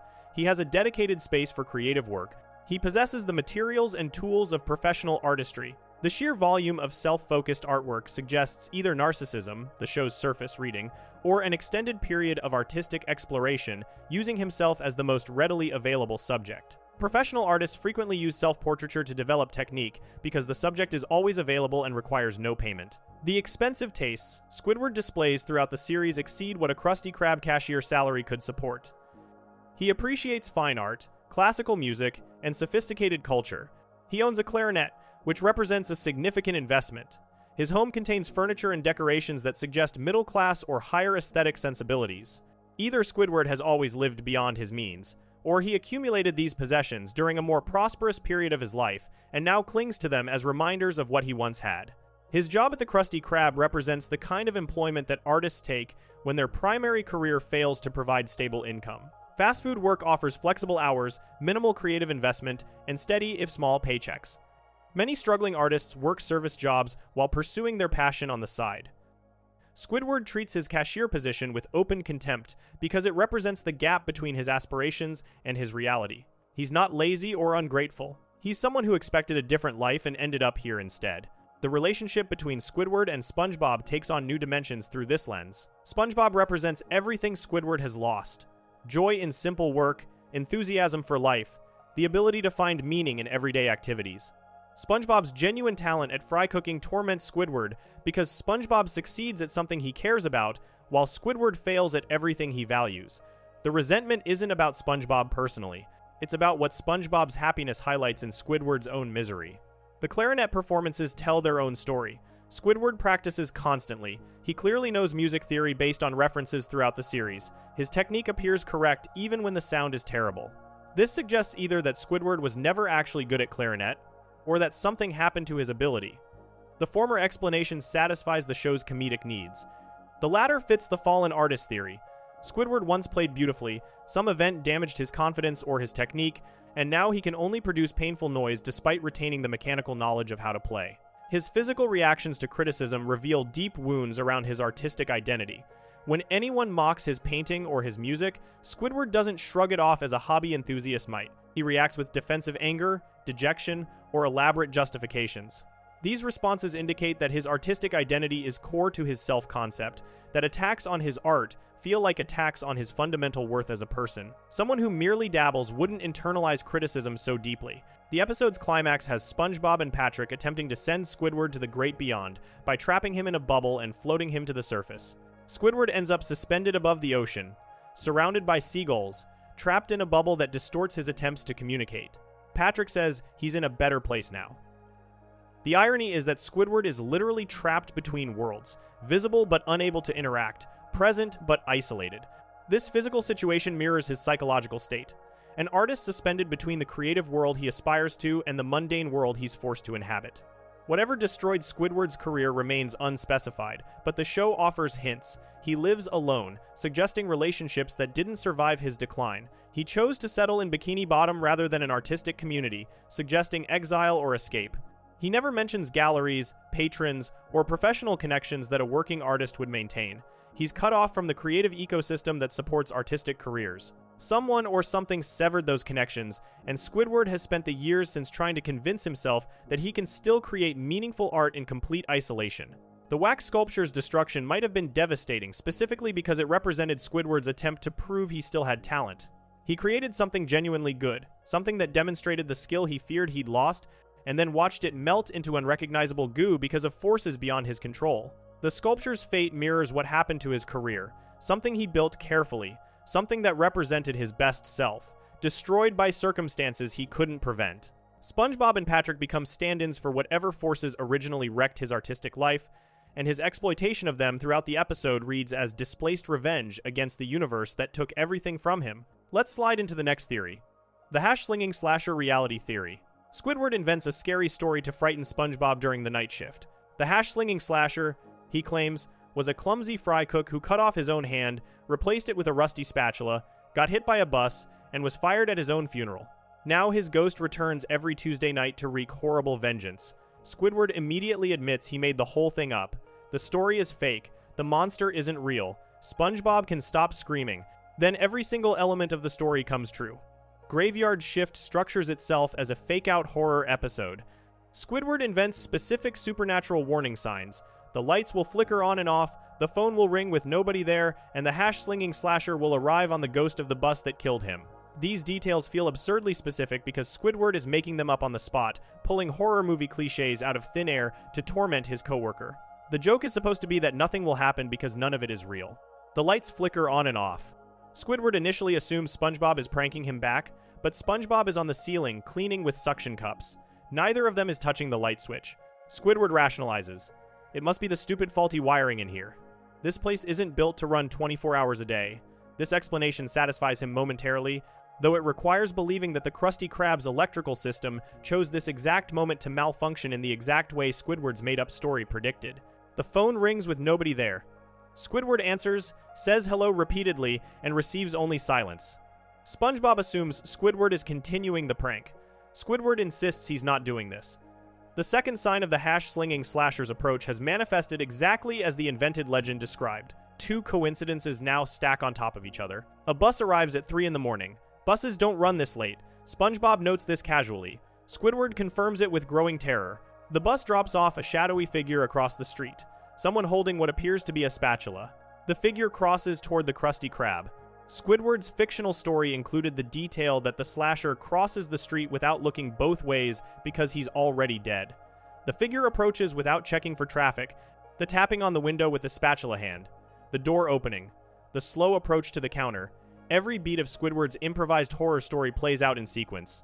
SpongeBob and Squidward huddle together in genuine terror, convinced they're about to die. Squidward confesses that he's always sort of liked SpongeBob. SpongeBob confesses that he used Squidward's clarinet to unclog his toilet. These are deathbed admissions from characters who believe their lives are ending. The rational explanation arrives when the figure steps into the light. He's a nervous green fish named Richard who wanted to apply for a job. He brought his own spatula, explaining the silhouette. He called earlier but hung up because he was nervous, explaining the phone call with nobody there. The bus was just a late-night route. The monster wasn't real.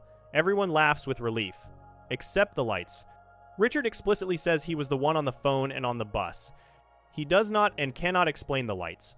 SpongeBob, Squidward, and Richard all turn to look at the light switch, and the camera reveals Nosferatu, the actual vampire from the 1922 silent film, standing at a comically oversized electrical switch, flickering the lights with malicious glee. The three characters say Nosferatu, in unison with a playfully scolding tone, as if they're catching a mischievous friend in the act. Nosferatu smiles. The lights go out. The episode ends. The show presents this as a comedic punchline, a random absurdist gag that deflates the horror tension. Nosferatu exists in this world. He was at the Krusty Krab during the night shift. He was deliberately flickering the lights to match the timing of Squidward's invented story. The rational explanation that resolves the episode actually confirms that something supernatural was happening the entire time. The theory takes this revelation and runs backward through the episode's logic. Nosferatu is a vampire. Vampires in most mythologies have powers that extend beyond light manipulation.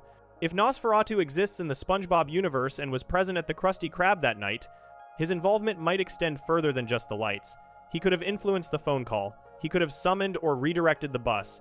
He could have drawn Richard to the restaurant at that specific moment. Nosferatu might have orchestrated the entire evening to match Squidward's story for his own entertainment. The alternative interpretation is even darker. Squidward didn't invent the hash-slinging slasher story. He channeled it. Something about that night, something about the circumstances of the 24-hour shift, opened Squidward to receive information about a legend that was already true. The hash-slinging slasher existed. The story had been circulating through Bikini Bottom's collective unconscious.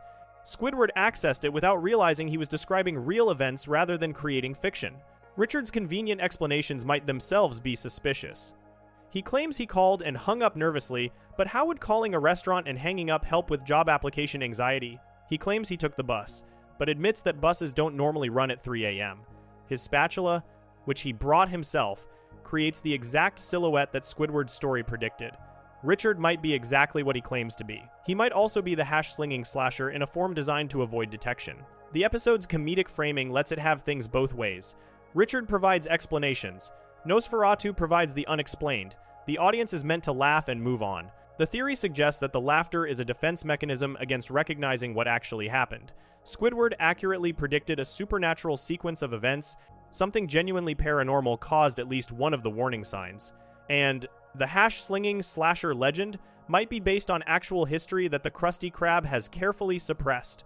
The final shot of Nosferatu smiling in the darkness carries implications the show never explores. A vampire has taken an interest in the Krusty Krab. He enjoys frightening its employees. He was watching the entire night, waiting for the perfect moment to reveal himself. He'll presumably be back. The Krusty Krab's 24-hour shift policy opened the restaurant to forces that daylight had previously kept at bay. Mr. Krabs' greed for late-night profits invited something into his establishment that won't be easily dismissed. Alright, next theory time. And if you're enjoying the video so far, subscribe to our channel for more videos like these. The Mrs. Puff Identity Change Theory. Mrs. Puff teaches boating school in Bikini Bottom. She's been SpongeBob's instructor for what appears to be years, possibly decades, failing him repeatedly while maintaining her professional composure through increasingly absurd driving disasters. The show presents her as a long-suffering educator trapped in an endless cycle of crashes, explosions, and paperwork. The theory circulating through the fanbase suggests something far darker. Mrs. Puff isn't her real name, this isn't her first boating school, and she's hiding from something in her past that forced her to create a new identity. No Free Rides contains a single line that rewrites everything we think we know about this character. After Mrs. Puff realizes she illegally passed SpongeBob and he now owns a boat capable of causing mass destruction, she spirals into panic. Her internal monologue plays out. Everyone will know that I let him slide through school. I'll have to move to a new city, start a new boating school with a new name. No, not again. Not again. Mrs. Puff has done this before. She has moved to a new city, she has started a new boating school, she has assumed a new name. This wasn't a hypothetical she was considering for the first time. This was a familiar escape pattern she recognized immediately because she's executed it before. The not again carries the weight of someone who has already run from something, already rebuilt her life from scratch, and dreads having to do it once more.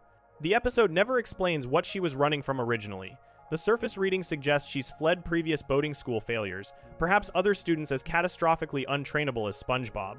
The darker reading suggests the original flight had nothing to do with boating school at all. Mrs. Puff arrived in Bikini Bottom already in hiding, already operating under an assumed identity, and established her teaching career as cover for a person who needed to disappear. Her title raises questions that the show never addresses. She's Mrs. Puff, implying a marriage, but no Mr. Puff appears in any episode. Other characters mention him occasionally, suggesting he existed at some point, but his current status remains ambiguous. The theory proposes that Mr. Puff's fate connects to whatever Mrs. Puff is running from. He might be dead. He might have been the target of whatever pursued her. He might have been complicit in whatever she did, taking the fall while she escaped. The wedding ring she doesn't wear might be buried in the same past she's trying to forget. Mrs. Puff's anxiety response to danger goes beyond normal teacher stress. When SpongeBob crashes, she inflates involuntarily, a defense mechanism that suggests her body has been conditioned to expect physical threats. Her inflation serves as comedic punctuation throughout the series, but physiological responses this dramatic typically develop through repeated trauma. Someone taught Mrs. Puff's body to protect itself through expansion and defensive posturing. That teaching happened before SpongeBob ever sat behind a wheel. The car chase sequence in No Free Rides reveals combat capabilities that no ordinary driving instructor should possess. Mrs. Puff steals SpongeBob's boat with professional efficiency, navigating the ignition process with practiced ease. When SpongeBob catches up and tries to stop her, she fights back with surprising aggression, kicking him out of the vehicle and engaging in physical combat. The final brawl as they plummet off a cliff looks less like a teacher defending herself and more like someone with actual combat training neutralizing a threat. Mrs. Puff knows how to fight. She knows how to steal vehicles. These aren't skills acquired through educator certification programs. Her willingness to commit crimes to solve the SpongeBob problem demonstrates a moral flexibility inconsistent with her public persona. Mrs. Puff steals the boat under cover of darkness, wearing a ski mask, using skills she apparently practiced before. I hope I still remember how to do this. The balloon giraffe she creates while preparing for the theft suggests either nervous energy or a habitual ritual she performs before operations. Either way, she's done this kind of thing before. Stealing vehicles at night while disguised isn't amateur behavior. The police involvement at the episode's end results in Mrs. Puff going to jail, which she accepts with resignation rather than panic. Someone truly hiding from their past would fear police databases, fingerprinting, and the exposure that incarceration brings. Mrs. Puff either has fake identification solid enough to survive scrutiny, or she's calculated that a short jail stint is preferable to whatever would happen if she ran again. The alternative, starting over in another city with another name, frightens her more than prison. What could possibly be worse than jail that makes staying put the better option? The not again also implies that her current identity in Bikini Bottom represents at least her second life, possibly her third or fourth.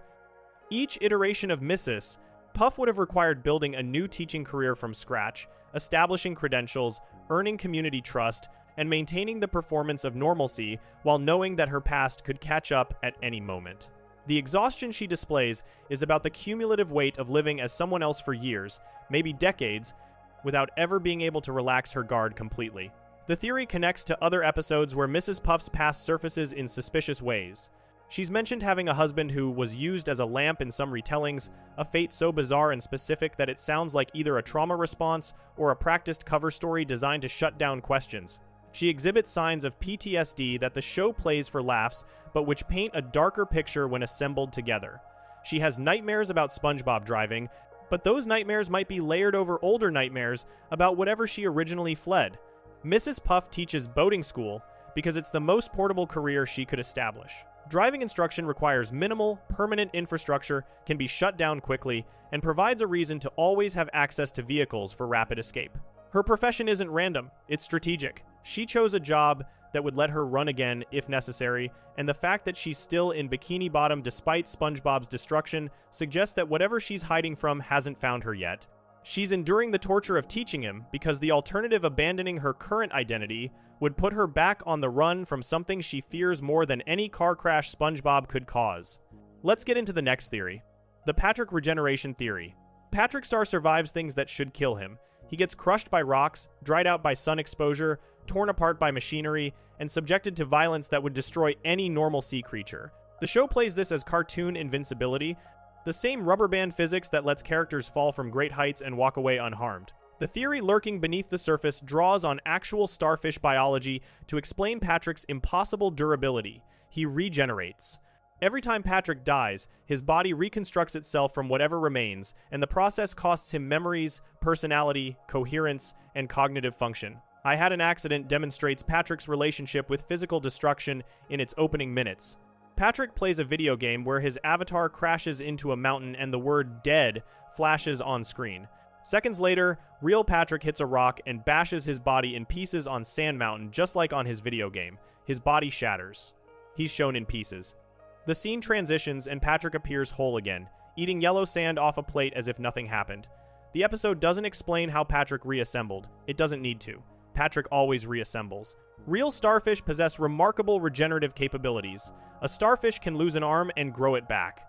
Some species can regenerate their entire body from a single severed limb. The central disc contains enough biological information to reconstruct the whole organism given sufficient time and resources. This regeneration comes with costs in the natural world. It requires energy, takes time, and the regrown portions don't always function identically to the originals. Patrick's cartoon regeneration operates on the same principles, accelerated to comedic speed but following similar biological logic. Patrick's intelligence fluctuates wildly between episodes and sometimes within the same episode. He'll demonstrate surprising insight in one scene and forget basic information in the next. Fans have attributed this to lazy writing, character inconsistency, or deliberate comedic randomness. The regeneration theory offers a biological explanation. Each time Patrick's body reconstructs itself, the neural tissue doesn't reform perfectly. Memories get lost. Cognitive pathways that existed before the trauma fail to reconnect. Patrick's stupidity is actually brain damage accumulated across hundreds of deaths and regenerations. The episode shows SpongeBob's butt getting destroyed in a sandboarding accident. The doctor explains it took 20 hours to reassemble, they ran out of staples and had to use glue, and SpongeBob is lucky luck boy to have survived. SpongeBob's injury required medical intervention, specialized equipment, and professional care. Patrick's identical injury, shattering against a mountain, required nothing. Patrick just reformed on his own, off-screen, without comment. The contrast highlights how differently their bodies handle catastrophic damage. Patrick's memory problems extend beyond general intelligence into specific recall failures. He frequently forgets conversations that happened moments ago. He loses track of what he's doing mid-activity. He can't remember basic facts about his life, his friends, or his own preferences. These symptoms align with what you'd expect from someone whose brain has been destroyed and regrown multiple times. Each regeneration cycle preserves enough information to maintain basic personality and relationships, but loses the fine details that make someone feel continuous with their past self. The I Had an Accident gorilla sequence puts Patrick through another round of extreme physical trauma. The gorilla stuffs Patrick and Sandy into a bag and beats them repeatedly, using chairs, bouncing them like a ball, and subjecting them to extended violence. Patrick emerges from this assault apparently unharmed, ready to question why there's a gorilla underwater. His body absorbed damage that should have been fatal and processed it without lasting visible effect. The episode ends before we see whether Patrick suffered any memory loss from this particular incident. The theory explains why Patrick sometimes seems smarter in earlier seasons than later ones. Early Patrick displays occasional cleverness, problem-solving ability, and emotional intelligence that later Patrick lacks entirely. If each episode represents potential regeneration events, given how often Patrick experiences physical trauma, the cumulative damage would produce exactly this pattern. Gradual cognitive decline as more and more neural tissue fails to regenerate correctly. Patrick isn't getting stupider because the writers ran out of ideas. Patrick is getting stupider because his brain keeps dying and coming back wrong. Patrick's emotional volatility fits this framework as well. He swings between happiness and rage, affection and cruelty, with little apparent cause. Emotional regulation requires intact neural pathways and consistent brain chemistry. Someone whose neurological architecture keeps getting scrambled would display exactly the kind of unpredictable mood shifts Patrick exhibits. His famous, "Is mayonnaise an instrument?" question isn't random stupidity. It's a brain desperately trying to make connections with damaged hardware. The regeneration theory also explains Patrick's apparent lack of concern about his own safety. He doesn't fear death because death isn't permanent for him. He's experienced it, processed it, and woken up afterward enough times that mortality holds no terror. SpongeBob's terror about going outside makes perfect sense for someone who could permanently die from an accident. Patrick's casual attitude toward danger makes perfect sense for someone who knows he'll reform no matter what happens. SpongeBob explicitly demonstrates regeneration in this episode when he regrows his arms multiple times after pulling them off. "You mean like this, or like this, or this?" Squidward's response, "Except he wasn't a sponge," establishes that regeneration is a species-specific trait. SpongeBob and Patrick both belong to species with regenerative capabilities. The show acknowledges this for SpongeBob directly, but leaves Patrick's version implicit. The ending of the episode features the gorilla ripping SpongeBob in half, producing two talking SpongeBob halves that continue the conversation separately. SpongeBob's consciousness survives bisection because sponge biology allows for this kind of division. Patrick, as a starfish, would have similar capabilities. The episode demonstrates that the characters in this universe can survive division and maintain awareness through processes that would kill normal organisms. Patrick's entire existence might be a continuous series of deaths and rebirths that he's stopped noticing because it happens so frequently. Patrick Star isn't stupid. Patrick Star is brain damaged, repeatedly, by a regeneration process that saves his life at the cost of his cognitive function. Every time he dies and reforms, he loses a little more of whoever he used to be. The Patrick we see in any given episode is the latest version, rebuilt from whatever remained after the previous trauma, carrying fragments of memories and personality traits that don't quite fit together anymore. His cheerful obliviousness isn't a character flaw. It's a survival mechanism for someone who has died more times than he can remember, which, given the memory loss, might be a very low number indeed. Moving right into the next theory, the Krusty Krab lobster trap theory. The Krusty Krab is shaped like a lobster trap. This architectural detail sits in plain sight throughout every episode, so normalized by repetition that viewers stop noticing it. The building has the distinctive barrel shape, the conical entrance structure, and the slatted sides of a traditional lobster trap scaled up to commercial building size. The show never explains why a restaurant would be built in this shape. The theory circulating through the fanbase offers a disturbing answer. The Krusty Krab was literally a lobster trap before Mr. Krabs converted it into a restaurant, and its original purpose involved capturing something far more dangerous than ordinary crustaceans. Krusty Krab training video provides the most detailed origin story for the restaurant available in canon. The narrator explains that after the war, Krabs stayed secluded in a deep depression that seemed endless. But then his luck changed when he acquired a bankrupt retirement home, and with a few minor alterations, the Krusty Krab was born. The scene shows Mr. Krabs painting a giant K over the Rusty Krab sign, with elderly fish playing shuffleboard outside. The official story claims Mr. Krabs converted a retirement home.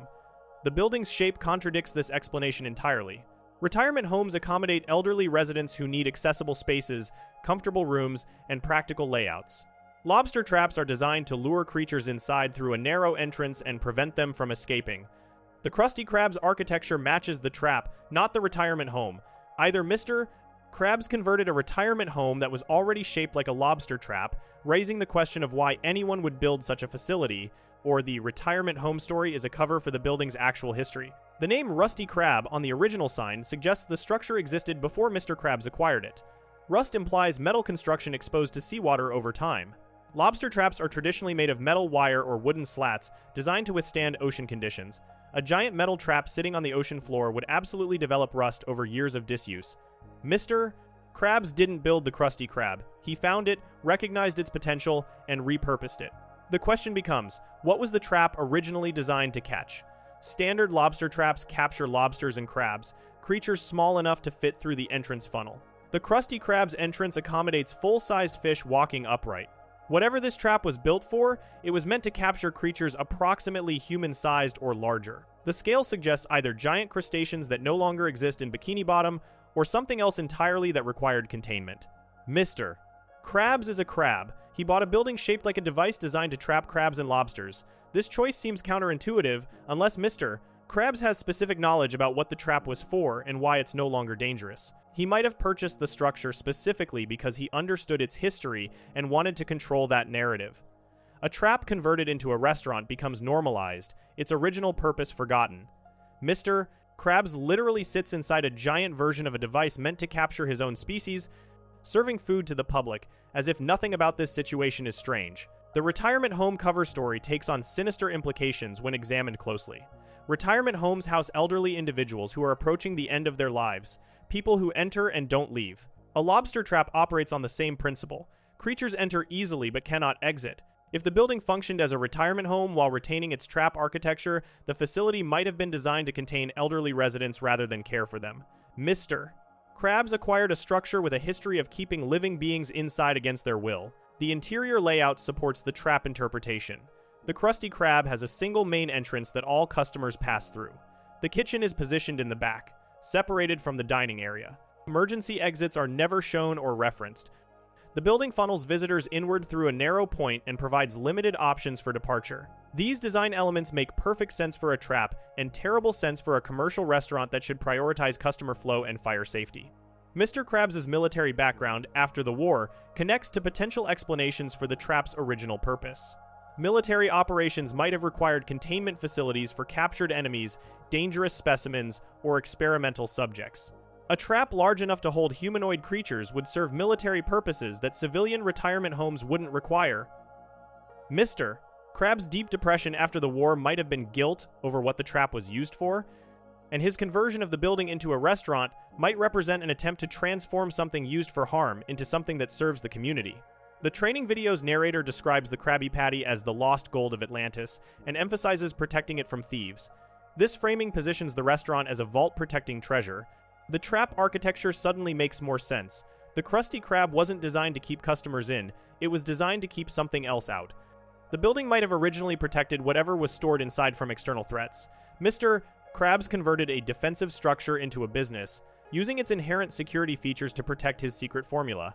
Plankton's inability to successfully steal the formula despite hundreds of attempts might be partially explained by the building's trap architecture. The Krusty Krab was designed by someone who understood how to prevent unauthorized entry and exit. The same features that made it effective as a trap make it effective as a secure facility. Plankton keeps failing because he's trying to breach a structure specifically engineered to contain and control access. The theory suggests that somewhere in Bikini Bottom's history, something existed that required a trap this large to contain. That something might be extinct now, driven away, or still present in some form that residents have learned to ignore. Mr. Krabs knows what the trap was for. His decision to live and work inside it every day might be the act of a man keeping watch over something, maintaining a vigil that the rest of Bikini Bottom has forgotten is necessary. The Krusty Krab serves Krabby Patties on the surface. Underneath that cheerful facade, it remains what it always was, a trap, waiting for something to trigger its original purpose. Let's dive into the next theory. The Sandy Exile Theory. Sandy Cheeks lives at the bottom of the ocean in a sealed dome that requires specialized equipment to maintain breathable air. She's a land mammal surrounded by water, isolated from her own species, separated from her home state by an environment that would kill her instantly if her protective systems failed. The show presents this as a research assignment, a scientific posting that Sandy chose to pursue. The theory that has circulated through the fanbase suggests something darker. Sandy didn't choose Bikini Bottom. Texas sent her there as punishment, and her research mission is actually a form of exile that she's serving whether she wants to or not. Texas reveals the depth of Sandy's homesickness in ways that go beyond normal career relocation adjustments. She builds a sand sculpture of Texas and calls it nothing but a memory now. She refuses to participate in activities she normally enjoys.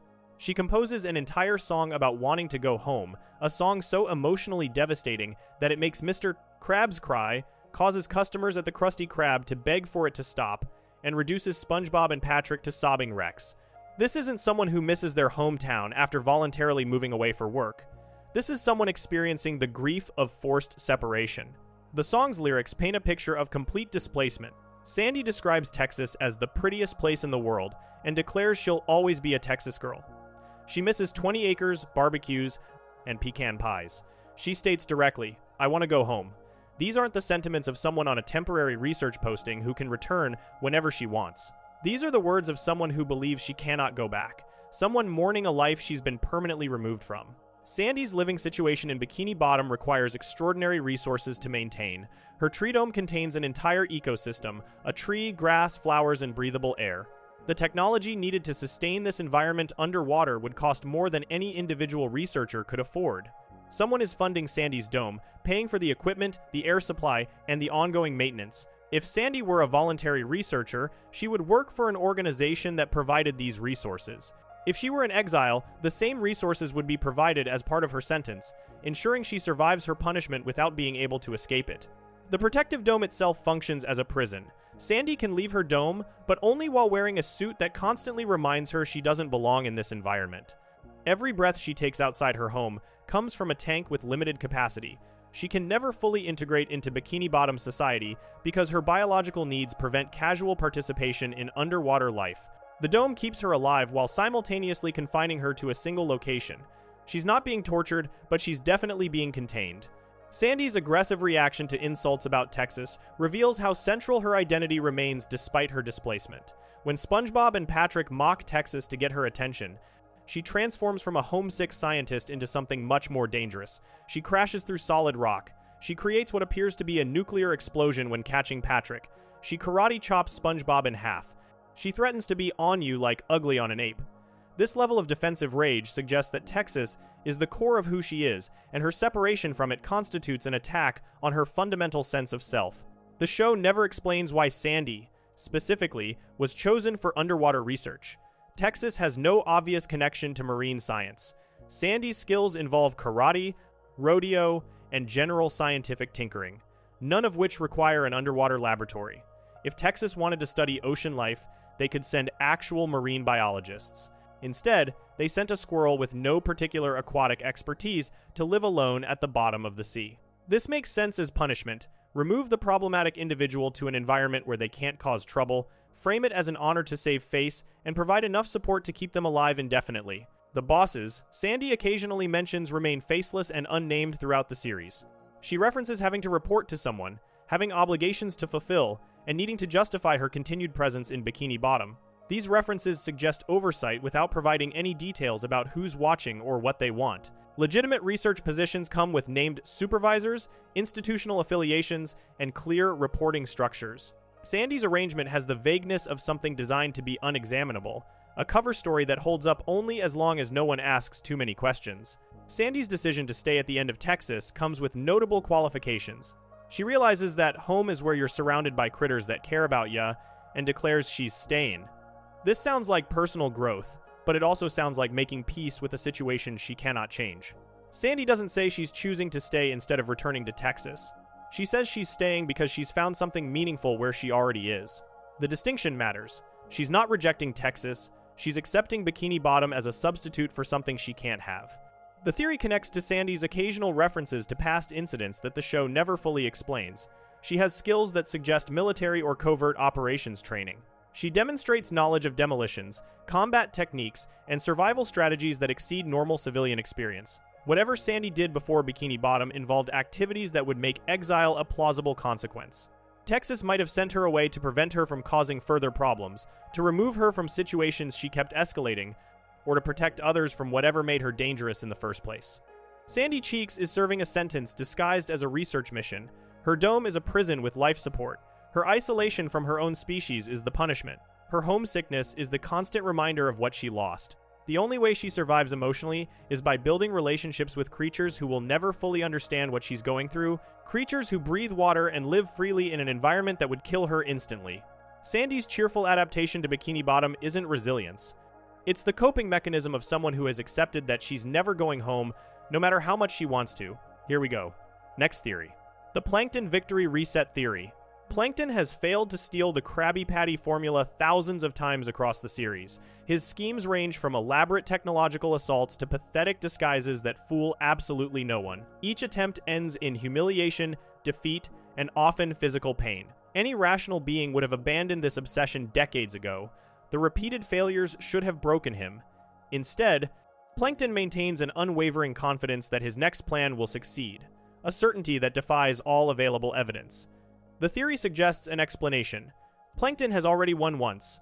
The events of the SpongeBob SquarePants movie represent a timeline where Plan Z succeeded completely, and something reset reality to before his victory. Plankton's irrational confidence stems from subconscious memory of having actually achieved his goal.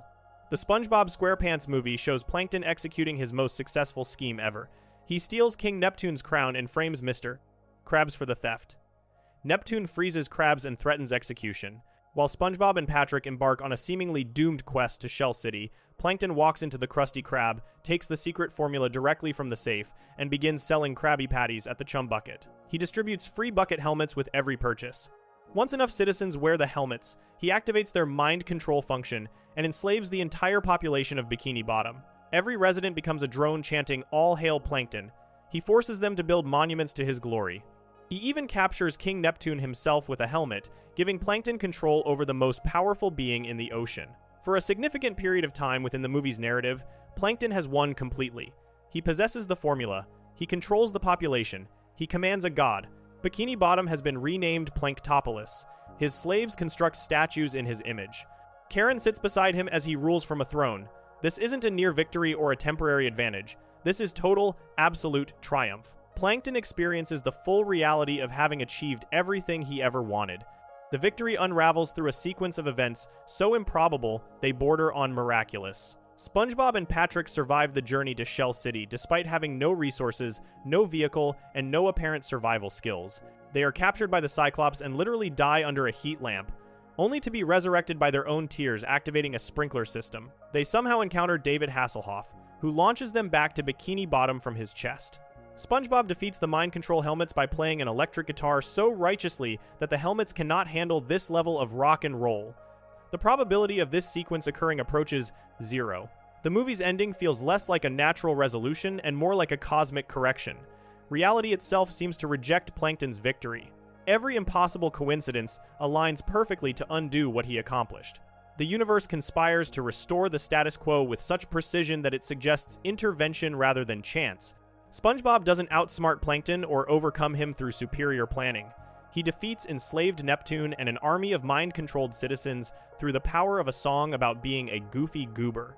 This isn't narrative logic. This is reality being overwritten.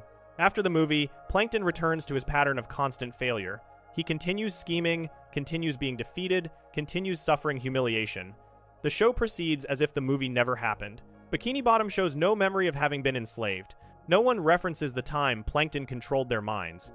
Neptune doesn't mention almost executing an innocent crab. The complete absence of consequences suggests the events were somehow erased from the timeline, leaving only the faintest traces in the subconscious minds of those who experienced them. Plankton's confidence throughout the series makes no sense without hidden knowledge. He has failed at the same goal for over 2 decades of continuous effort.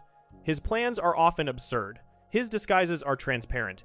His technology frequently malfunctions. Mr. Krabs defeats him repeatedly with minimal effort. SpongeBob thwarts him almost accidentally. By any reasonable measure, Plankton should have concluded long ago that stealing the formula is impossible and found some other purpose for his life. Instead, he maintains absolute certainty that victory is achievable and imminent. This certainty suggests memory of having already succeeded. Plankton doesn't believe he can win because he's delusional. He believes he can win because somewhere in his subconscious, he knows he already did. The taste of victory lingers, even if the conscious memory has been erased. His body remembers sitting on the throne. His mind retains the shadow of commanding Neptune. His soul recalls the satisfaction of finally holding the formula. These phantom memories drive his continued obsession when logic would demand surrender. Karen's behavior throughout the series supports this interpretation. She frequently expresses skepticism about Plankton's chances while simultaneously helping him plan. She points out flaws in his schemes while never suggesting he give up entirely. This pattern makes sense if Karen also carries subconscious memory of Plan Z's success. She knows they can win because she experienced it.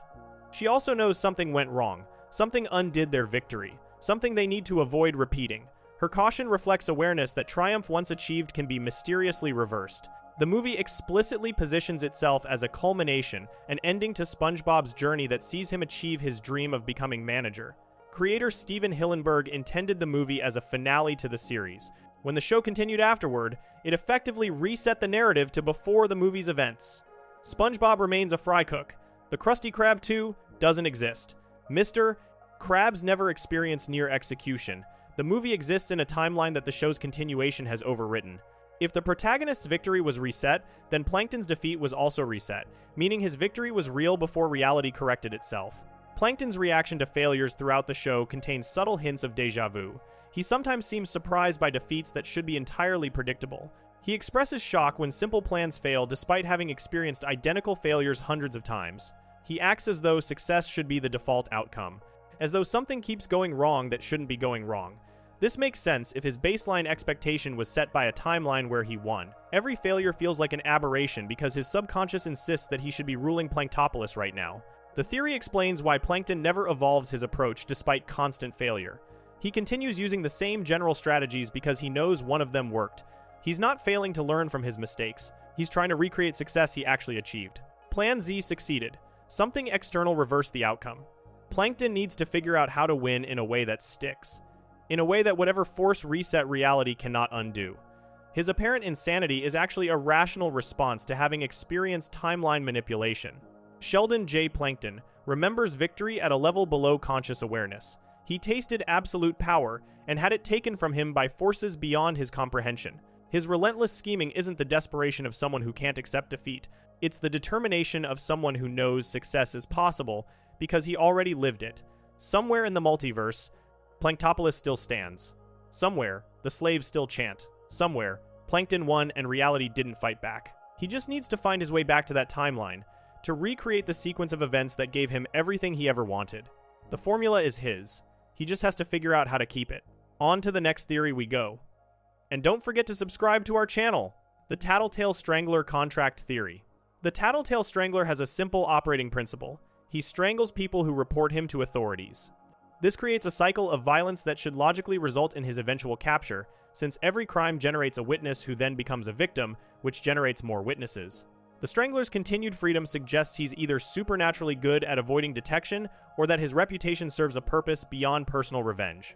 SpongeBob meets the Strangler presents what appears to be a straightforward scenario. SpongeBob reports the Strangler for littering, the Strangler escapes custody to seek revenge. The theory circulating through fan discussions proposes something darker. The littering was staged, SpongeBob witnessed something he shouldn't have, and the Strangler was hired to eliminate him before he could talk. The episode opens with SpongeBob on early morning litter patrol, a duty he takes with religious seriousness. He describes himself as hoping Neptune will shine brightly on my harvest. This isn't casual cleanup. This is ritualistic behavior, a patrol route that SpongeBob follows with precision timing. Someone who wanted to know exactly where SpongeBob would be at a specific time could easily predict his location. The Strangler sits in a car throwing trash onto the ground directly in front of SpongeBob, piece after piece, until SpongeBob approaches the vehicle. This isn't careless littering. This is bait. The trash falls in an escalating pattern designed to draw SpongeBob closer. First a candy wrapper, then more debris. Then a continuous stream that SpongeBob describes as an epidemic. Finally, a piece of litter attached to a parachute, which is absurd enough to demand investigation. The Strangler isn't casually disposing of garbage. He's creating a trail that leads directly to his car window, ensuring SpongeBob will confront him and create the justification for what comes next. The Strangler needs SpongeBob to report him. That's the entire point. When SpongeBob approaches the car to cite the littering violation, the Strangler responds with mockery. "What are you gonna do, call the police?" This is not the behavior of someone who fears law enforcement. This is someone who knows exactly what will happen next and has planned for it. The police arrive immediately, as if they were already nearby waiting for the call. They begin handcuffing the Strangler in a bizarrely elaborate fashion, walking past him in single file to continue adding restraints. The arrest itself feels performative, a show designed to establish SpongeBob as the tattletale who triggered it. The Strangler's escape from police custody happens with suspicious ease. Officer Nancy says, "Oops, not again," when she notices he's gone, suggesting this is a regular occurrence. Officer Johnson confirms, yup, he got away with no apparent concern. They leave SpongeBob standing alone after calling him Tattletale, establishing his identity for anyone who might be watching. If the goal was to mark SpongeBob as the Strangler's next target, the police couldn't have done a better job. If the goal was to actually keep a dangerous criminal contained, they failed completely. The disparity suggests their priorities weren't aligned with public safety. The theory proposes that SpongeBob saw something during his litter patrol that he didn't consciously register as significant. His route takes him through the Krusty Krab parking lot, an area adjacent to multiple businesses and potentially visible to activities occurring before normal operating hours. The Strangler's presence in that specific location at that specific time may not have been about littering at all. He may have been disposing of evidence, conducting surveillance, or meeting with someone who couldn't afford to be seen. SpongeBob's approach interrupted something, and now SpongeBob needs to be silenced. The Strangler's subsequent behavior supports this interpretation. He doesn't simply attack SpongeBob when he has the opportunity. He poses as a bodyguard and insists on getting SpongeBob alone inside his house with all the lights off. He wants a nice, quiet, secluded location where no one can hear you being strangled. This is professional elimination methodology, not personal revenge. A criminal motivated purely by anger would attack immediately. A hired killer would ensure there are no witnesses and no evidence. The Strangler's patience suggests he's operating under professional standards. SpongeBob's obliviousness throughout the episode takes on new significance in this context. He doesn't recognize the Strangler despite having seen his face during the arrest. He doesn't notice the fake mustache or the receipt from Phony Baloney Mustache Emporium. He doesn't register any of the Strangler's verbal slips about strangling, choking, and crushing windpipes. This level of unawareness extends beyond comedy. SpongeBob genuinely cannot process threats, which means he also couldn't process whatever he witnessed that made him a target. He saw something incriminating and has no idea what it was. The parties that interrupt the Strangler's attempts suggest SpongeBob has protections he doesn't understand. His friends arrive for a surprise celebration of his 100% on-time work record, then return for a birthday party based on invitations SpongeBob supposedly sent. SpongeBob seems confused about both events, asking, "How'd you guys know?" These gatherings feel less like coincidence and more like intervention. Someone is ensuring SpongeBob is never alone with the Strangler long enough for the job to be completed. Someone is sabotaging the hit. Patrick's role in the episode supports this interpretation. He appears at crucial moments to interrupt the Strangler's attempts. When the Strangler finally gets SpongeBob alone, Patrick emerges out of nowhere to delay the attack. The Strangler tries to remove Patrick by convincing SpongeBob that Patrick might be the Strangler, and Patrick immediately runs off to turn myself in. This draws the Strangler into screaming his true identity, which brings everyone back for another party. Patrick functions as protection SpongeBob didn't know he had, whether through luck, loyalty, or something more deliberate. The Strangler's ultimate fate reinforces the contract interpretation. He doesn't escape justice through his usual methods. He ends up in jail through a series of escalating disasters, each triggered by his own attempts to flee SpongeBob. He jumps from an airplane and lands directly in the police station jail. This isn't bad luck. This is narrative correction. The universe ensures the contract cannot be completed. The Strangler was hired to silence someone who couldn't be silenced, targeted someone protected by forces that don't need to reveal themselves. Mr. Krabs' reaction when SpongeBob shows him the Strangler's wanted poster suggests awareness of larger stakes. Krabs immediately retreats into his shell and tells SpongeBob to go away and take your death cloud with you. This isn't cowardice about a random criminal. This is someone who recognizes that SpongeBob has become involved in something dangerous, something Krabs doesn't want touching his business. Larry the Lobster, construction workers, and tough guys at a bar all react with similar terror. The Strangler is connected to something that terrifies people who should be difficult to intimidate. The theory connects to broader patterns in Bikini Bottom's underworld. The Krusty Krab sits at the center of a competitive restaurant industry where industrial espionage is constant and violence is implied. The Chum Bucket's owner has repeatedly attempted theft, sabotage, and mind control.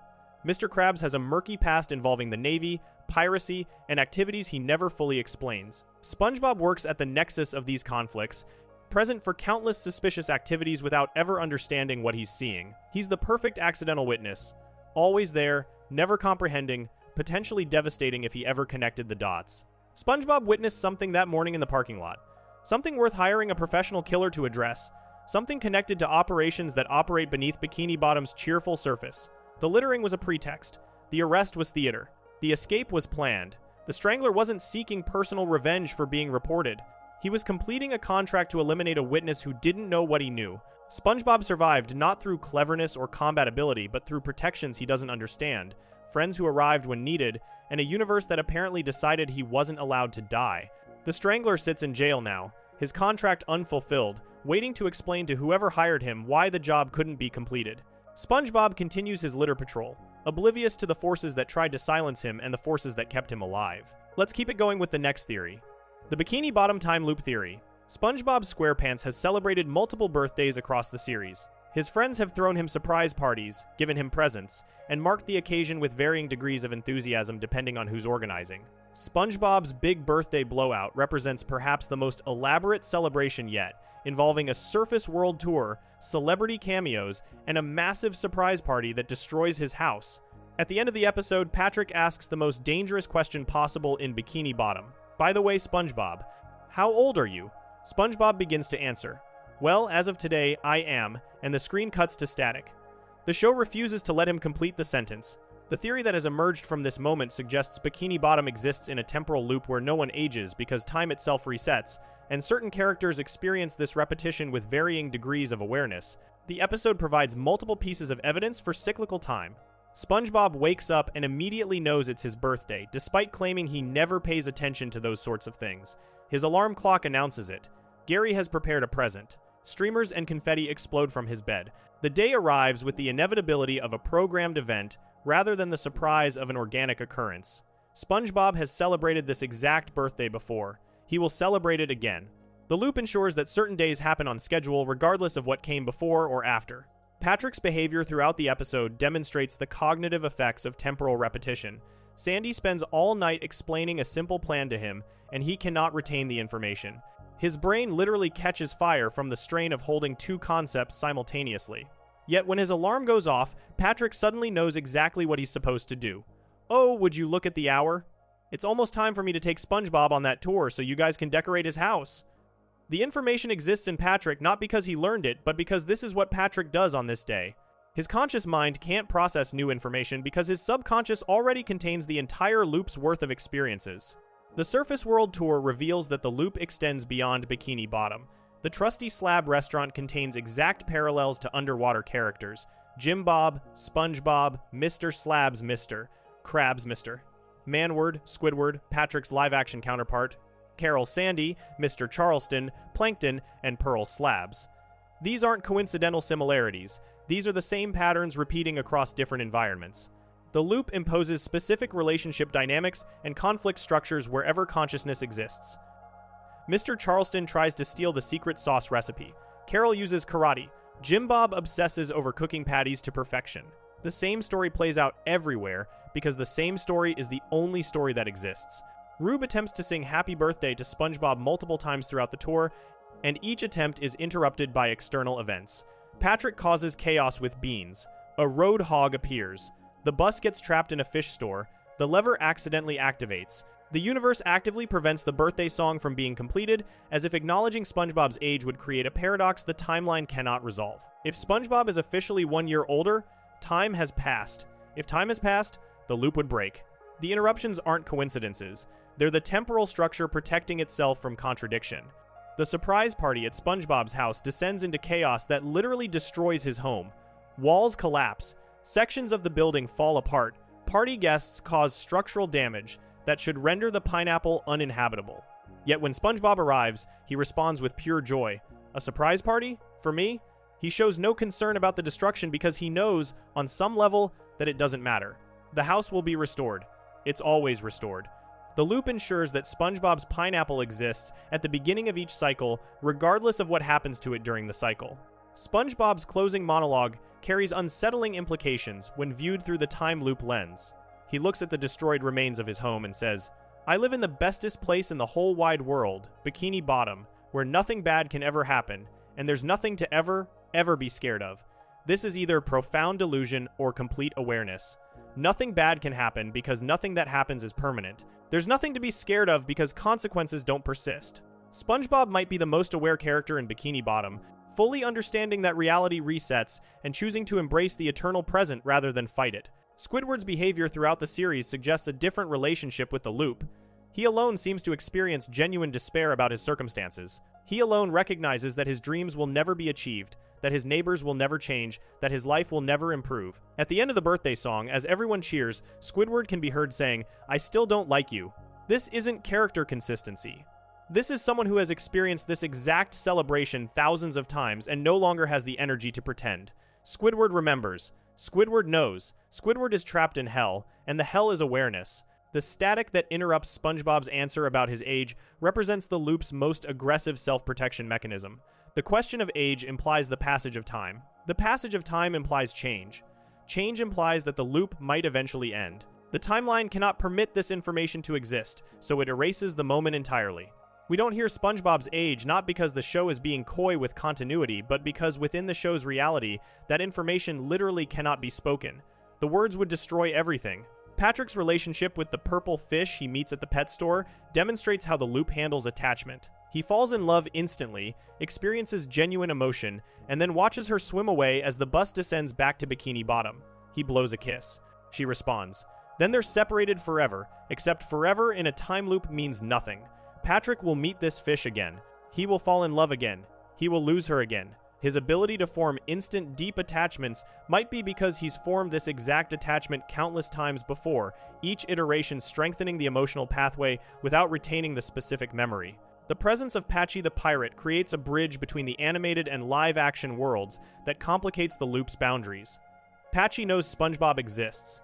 Patchy travels to deliver a birthday present. Patchy ends up with his head separated from his body, swapped with his parrot, with no apparent concern about the impossibility of his situation. Patchy might be the loop's administrator, the external entity who ensures that birthday celebrations occur on schedule, and that the proper narrative beats are maintained.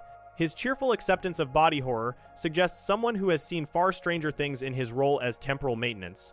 The celebrities wishing SpongeBob happy birthday exist outside Bikini Bottom's reality entirely. David Hasselhoff, who has physically interacted with the underwater world before, appears both in the episode and in the celebrity montage. This suggests multiple layers of reality all synchronized to celebrate SpongeBob's birthday simultaneously. The loop organizes all of existence around ensuring that certain events occur at certain times for certain characters. SpongeBob's birthday is a fixed point that reality itself acknowledges. The episode's dedication to Steve Hillenburg, the show's creator who passed away before the episode aired, adds a metatextual layer to the time loop theory. Hillenburg created this world. He established its rules. He determined that SpongeBob would never age, that relationships would never fundamentally change, that the status quo would always be restored. The time loop isn't a glitch in Bikini Bottom's reality. It's the fundamental design principle that allows the show to exist indefinitely. Characters cannot age because aging would end the story. The loop is the story. SpongeBob's big birthday blowout confirms what the series has demonstrated for over 2 decades. Time in Bikini Bottom operates differently than time anywhere else. Characters celebrate birthdays without getting older. Houses are destroyed and restored without explanation. The same conflicts repeat with the same outcomes. The same relationships persist without development. Squidward's clarinet never improves. Plankton never succeeds. SpongeBob never matures. The loop ensures that tomorrow will be functionally identical to today, which was functionally identical to yesterday, which was functionally identical to 20 years ago. The only question is whether the characters know, and the answer varies by character. SpongeBob has found peace. Patrick has found oblivion. Squidward has found despair. And somewhere outside the loop, Patchy keeps delivering presents, ensuring that the birthday that never ends continues forever. Next theory coming your way. The Patchy the Pirate Interdimensional Observer Theory. Patchy the Pirate presents himself as the president of the SpongeBob SquarePants fan club, a surface-dwelling human who simply enjoys a children's cartoon character. His segments frame the animated episodes as entertainment, stories he shares with his audience about characters who exist in a fictional underwater world. Christmas Who reveals something far stranger about Patchy's relationship with Bikini Bottom. He sees SpongeBob in real time. He knows what SpongeBob is doing at specific moments. He interacts with Bikini Bottom's reality in ways that suggest genuine interdimensional perception rather than fan enthusiasm. The theory proposes that Patchy has somehow discovered a method to observe Bikini Bottom directly, and his fan club activities are actually attempts to document and make contact with a world most humans cannot perceive. The episode opens with Patchy wrapping presents while singing, a normal holiday activity. Then he addresses the camera and notices he's on air, suggesting awareness of broadcasting. But his next statement contradicts simple television hosting. I'll bet old SpongeBob is gearing up for Santa Claus right now. He picks up a picture of SpongeBob and the show cuts directly to SpongeBob responding, I sure am. SpongeBob then activates an elaborate chimney mechanism, directly answering Patchy's speculation. This isn't narration. This is communication. Patchy made a statement about SpongeBob's activities, and SpongeBob confirmed it as if he heard the observation. Patchy continues demonstrating real-time knowledge of Bikini Bottom events. He picks up a picture of Patrick and states that Patrick is doing his share of the decorating. The show cuts to Patrick standing by his rock with a single ornament that immediately falls off. Patchy couldn't know this from watching a pre-recorded show. He's observing events as they happen, commenting on actions that occur in response to his attention. The pictures he holds might function as viewing portals, windows that allow him to focus his perception on specific individuals in Bikini Bottom. The production of Patchy's segments reveals technology that shouldn't exist for a simple fan club president. He has a full television set in his home with professional lighting. He has a puppet parrot named Potty who demonstrates independent movement and personality. He has access to broadcasting equipment that allows him to address children directly. He receives fan mail about SpongeBob that he answers with authority, as if he has inside knowledge about the character's preferences and history. The infrastructure surrounding Patchy suggests an operation far more sophisticated than amateur enthusiasm. Patchy's claim that there was a time when no one had even heard of Christmas in Bikini Bottom demonstrates historical knowledge about the underwater world. He doesn't say there was a time in the story, or according to the show. He speaks as a historian recounting factual events he has access to. He then promises to tell the story of SpongeBob's very first Christmas, narrating events he presents as having actually occurred. His narration appears as voiceover during the animated segments, and so, Sandy wove the magical tale of gumdrops and penny whistles. Patchy isn't describing fiction. He's documenting events he witnessed through whatever method allows him to perceive Bikini Bottom. The episode structure alternates between Patchy's live-action segments and the animated Christmas story in ways that suggest active observation rather than passive viewing. Patchy interrupts the story to ask rhetorical questions. Is Squidward right? Can there be a Christmas under the sea? Stay tuned. He's not reading from a script, he's watching events unfold and questioning their outcome. When the story reaches a pause point, Patchy expresses genuine uncertainty about what will happen next, suggesting he observes Bikini Bottom without full knowledge of future events. Patchy's relationship with Potty provides clues about how he might have discovered Bikini Bottom. Potty is a puppet who somehow operates with independent agency, squawking responses that Patchy doesn't control, eating cookie dough when Patchy tries to stop him, and generally behaving as a conscious entity despite being strings and fabric. If Patchy has access to technology or magic that can animate puppets, he might have access to perception-altering capabilities that let him see into underwater dimensions. Potty could be a side effect of the same forces that opened Patchy's connection to Bikini Bottom. The fan mail segment demonstrates that Patchy's knowledge extends beyond observation to interpretation. A child writes asking if SpongeBob likes Christmas. Patchy doesn't say, I don't know, let's watch and find out. He immediately responds by telling the story of SpongeBob's first Christmas, implying he has comprehensive knowledge of SpongeBob's history with the holiday. He knows not just what SpongeBob is doing now, but what SpongeBob has experienced in the past. This suggests either long-term observation or access to some form of records about Bikini Bottom's timeline. Patchy's physical location in Encino, California, places him nowhere near the ocean, yet his entire identity centers on underwater characters. His house is decorated with SpongeBob paraphernalia. His Christmas tree features ornaments shaped like SpongeBob, Patrick, and Squidward. He bakes cookies in their likenesses. This obsessive documentation behavior mirrors how researchers study subjects they cannot directly interact with. Patchy collects evidence of Bikini Bottom's existence because he cannot physically travel there, compensating for his inability to make direct contact by surrounding himself with representations of what he observes. The ending of Christmas Who provides the strongest evidence for Patchy's genuine connection to Bikini Bottom. He operates a sailboat puppet show featuring SpongeBob and Patrick approaching Christmas Island. The puppets speak dialogue that Patchy voices, but they also respond to a storm that Patchy creates with sound effects. The puppets are on Patchy's head, physically attached to him, yet they seem to interact with the scenario he describes. When the segment ends, the man on set has to call his name to break his focus, suggesting Patchy enters a trance-like state when connecting with Bikini Bottom's narrative. The theory explains why Patchy refers to SpongeBob with such personal familiarity. He calls him Old SpongeBob and Our Pal SpongeBob, language that implies relationship rather than fandom. He expresses genuine concern when events in Bikini Bottom take negative turns. He celebrates when characters succeed. His emotional investment suggests he views SpongeBob as a real person he has come to care about through years of observation, not a fictional character he enjoys from a distance. Patchy's attempts to contact Bikini Bottom may be the purpose behind his broadcasting. By creating a fan club and producing television segments, he generates attention and energy focused on SpongeBob's world. If consciousness or collective belief plays any role in the connection between dimensions, Patchy's efforts to spread awareness of Bikini Bottom might strengthen the bridge between worlds. Every child who watches his segments and thinks about SpongeBob might contribute to whatever force allows Patchy to perceive the underwater dimension. The French narrator's presence in both Patchy segments and Bikini Bottom scenes creates another connection point. The same voice that describes events in the animated world also appears in Patchy's reality, signing off at the episode's end by saying goodnight and happy holidays while Patchy chases Potty in the background. The narrator exists in both dimensions simultaneously, suggesting that the barrier between Patchy's world and Bikini Bottom is more permeable than it appears.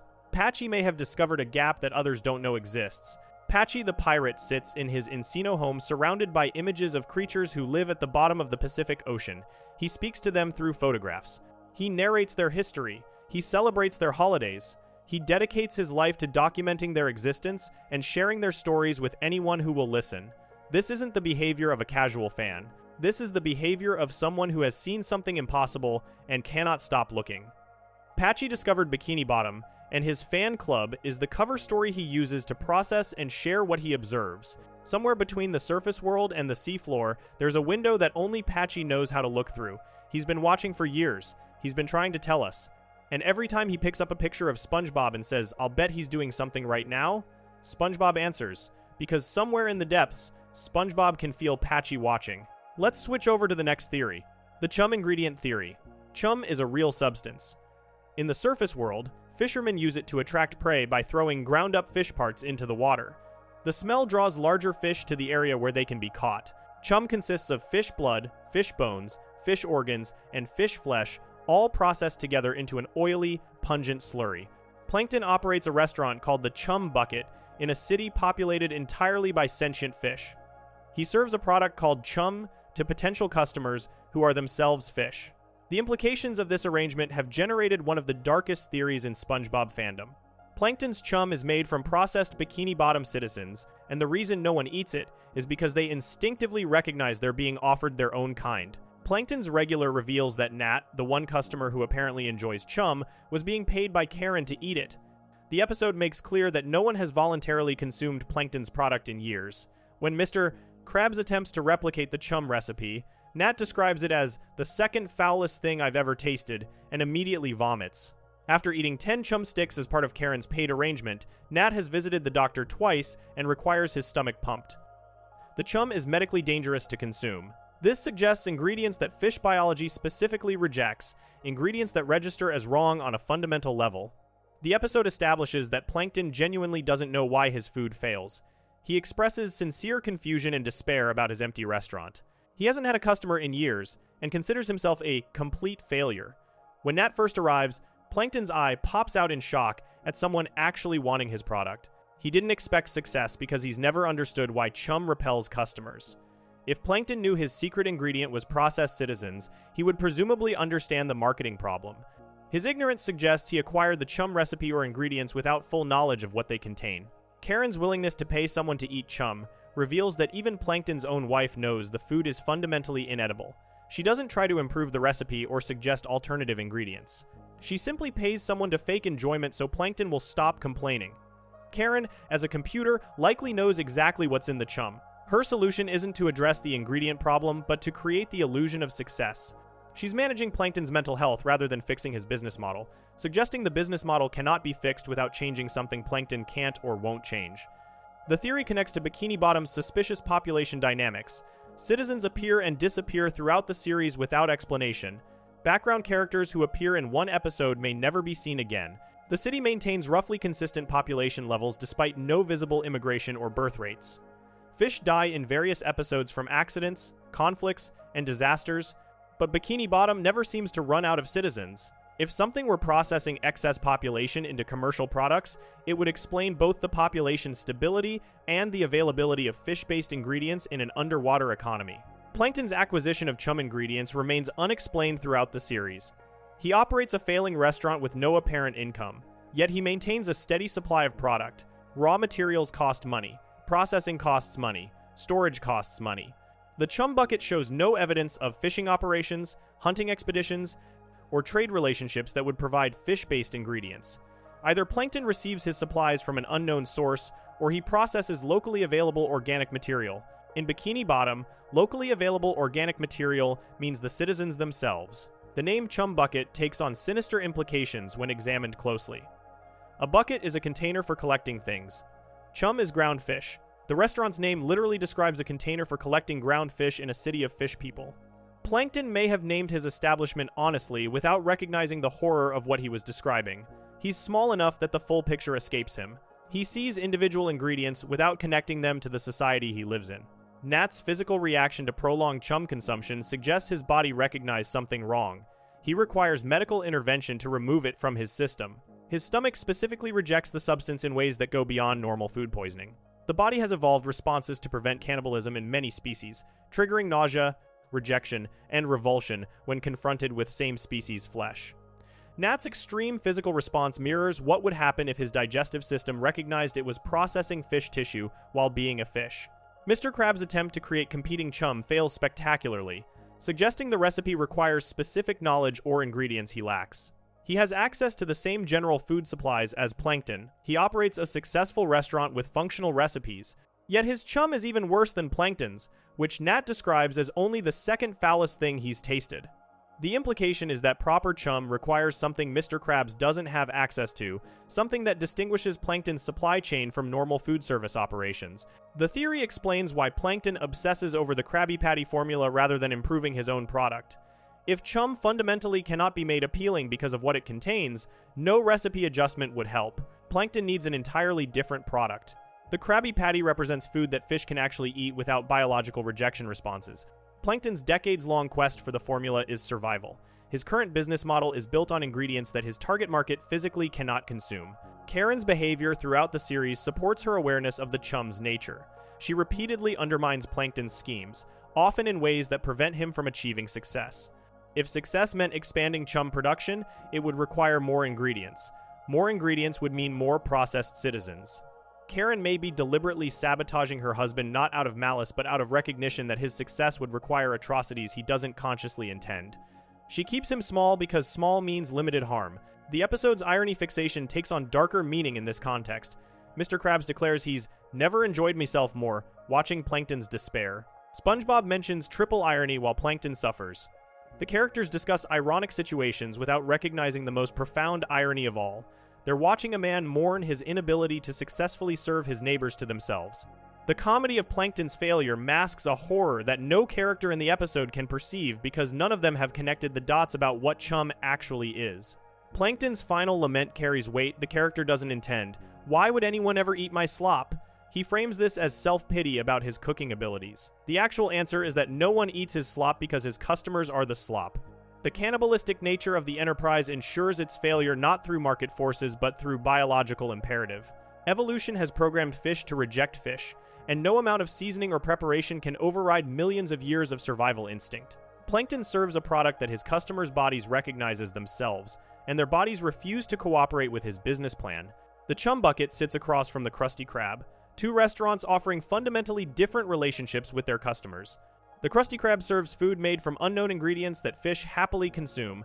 The Chum Bucket serves food made from the customer's own species, and bodies rebel against the consumption. Plankton doesn't understand his failure because he doesn't understand his product. Somewhere in his supply chain, something processes Bikini Bottom citizens into his inventory. He seasons them, shapes them into sticks, and offers them to their friends and neighbors. They refuse, instinct, screaming that something is deeply wrong, and Plankton cries alone in his empty restaurant, wondering why no one appreciates his cooking. Time for the next theory. The Old Man Jenkins title theory. Old Man Jenkins appears throughout the SpongeBob SquarePants series as a recurring background character, except he's not consistent. Sometimes he's green, sometimes he's tan, sometimes he's fish-shaped, sometimes he's more humanoid. He operates a farm in some episodes and works as a sailor in others. He has different voices, different body types, and different personalities depending on when he appears. The show treats Old Man Jenkins as a single character, but the visual and narrative evidence suggests otherwise. The sponge who could fly presents Jenkins in 3 distinct roles within the same episode: farmer, lighthouse user, and human cannonball. The theory proposes that Old Man Jenkins is not a person but a title, a position in Bikini Bottom society that passes to different individuals, explaining why the character changes so dramatically between appearances. The episode introduces Jenkins as Farmer Jenkins, owner of a grain silo that SpongeBob's failed flying machine damages. He chases SpongeBob and Patrick away while shouting his signature line, "I knew no good would come from city folk and their flying machines." This Jenkins operates a farm, speaks with rural affect, and demonstrates territorial behavior about his property. He exists in a land-based agricultural context, growing food for Bikini Bottom's population. Later in the same episode, Jenkins appears as Sailor Jenkins, piloting a boat through Goo Lagoon when the lighthouse goes dark. He declares, "I'm glad I gave up farming," which the show presents as continuity with Farmer Jenkins. But the transition makes little sense for a single individual. Farming and sailing require completely different skill sets, equipment, and lifestyles. The statement works better as one Jenkins acknowledging the career of a previous Jenkins, glad that his iteration of the role doesn't involve agricultural labor. After SpongeBob fixes the lighthouse, Sailor Jenkins crashes into rocks and begins sinking while shouting the same phrase about city folk and flying machines. This verbal tick appears across Jenkins' appearances like a ritual utterance, words that define the role rather than express individual opinion. Every Jenkins distrusts technology. Every Jenkins resents urban influence. Every Jenkins warns against innovation. These aren't personality traits. They're job requirements. The episode's climax introduces Cannonball Jenkins, who shoots himself from a cannon to intercept SpongeBob's flight. The crowd recognizes him immediately. It's Cannonball Jenkins. This suggests a known identity, a famous performer whose cannon act has established local reputation. Yet Cannonball Jenkins emerges seamlessly from a context where Farmer Jenkins and Sailor Jenkins already exist in the same time frame. Either Bikini Bottom contains multiple people named Jenkins with similar speech patterns and worldviews, or the name designates a social function rather than biological identity. The series shows wildly different versions of Jenkins across its run. In Mermaid Man and Barnacle Boy 4, he appears as a green fish in a wheelchair. In Party Pooper Pants, he's a tan fish with a different body shape. In the SpongeBob SquarePants movie, he's Farmer Jenkins again. In Plankton's Army, he's shown with yet another appearance. The wiki lists multiple Old Man Jenkins characters because the show's own continuity cannot reconcile them as one being. The production treats Jenkins as a type rather than a character. The title theory explains why Jenkins always represents traditional values against modern change. Bikini Bottom needs someone to voice skepticism about progress, to warn against the dangers of innovation, to represent the perspective of those who remember when things were simpler. This is a necessary social role, not a personal preference. When one Jenkins dies or becomes too old to continue, another citizen assumes the title, the warnings, and the curmudgeonly disposition that defines the position. The phrase Old Man Jenkins contains 2 components that suggest inherited status. Old Man indicates advanced age, establishing authority through seniority. Jenkins functions as a family name, but one that could pass through lineages or be adopted upon assuming the role. Medieval guilds operated similarly. A master smith wasn't necessarily born smith, but earned the title through achieving mastery. Jenkins might work the same way, earned through demonstrating appropriate levels of rural wisdom and technological suspicion. Farmer Jenkins owns land, a significant asset in any society. Sailor Jenkins operates a boat, another valuable resource. Cannonball Jenkins possesses specialized equipment and performance skills. Each Jenkins controls means of production or entertainment that benefit the community. The title might carry economic inheritance alongside its social function, ensuring that whoever becomes Jenkins gains access to the previous Jenkins assets. This would explain why Jenkins always has resources despite being perpetually elderly. The crowd's reaction to Cannonball Jenkins reveals community familiarity with the title system. No one questions why a farmer is suddenly shooting himself from a cannon. No one asks how a sailor became a performer. They simply recognize Cannonball Jenkins as a known entity and trust his intervention. This acceptance suggests experience with Jenkins' transitions, an understanding that the name refers to function rather than individual history. Jenkins' warnings always prove accurate in ways that suggest prophecy rather than opinion. His fear of flying machines is validated when SpongeBob's contraptions consistently fail. His distrust of city folk is confirmed when urban citizens exploit SpongeBob's helpfulness. His general pessimism reflects realistic assessment of Bikini Bottom's chaotic nature. Jenkins might be chosen specifically for predictive ability, selected from the population based on demonstrated capacity to foresee technological disasters before they occur. The theory connects to Bikini Bottom's other inherited or titled positions. King Neptune rules through divine right. The fry cook position at the Krusty Krab carries specific cultural weight. Mrs. Puff's driving school serves an essential social function. Bikini Bottom operates through defined roles that individuals fill rather than through purely individual agency. Jenkins represents the essential function of skeptical elder, the voice that questions whether change is truly progress, the reminder that traditional ways exist for reasons the young may not understand. Multiple Jenkins appearances in close proximity sometimes occur within the series, with different-looking characters called by the same name. This could be animation inconsistency, or it could be the title system in action. If Jenkins is a designation, multiple people might hold the title simultaneously for different domains. Agricultural Jenkins, Maritime Jenkins, Entertainment Jenkins. Each serves the same social function in different contexts, warning their respective communities about the dangers of newfangled ideas. Old Man Jenkins shouts his warning about city folk and flying machines as SpongeBob crashes to the ground, having successfully destroyed the inflatable pants that allowed flight. The prophecy fulfilled, Jenkins parachutes safely down, his role complete. Another innovation thwarted. Another dreamer returned to Earth. Another cycle of the eternal struggle between progress and tradition resolved in tradition's favor. Jenkins has done his job, whichever Jenkins this might be, and somewhere in Bikini Bottom, the next person to earn the title watches and learns the warnings they will one day deliver. Let's continue with the next theory. The Gary Previous Owner Theory. Gary the Snail performs tricks that SpongeBob has never taught him. He demonstrates skills that require years of training to develop. He responds to commands with precision that suggests muscle memory rather than learning. Treats reveals the extent of Gary's capabilities when properly motivated. Archery, weightlifting, bowling, skydiving, sculpture, escape artistry, and motorcycle stunts.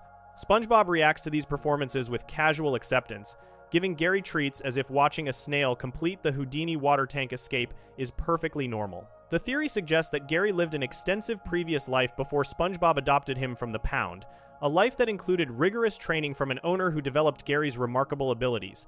The episode shows Gary's talent progression, accelerating beyond anything SpongeBob could have taught. The sequence begins simply. Gary picks up a ball and throws it. SpongeBob gives him a treat. Then Gary jumps on 5 trampolines, goes through a tunnel, and rolls down a slide.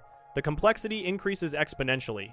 Gary performs archery with enough accuracy to earn treats. He lifts a 500-pound weight using only his eye stalks. He bowls a perfect strike.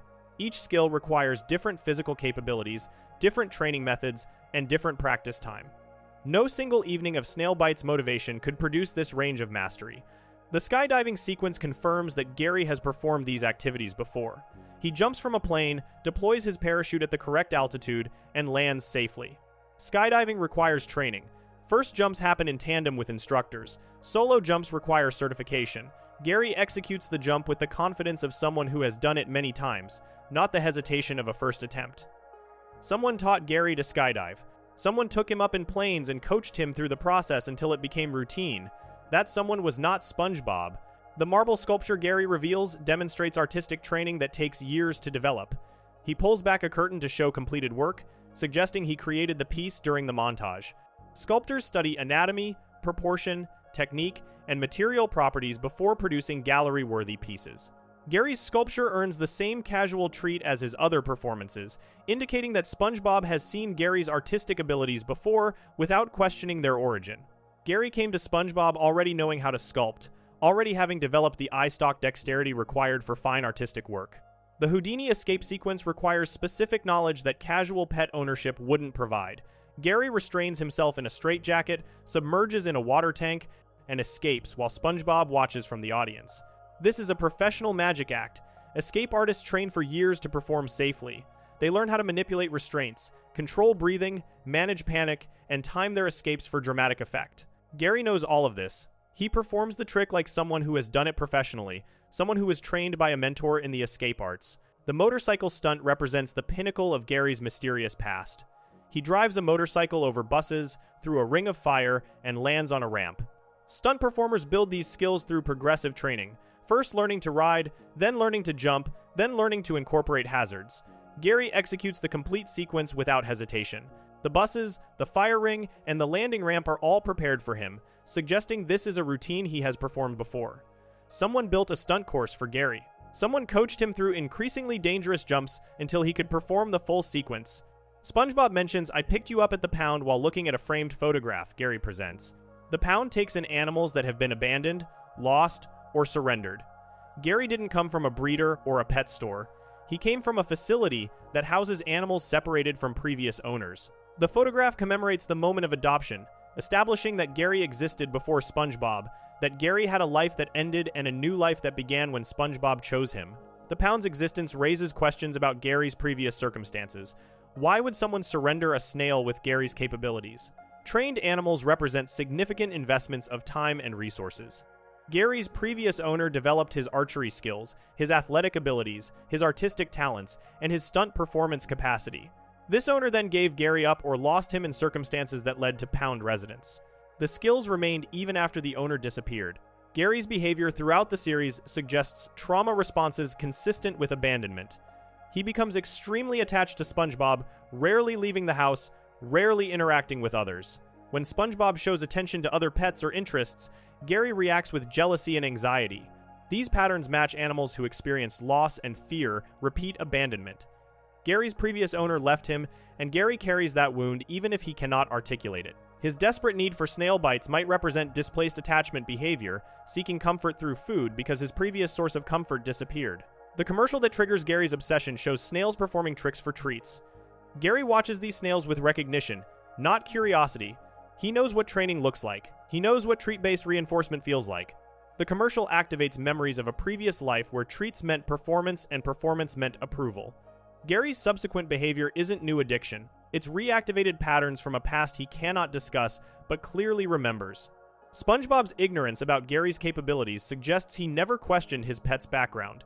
He doesn't ask how Gary learned to sculpt or where Gary acquired stunt training. He simply provides treats and watches the performances as if they're normal. This acceptance might be SpongeBob's characteristic obliviousness, or it might be deliberate avoidance. Asking about Gary's past might mean acknowledging that someone else loved Gary first, that SpongeBob is a replacement rather than an original owner, that Gary's loyalty comes partly from fear of being abandoned again. The episode ends with Gary immediately calming down when SpongeBob finally says no firmly. This instant behavioral shift suggests Gary was testing boundaries rather than genuinely demanding treats. Trained animals understand commands. They respond to authority. Gary needed SpongeBob to demonstrate the kind of firm, clear communication that his previous owner probably provided. When SpongeBob finally acted like a proper handler, Gary recognized the dynamic and settled into appropriate behavior. The snail wasn't addicted to treats. He was looking for someone to take charge the way his previous owner did. Gary Wilson Jr. has a middle name and a suffix, suggesting formal naming conventions typically associated with family lineage. SpongeBob didn't give Gary this name. It came with him, assigned by a previous owner who viewed Gary as important enough to name properly. Somewhere in Bikini Bottom's past, the original Gary Wilson lived and died or disappeared, and Gary Wilson Jr. was named in his memory. The snail carries his predecessor's legacy along with the training his previous owner provided. Gary the snail sits in SpongeBob's pineapple with a lifetime of skills he cannot explain and memories he cannot share. He came from the pound, which means he came from somewhere else first. He performs feats that require years of dedicated training. He responds to authority with instant obedience when authority is properly asserted. His previous owner gave him everything except permanence, and Gary carries that loss in behaviors. SpongeBob doesn't recognize his grief. The snail who performs Houdini escapes was taught by someone who loved magic. The snail who sculpts marble was trained by someone who valued art. The snail who does motorcycle stunts was coached by someone who understood danger. All of these someones are gone now, and Gary lives with SpongeBob, who accepts the skills without asking questions, providing treats without understanding why his pet can do things no pet should know how to do. Alright, next theory ahead. The French narrator documentation theory. The French narrator opens the very first episode of SpongeBob SquarePants with the voice of someone conducting scientific observation. Ah, the sea. So fascinating. So wonderful. Here, we see Bikini Bottom teeming with life. He identifies specific subjects, home to one of my favorite creatures, SpongeBob SquarePants. He anticipates audience questions. Yes, of course he lives in a pineapple. You silly. This isn't casual narration. This is the methodology of a researcher documenting a subject they have studied extensively, someone who knows their subject well enough to have favorites, someone who expects skepticism and preemptively addresses it. The theory proposes that the French narrator is a scientist recording Bikini Bottom because he understands this ecosystem exists on borrowed time, and his documentation preserves what will eventually be lost. Help Wanted establishes the narrator's scientific framing from the opening moments. He describes Bikini Bottom as teeming with life, language that ecological researchers use when assessing biodiversity. He catalogs the habitat, a brown rock, a moai head, and a pineapple, which each contain inhabitants. This is field observation protocol, identifying shelter types and noting occupancy. He doesn't describe the characters first, he describes their environment, establishing ecological context before introducing individual subjects. Scientists document habitats because habitats determine what life can exist. The narrator knows this. The phrase, "one of my favorite creatures," reveals long-term engagement with the subject matter. Researchers develop favorites through extended observation. They watch subjects over time, learn individual personalities, and form preferences based on behavioral patterns that casual observers wouldn't notice. The narrator has studied Bikini Bottom long enough to develop emotional connections to specific inhabitants. He knows SpongeBob well enough to single him out from the entire population. This familiarity comes from sustained attention, the kind of attention scientists give to ecosystems they're monitoring. The narrator's tone throughout the series carries the weight of someone preserving something fragile. He introduces episodes with contextual framing that establishes time, location, and circumstances. He provides transitions that mark the passage of time. He occasionally interjects with commentary that suggests awareness of larger patterns. His voice conveys affection mixed with something harder to identify, perhaps melancholy, perhaps the resignation of someone who knows their subject's future better than their subject does. Bikini Bottom exists beneath Bikini Atoll, the site of extensive nuclear weapons testing between 1946 and 1958. The United States detonated 23 nuclear devices at this location, including the first hydrogen bomb test. The radiation contaminated the lagoon, the surrounding coral, and the marine life in the area. Real-world Bikini Atoll remains too radioactive for permanent human habitation. The ecosystem the French narrator documents exists in an environment fundamentally altered by human activity, an environment that continues to experience the long-term effects of nuclear contamination. The mutations visible throughout Bikini Bottom support the radiation interpretation. Fish talk. Sponges walk. Starfish demonstrate cognitive function. Squirrels survive underwater in containment suits. These aren't natural evolutionary developments. These are the products of an environment where normal biological rules have been suspended by external forces. The French narrator documents a world that shouldn't exist, a world created by catastrophe, a world whose continued existence remains uncertain given the forces that created it. The narrator's scientific detachment occasionally breaks when observing particularly significant moments. In Help Wanted, he watches SpongeBob prepare for the most important day of his life with the careful attention of someone who understands this moment matters. He contextualizes the event. Today's the big day. He knows what SpongeBob is attempting. He knows why it matters. He has been watching long enough to understand the significance of small moments in small lives. The documentary format itself suggests archival intent. Documentaries preserve subjects for future audiences who may not have direct access to what's being recorded. Wildlife documentaries capture endangered species. Historical documentaries preserve events that will never recur. The French narrator's ongoing documentation of Bikini Bottom implies that someone, somewhere, needs this record to exist. Future researchers, future audiences, or simply future generations who want to know what once lived in the waters beneath Bikini Atoll. The narrator's knowledge extends beyond what surface observation would provide. He knows interior layouts of homes. He knows character relationships. He knows daily routines and special occasions. This comprehensive awareness suggests access to the ecosystem that exceeds normal documentary methods. He might have monitoring equipment distributed throughout Bikini Bottom. He might have been observing for decades. He might represent an institutional research effort that began when the nuclear testing started, tracking the long-term effects of radiation on marine life. His French accent connects to the international scientific community that has studied nuclear test sites. French scientists have particular expertise in Pacific nuclear testing effects, given France's own testing program at Mururoa and Fangatafa atolls. The narrator might represent a collaborative international effort to document mutation patterns across different nuclear test sites, comparing Bikini Bottom's developments to other affected ecosystems. His voice carries the weight of global scientific concern about humanity's nuclear legacy. The narrator's occasional humor doesn't contradict the scientific framework. Researchers develop dark humor about their subjects as a coping mechanism. When documenting dying ecosystems, when watching species decline, when recording events that foreshadow extinction, levity becomes survival strategy. The narrator's warmth toward Bikini Bottom's residents, his jokes about pineapple houses, his affection for SpongeBob's optimism. All of this could be a scientist's way of managing the emotional toll of watching something beautiful that won't last. Help Wanted establishes SpongeBob's entrance into the workforce as a pivotal moment. The narrator treats this event with the significance that hiring decisions rarely receive. He documents SpongeBob's preparation, his journey, his trial, and his success. He preserves this day because it represents the beginning of something, a career, a purpose, a life that will unfold across years of subsequent documentation. Scientists record beginnings because beginnings provide baseline data for measuring change. The ecosystem the narrator documents operates on principles that defy normal biology. Underwater fire exists. Characters breathe air and water interchangeably. Physics behaves inconsistently. These anomalies would fascinate any scientist studying mutation effects. The narrator records not just the inhabitants, but the rules they operate under, documenting how radiation has altered fundamental environmental constants in addition to biological forms. Bikini Bottom is a pocket universe where mutation has affected reality itself. The French narrator continues his documentation across hundreds of episodes spanning decades. His dedication to this project exceeds casual interest. He has committed his career, possibly his life, to preserving Bikini Bottom's story. This level of investment suggests he understands something about Bikini Bottom's future that the residents don't. He knows the radiation will eventually overwhelm the adaptations. He knows the ecosystem cannot sustain indefinitely.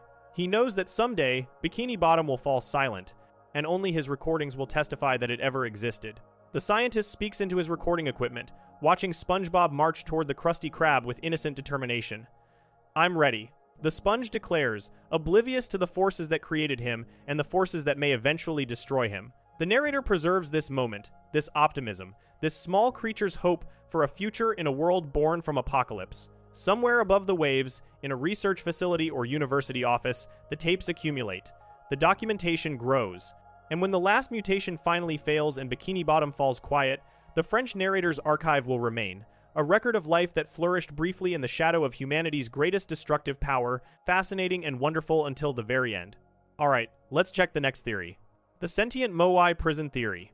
Squidward's house is an Easter Island head, a Moai statue that somehow ended up at the bottom of the Pacific Ocean on Conch Street between a pineapple and a rock. The real Easter Island heads remain one of archaeology's enduring mysteries. Massive stone figures carved by the Rapa Nui people, positioned around the island in patterns that continue to generate scholarly debate. Some theories suggest the statues walked to their locations through coordinated rocking movements. Squidville shows Squidward escaping to Tentacle Acres, a community of identical octopus houses, where he expects to find happiness. He discovers instead that conformity creates its own prison, and he rockets away on a reef blower, laughing about freedom. The theory suggests that Squidward's Moai house deliberately positioned itself on Conch Street to contain him, and his escape to Tentacle Acres was a temporary break from a prison he doesn't consciously recognize. The episode begins with SpongeBob and Patrick destroying Squidward's house with reef blowers. They suck up windows, doors, and eventually blow the entire structure to pieces. Squidward declares this the final straw and announces his intention to move somewhere he can brag about. His television, fallen among the debris, conveniently turns on to show an advertisement for Tentacle Acres, a gated community specifically designed for octopuses seeking escape from unpleasant neighbors. The timing is impossible. The advertisement matches Squidward's exact words, almost verbatim. Either Tentacle Acres somehow monitors potential residents and targets them with personalized marketing, or something wanted Squidward to see that commercial at that moment. The Tentacle Acres entrance process reveals how seriously the community takes isolation. The guard asks if Squidward is alone, if anyone is with him, if he is now or have you ever been a sponge, and begins asking about Starfish before Squidward cuts him off. These questions function as security screening, ensuring that whatever Squidward is fleeing cannot follow him inside. The gates open to reveal a rainbow and rows of identical houses, each one a copy of Squidward's Moai. He has escaped one Easter Island head only to enter a community of Easter Island heads. He has traded one prison for many. Squidward's initial joy at Tentacle Acres follows predictable patterns. He finds canned bread at the grocery store. He discovers an interpretive dance academy. He joins a clarinet trio. Each activity represents something he values: convenience, artistic expression, musical community. The town appears designed to satisfy his exact preferences. But satisfaction becomes routine. Routine becomes monotony. The episode shows Squidward repeating the same sequence, day after day, his enthusiasm draining with each cycle until he sits on a bench, depressed, calling the place too much paradise. The reef blower that enables Squidward's escape connects directly to the reef blower that destroyed his original home. SpongeBob and Patrick's chaos drove him to Tentacle Acres. An unattended reef blower at Tentacle Acres enables his rebellion. The same tool that created his crisis becomes the tool that resolves it. Squidward uses the blower to cause mayhem, sucking up croquet balls, stealing clarinets, rearranging facial features. He rediscovers joy through the exact type of childish behavior he condemned when SpongeBob did it. The prison of conformity breaks when Squidward becomes what he claimed to hate. The mob that chases Squidward mirrors the circumstances that made him leave Bikini Bottom. Annoying neighbors drove him away from Conch Street. Angry octopuses chase him through Tentacle Acres. The pattern suggests that Squidward's problem isn't location but personality. He generates conflict wherever he goes because he cannot tolerate others and cannot exist alone. The Moai house on Conch Street might have recognized this truth and positioned itself accordingly, placing Squidward in the one location where his misery would be maximized while his physical needs remained met. Easter Island's actual Moai carry cultural significance related to ancestor worship and spiritual protection. The Rapa Nui positioned them facing inland, watching over villages, their backs to the sea. They were guardians, observers, presences that maintained connection between the living and the dead. If Squidward's house retains any of this original purpose, it might view itself as responsible for Squidward's spiritual development. The suffering Squidward experiences on Conch Street could be intentional, designed to teach lessons he refuses to learn. The house watches. The house waits. The house ensures that Squidward remains where growth might eventually occur. The episode ends with Squidward rocketing away from Tentacle Acres, screaming, "Freedom!" while SpongeBob and Patrick fail to recognize him. He escapes the gated community. He escapes the angry mob. He escapes the conformity that made him miserable. But the episode doesn't show where he goes. Presumably, he returns to Conch Street, to the Moai head that will be rebuilt, to the neighbors who will continue tormenting him. His freedom is temporary. The prison awaits. Subsequent episodes confirm that Squidward never permanently escapes Conch Street. He attempts to leave multiple times throughout the series. He tries different jobs, different locations, different life circumstances. Each attempt ends with his return to the Moai head between the pineapple and the rock. The house always takes him back. The house always waits for him to come home. The pattern suggests something beyond creature of habit. It suggests something that won't let him go. The real Easter Island heads demonstrate remarkable positioning precision. They were placed at specific locations for specific purposes by people who invested enormous resources in their creation and installation. The heads didn't arrive randomly. They were put where they needed to be. Squidward's Moai sits on Conch Street with equal intentionality. It chose this location, or was placed here by forces that understood what Squidward needed, not what Squidward wanted, what Squidward needed. SpongeBob and Patrick's question to various octopuses, "Are you Squidward?" takes on additional meaning in this context. They cannot distinguish Squidward from other members of his species. To them, all octopuses look alike. Squidward's identity, which he guards so preciously, which he believes makes him special, is invisible to those who know him best. The Moai House might be the only entity that truly sees Squidward as an individual, the only presence that maintains permanent awareness of who he is and what he requires. The prison is also the only thing that knows him. Squidward's house walked to Conch Street through methods unknown, motivated by purposes unexplained. It established itself between neighbors, guaranteed to cause maximum disturbance. It watches Squidward with stone eyes that never close. It absorbs his clarinet playing, his complaints, his despair. It remains when he leaves and welcomes him when he returns. The Easter Island head has found its purpose, not guarding a village, not honoring ancestors, but containing one octopus who will never find happiness anywhere, ensuring he stays in the one place where his suffering serves some cosmic function even he cannot perceive. Squidward lives in his prison. Squidward sleeps in his prison. Squidward will die in his prison, and the Moai will keep watching, patient and eternal, doing whatever ancient stone guardians do when their purpose has been fulfilled. That's it for today. If you want more videos like these, subscribe to our channel and I'll see you in the next one.